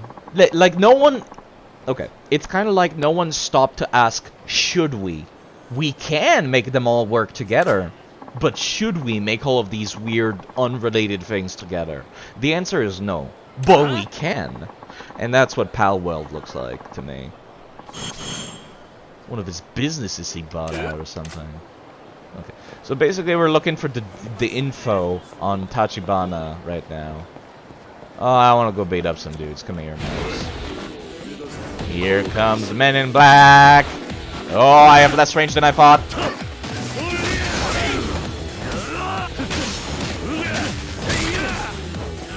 Wrong person. There we go. That doesn't look like it should work, but that's okay.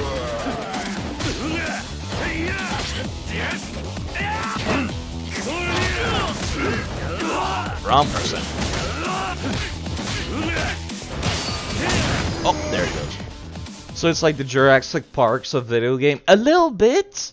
You know, the first thing when I saw it that I thought was it looks like Ark Survival Evolved, but then it's very anime. So it made me think of Genshin Impact. You know, where it's got that kind of like Breath of the Wild. Oh shit, here we go. You're lying. You're hiding something from me. No, shut up, Tachan. I saw inside your purse, it was full of money. 200,000 yens in there. Your family isn't that rich. What is going on? Tell me the truth. There you go. Underneath it all, for a spat between a high school couple that was pretty raw. Let's have a talk. You doing alright, my dude? Yeah. You're not doing alright. I'm nobody. I overheard your spat.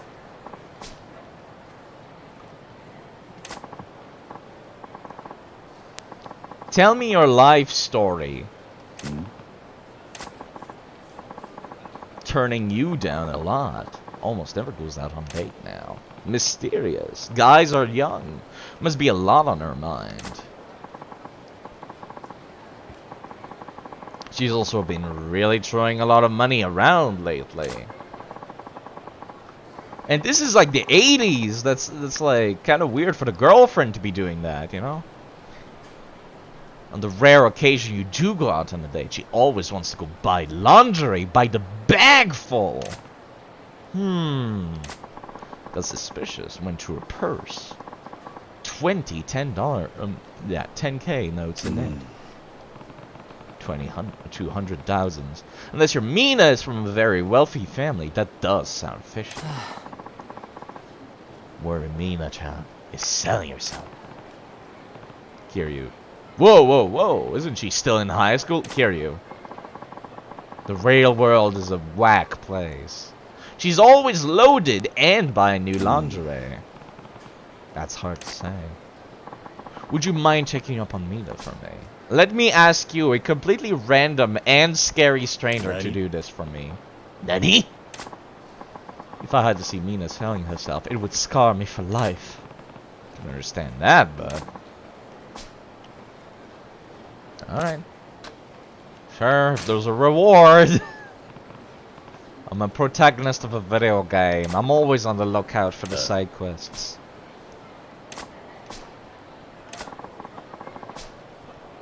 Senryo Avenue. Alright. Senryo Avenue is... that's Shigefuku, Hotel District, Park Boulevard. Fita... excuse me. Shigefuku. Wait, what was the name that he wanted me to go again? Was it was it Shigefuku? Props for the guy believing Kiryu. I forgot what the name of... was it Pink? It was Tahei Boulevard, right? Right? No, it was Senryo Avenue, right? Yeah, it's somewhere. I really wish it did the thing that modern... I've been spoiled by Like a Dragon. No, this is it, right? I've been spoiled by Like a Dragon because it just tells you where all of the side quests are on the map. Hello, Dashing. How are you doing? You started playing Yakuza0 last week? Yeah. I've been in the mood. Cause you told Ziggy to play it. How are you doing, Dashing? That's the wrong side quest, but I'll do this too.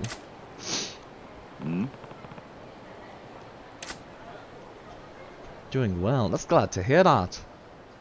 I think I want to do like 5 hours of this, or at least 1 more hour. Really get it going. The Noble Homeless! Basically, yes. Yakuza Like a Dragon is also about the Noble Homeless. So that's another game tied into my weird, like, connected universe lore. A Punch-Out artist. So basically, this guy teaches you how to unlock the stuff for the rush style. Knock me down, or knock me out. The prize money is yours. Prize is double the stakes. Customer puts up 10,000. They win, they get 20,000. Half of the half of that's upfront fee. There you go. People actually put money on this. Frustrated drunks.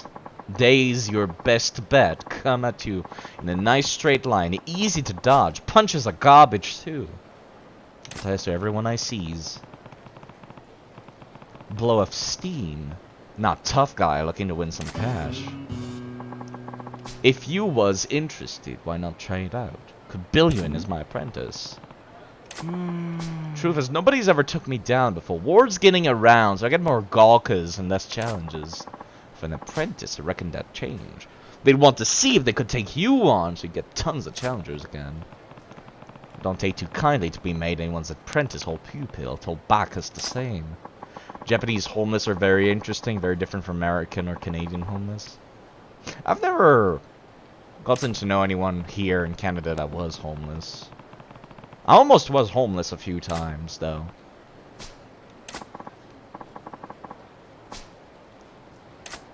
It's a cultural thing. I mean, usually when they interact with me, they always ask for a smoke. It's either a smoke or a bus ticket, and I have neither. Actually, no, they never ask for a bus ticket. They ask for money for a bus ticket, and then I'm just like, oh, I could just give you a bus ticket. But then they turn around, they say, no, I just need $3. And I'm just like, but you said it was for a bus ticket. I could just give you a bus ticket. And they're like, no, I need money for a bus ticket. And I'm like, you know what? Sorry. And like that's why I never carry around hard cash anymore. Is because people would bum me for like $3 for a bus ticket. And I'm just like, no.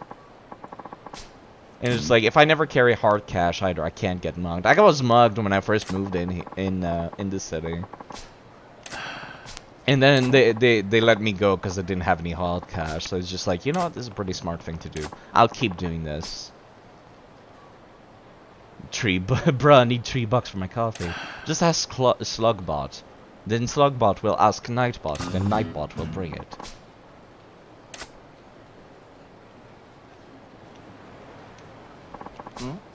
Alright, let's go. Got the cash, but you've been slacking off your training, huh? Alright, I need to upgrade rush style more, he says. Yeah, there you go. There's Slugbot with, like, the actually good answer. Being like, stop wasting my time, please. Alright, so what was the street that the guy said that she hangs out? I think it was this one down here. Oh yeah, there you go. There's an exclamation mark down here. Okay, cool. There you go. Wait, hold up. What was this? I heard that. Is it you dudes? No, it's not. It's you dudes. God damn it, my controller. It's so awful. Intervene. Pick on someone your own side. Kiryu, you're like a head taller than everybody in town.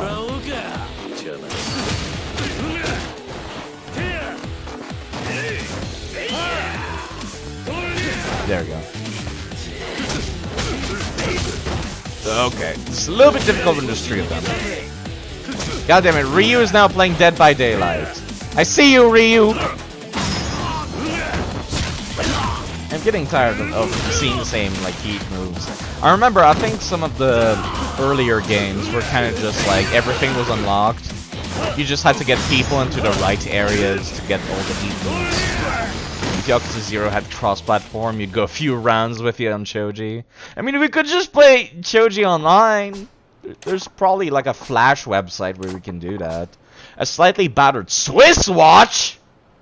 Jesus fucking Christ, how loaded are you, man? No wonder they wanted to mug you. Fucking Swiss watch.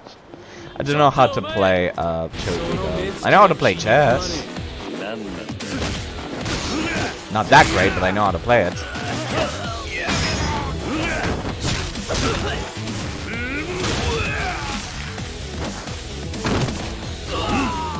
Yeah, missed.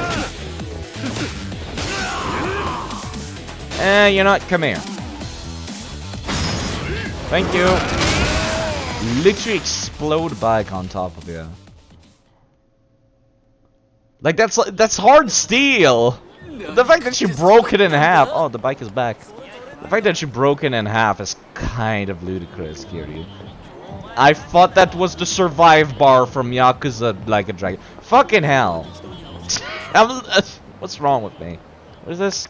Oh no! Nope! Walk away, Kiryu. Walk away. We're not touching that. Oh hey, speaking of Yakuza Like a Dragon, this building is actually of importance for Yakuza Like a Dragon. Kiryu, please. My controller.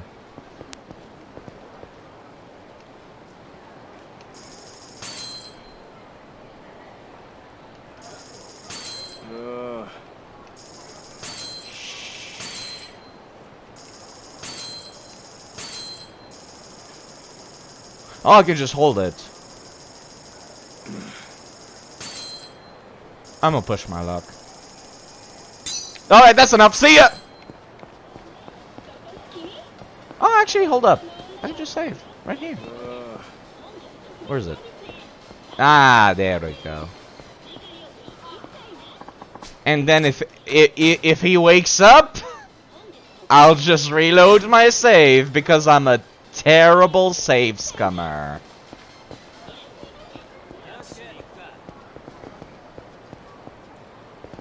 I'm playing on hard mode. I mean, I kind of got to. Hold up, what? Controller, please. He got his money back? He was at like 8 million earlier.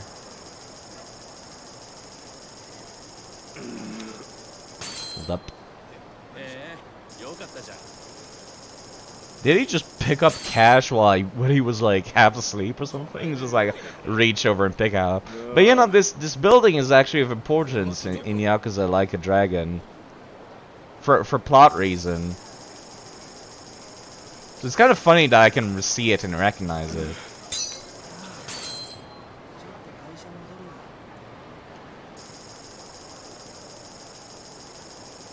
Tell you what, every 100,000. How do you have 10 million all of a sudden? Everyone is rich and I've been beating up people. Also, I'm just robbing this guy blind. Uki!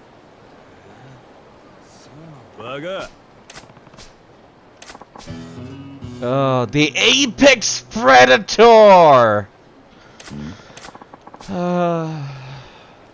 Going to be at the apex of all organism. It's yen, not USD. Yeah, this is not a whole lot of money, 10 million. It's also the 80s, so everyone is rich as fuck in Japan. So it's kind of like this weird, semi-plot point that's kind of like, yeah, you could literally spend money to make yourself stronger, which makes no sense.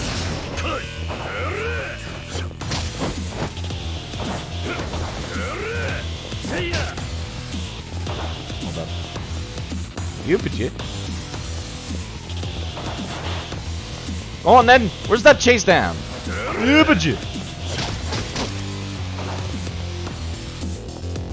To me. Again. There we go.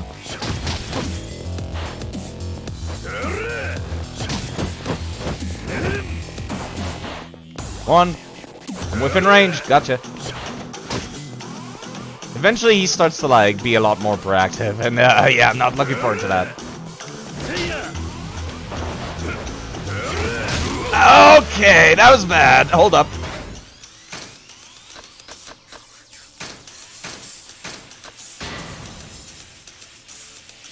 Yeah, that's not enough. Get up, get up, get up.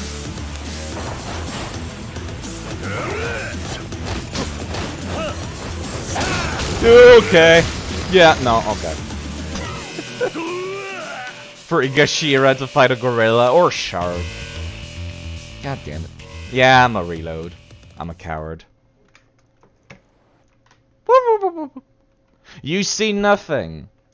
I totally did not wake up Mr. Shakedown at all. Yeah, no, that did not happen. He's still asleep. I swear. Because I'm a terrible save scammer. And I'm well aware of this fact. Sega. Real Yakuza use a gamepad. That is so corny, my god. I can't do that.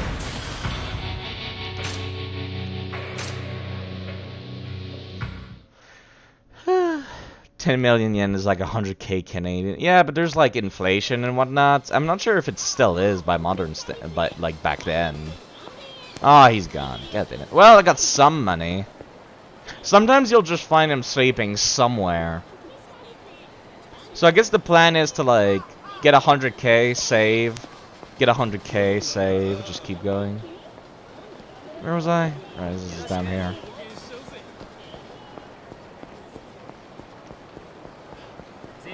That exclamation mark! Give it to me! Yeah, there she is. And Kiryu runs out of breath. Kiryu can run as much as York can, which is not much. There's Mina. Her boyfriend wants to know how she's making so much cash. Talk to me! Did you see them disappear? Can I talk to you for a minute? Sure. Are you a customer? Nani? Nani? A customer? Don't tell me this girl's really selling herself. I'm sorry. I guess not. Did you want something? I shouldn't jump to conclusions. I'll try to keep the conversation going and see what I can figure out what she's doing.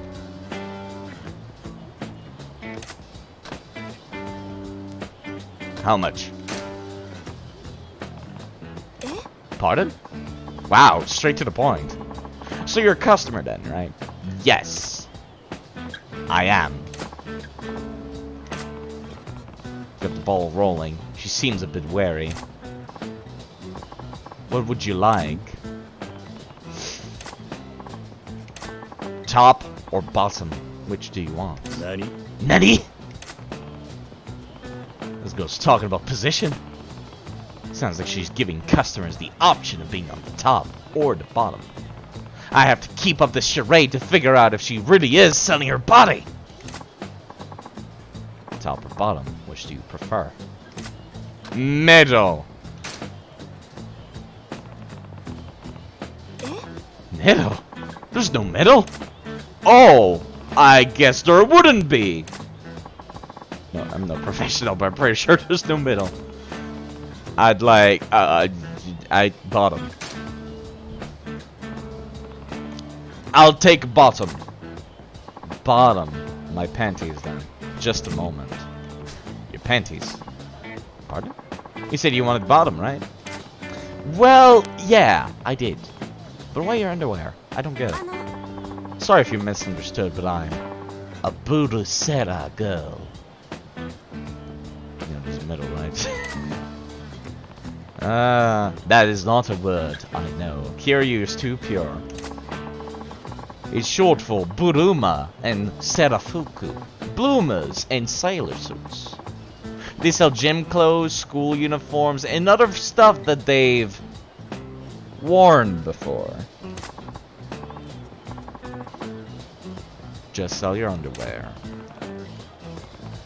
Kiryu is too pure. Yeah. Guess men use them to do pervy things. What else would it be? Oh, you'd be surprised. You can create a bomb using a lady's underwear. No, you can't. I'm fucking messing around. I don't want to think about it.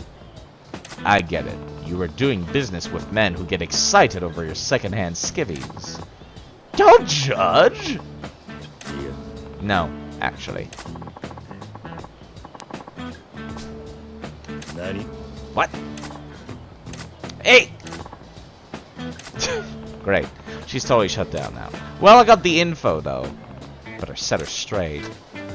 Shouldn't just ignore someone. Can you admit you sell your underwear? What's wrong with being a pervert? Alright, now, let's, I'm actually going to, like, make the executive decision here. Because these side quests rewards are based on what you pick. And you get the best rewards for picking properly. Can you admit to sell your underwear? What's wrong with being a pervert? Would you admit to other people that you sell underwear? Can you be proud of that? Can you tell your parents, siblings, friends, or your boyfriend that people purchase your panties? Top chop, right? Your boyfriend is worried about you. Actually, he put me up to this. He thought maybe you were selling your body. Wanted me to find out for sure. Well, yeah, well, you're kind of flaunting around a lot of cash though, lady. It's kind of, yeah. Yeah. It's kind of a bad thing. Aww.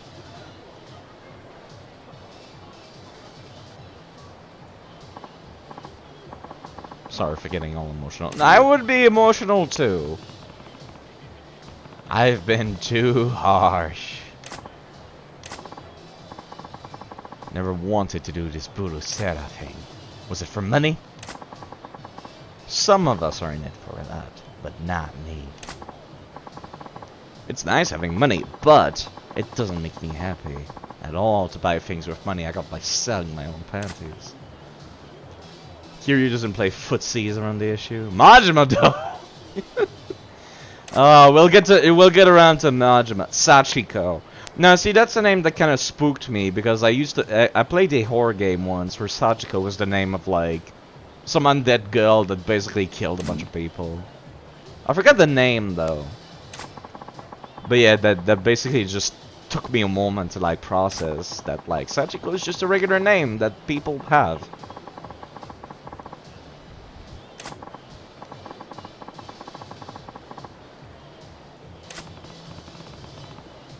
A girl overseeing the operation. This is not much different than just like Corpse Party. I think that might be it. Sounds familiar. Was it a PSP game? It might have been a PSP game. I bought a bunch of shovelware on PSP back in the day. Because PSP downloadables were like really cheap. And yeah, it was like the first console that I got where I bought a bunch of like downloadables was the PSP. So if it was on PSP, that might be where I got it. I remember also getting a bunch of PS2 games on my PS3. Man, I wish I could do that more often. It's really obnoxious that I can't just buy old games on new consoles. Like, Nintendo is not doing that anymore. Nintendo's got a thing where it's like, they got NES games and SNES games online, but it doesn't have everything. And then, it doesn't have that many good things. A lot of it is kind of just garbage, to be honest. Like, if I were to go and take a look at the list of online games on Nintendo Switch Online, like, a lot of it is kind of meh. And I miss being able, like, I have a Wii U, and I can buy a bunch of really good N64 games, and GameCube games, and Wii games, and SNES games, and Game Boy Advance games, and Nintendo DS games, because the Wii U gamepad has that touchscreen. So you can play DS games, so you have the touchscreen on the gamepad, and the main screen on the TV. It's actually a lot of fun to play DS games like that. The Wii U is a good console. Just doesn't have any good games. Much like the PlayStation Vita. This is a good console. Just doesn't have any good games. You got 115 games digitally on your PS4. Your old Wii had 400. Let's go and beat up some dudes. Hooligans!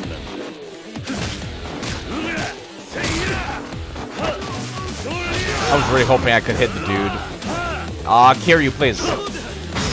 Oh!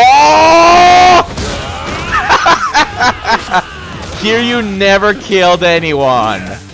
Just makes them comatose for the rest of their lives. Oh, come back here. I want to also cripple you for life. Hold up. Yeah!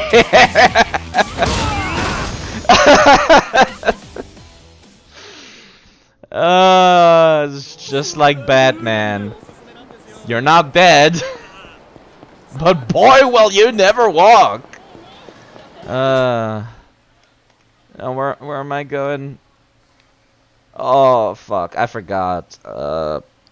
I'm at the part of the game where I've got, like... Hello, Immortal Vacuum. You'd catch me near the tail end of the stream. I gotta find a business that Tachibana owns, and I don't know where to look. Because it's been a while. You paid a guy $40 to put a lot of digital games on your Wii external hard drive. I can do that, actually. I used to be that guy that would, like, get money for putting games on stuff.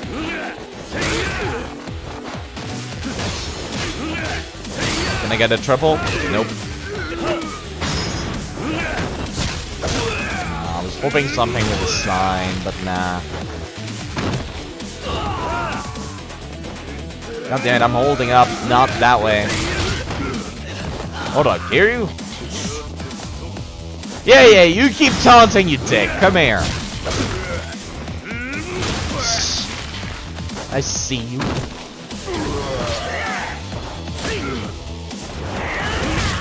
Alright, I'm fine. I can't just do that. Charge it. Have a drop kick then. I want a cool finish. Come here. There we go. Took me 2 tries. Should be 3 tries.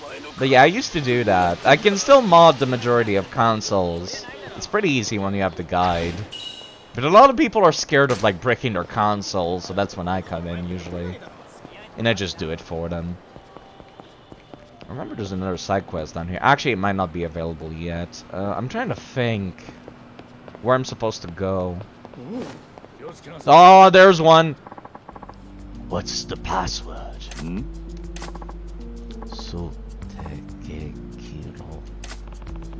Speaking too quietly for me to catch what he said.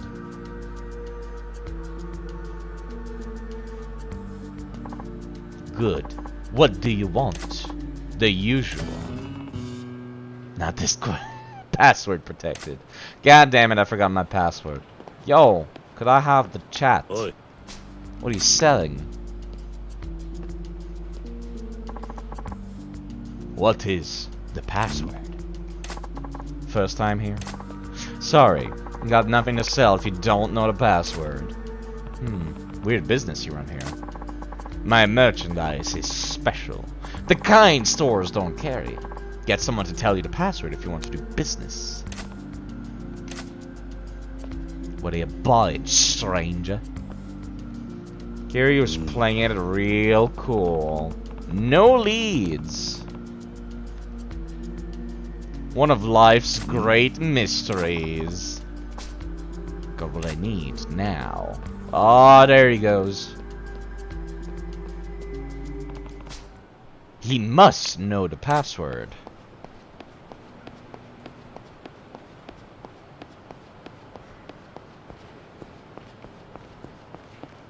Oi, I would like to have a chat, gent. Oi. Excuse me. Yes, I do want something. I would like to know the password.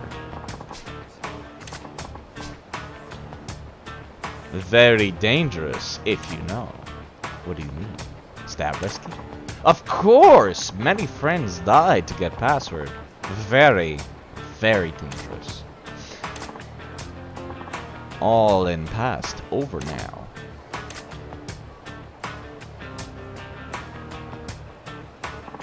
Actually, you look like strong man. Maybe you can.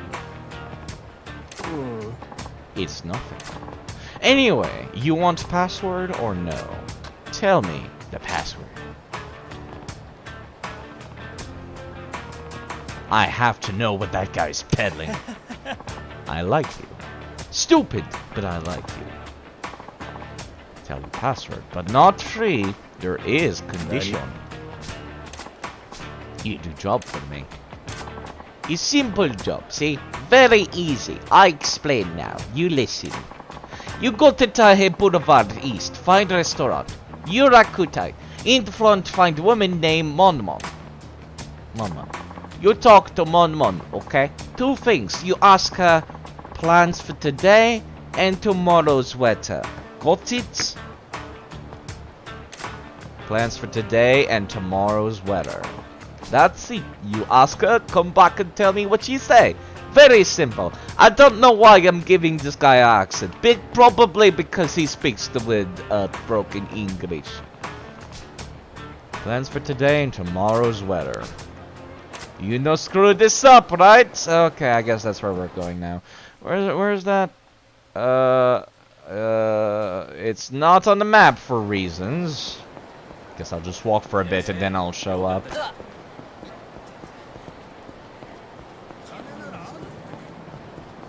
Oh, there's the men in black. Where is the thing?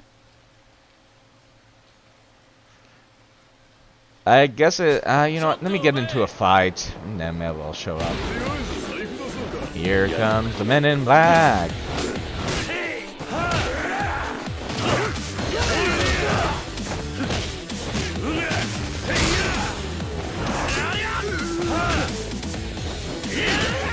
Okay, they're actually doing good damage to me now.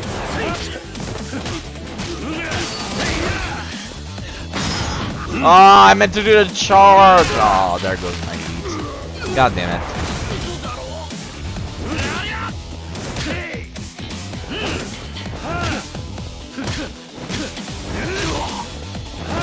God damn it. I was really hoping to build up some heat and then try to see if I could use the car.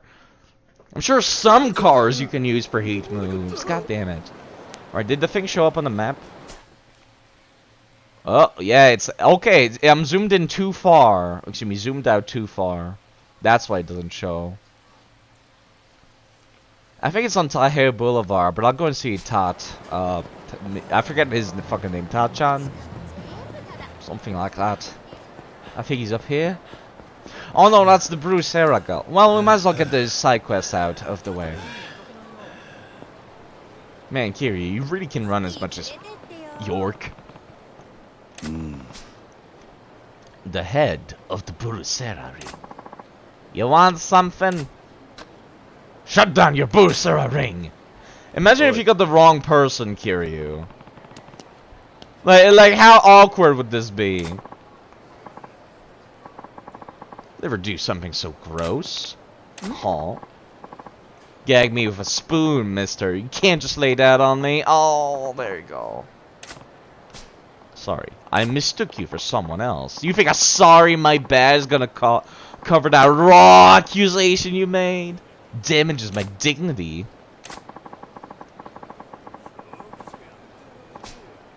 I'd say the harm to my dignity is worth 10,000 yen at least. No, you're not, Kiryu. Shut up. No, you're being scammed. No, Kiryu. Why would you do this? First aid to my wounded pride. Don't roll up on high school girls and accuse them of stupid stuff. Laters. Well, shit.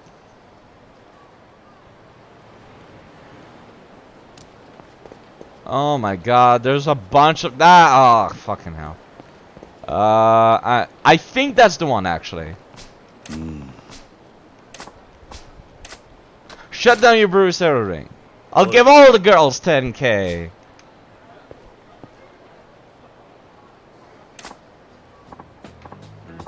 Well, well, well. I wonder who put you up to this. I didn't realize there could be... I've never seen that before. I didn't realize you could get a random girl. Wham. It's making some of them miserable. Miserable? They make a lot of money selling used clothing. What would that make them miserable? What do you mean?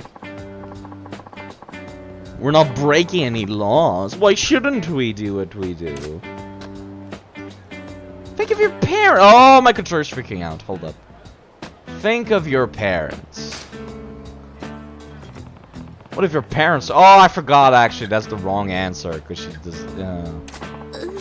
How could she be so cruel to bring up my parents? Right, she says that she doesn't have parents.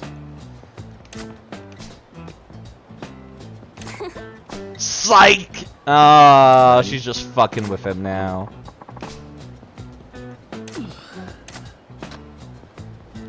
You shouldn't. Girls shouldn't do this. This is just wrong. Act like ladies. Some sense of decorum, and... You're saying it's fine for men to sell their underpants, but not women. She do a little bit of trolling. Gender discrimination. It's the 80s, man. Stop thinking so old school. You know, it's the 80s, but it's the 80s. It's basically old school time. Kids play with fire. They're going to get burned. Here you use your Yakuza bro to find their parents. I mean, he's not a Yakuza anymore, though. He got expelled. She's not budging. Alright then.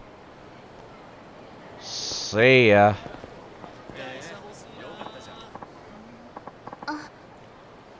Hmm? Sachiko-chan! Oh, Sachiko-san! Your panties were so sweet! I'm glad to hear that. Did you come back from her? Isn't Nishiki or something? Yeah, Nishiki is still in the Yakuza. But that's not really something you can do, though. Oh, Sachiko-chan! I love you! So yeah, what was Kiryu saying about, like, playing with fire and getting boined?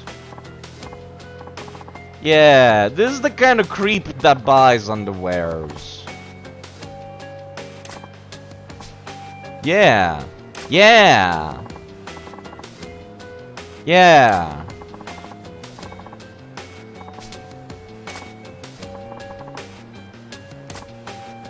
Yeah.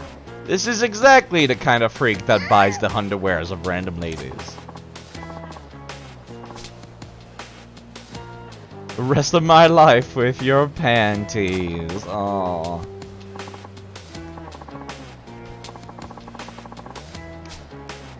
There you go.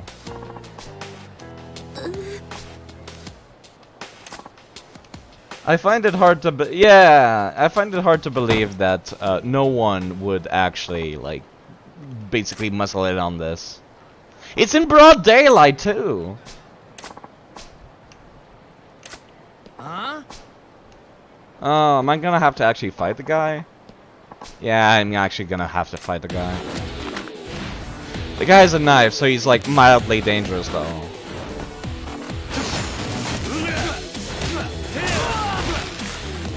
God damn it, come here. Kawakami is this guy's name. God damn it! You got iframes!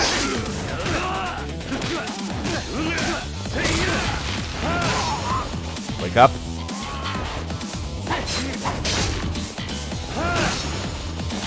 God damn it! Come here! Say goodbye to your back!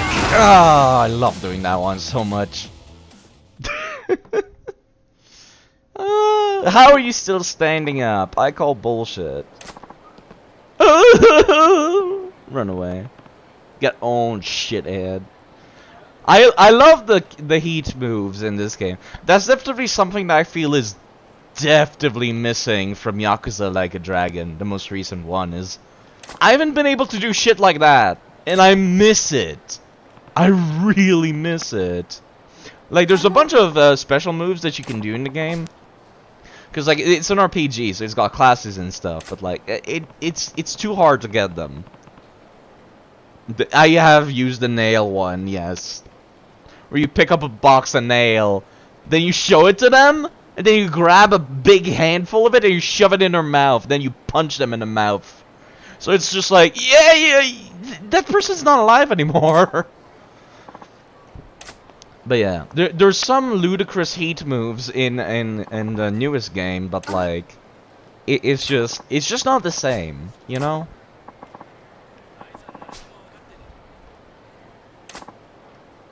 It's just not the same.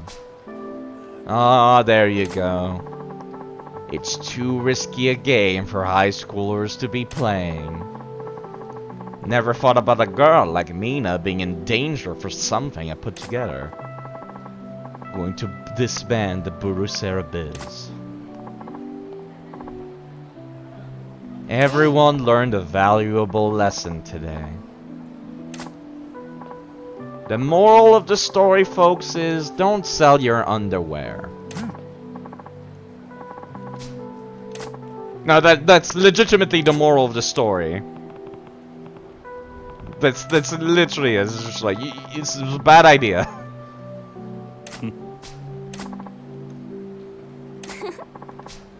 Should only show your underwear to someone you really care about. That's the real moral of the story, folks.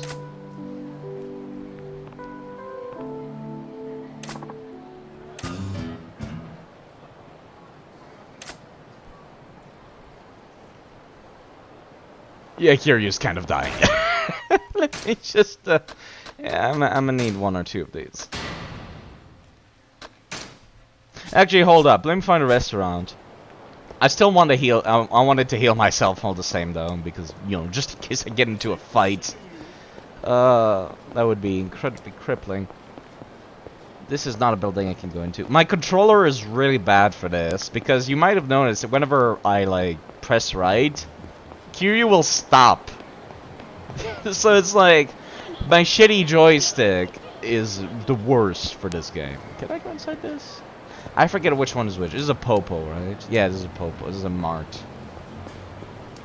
Orange is for the food. I wish it was more orange, and this was more yellow. I'm actually getting a little bit of a headache. I should stop soon. I really should stop soon. Let me take a look at the map. Yeah, look at that. It's doing this, basically. Where I got big dead zones. And the big dead zones is causing Kiryu to stop randomly. It does that in DS2 as well. Hate it. Let me see about finishing that other quest real quick. And then I'll stop the game. And then I'll raid somebody. Somebody more entertaining than me. That should be easy to find. Here you really can only run as much as fucking York. Which is not much. Not much at all. I've already been at that food place. What about this one over here? Did I go to that one? You know what? Fuck you. Sorry. What's this? Oh! No, no, no. We'll come back to that later. Let me take a look at this food place real quick. Smile Burger. Oh, yeah. Goddamn, my fucking joystick. You know, I swear there's Smile Burger in Earthbound as well. For here, free smile. Can I have a free smile? Here it comes. There you go. I would like to eat for here. Thank you.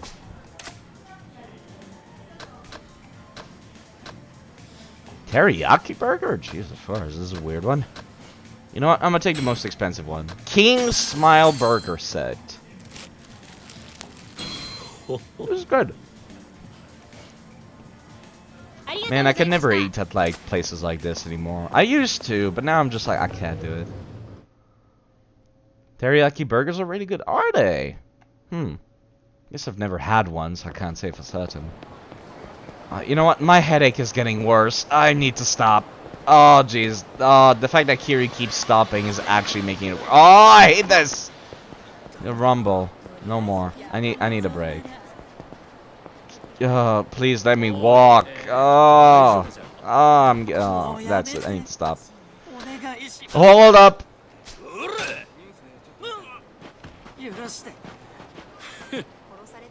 Yeah, now I can save. Oh, I feel sick. That exact feeling when you were playing Bloodborne the other day. Save complaint. I need to stop. I'm also gonna set up my Nintendo Switch controller to play this now. Oh, there we go. It's doing the thing now. God damn it. Alright, okay. Let me just unplug. So, I don't have that many viewers, but I'll find somebody more entertaining than me to raid. That should be easy enough to find. Where's my taskbar? There's my taskbar. Oh, jeez, I do start to feel sick. It's too hot in my apartment. I'm gonna need to go and complain to the owner. It's too hot. Oh, jeez. Oh, I feel sick. Richard Kirby, 808. He's really cool. He's playing Hollow Knight. So you folks will probably enjoy that. I'll be around. You folks take it. Oh, jeez, it's way too hot. Oh, God, I'm gonna be sick. Oh, my head.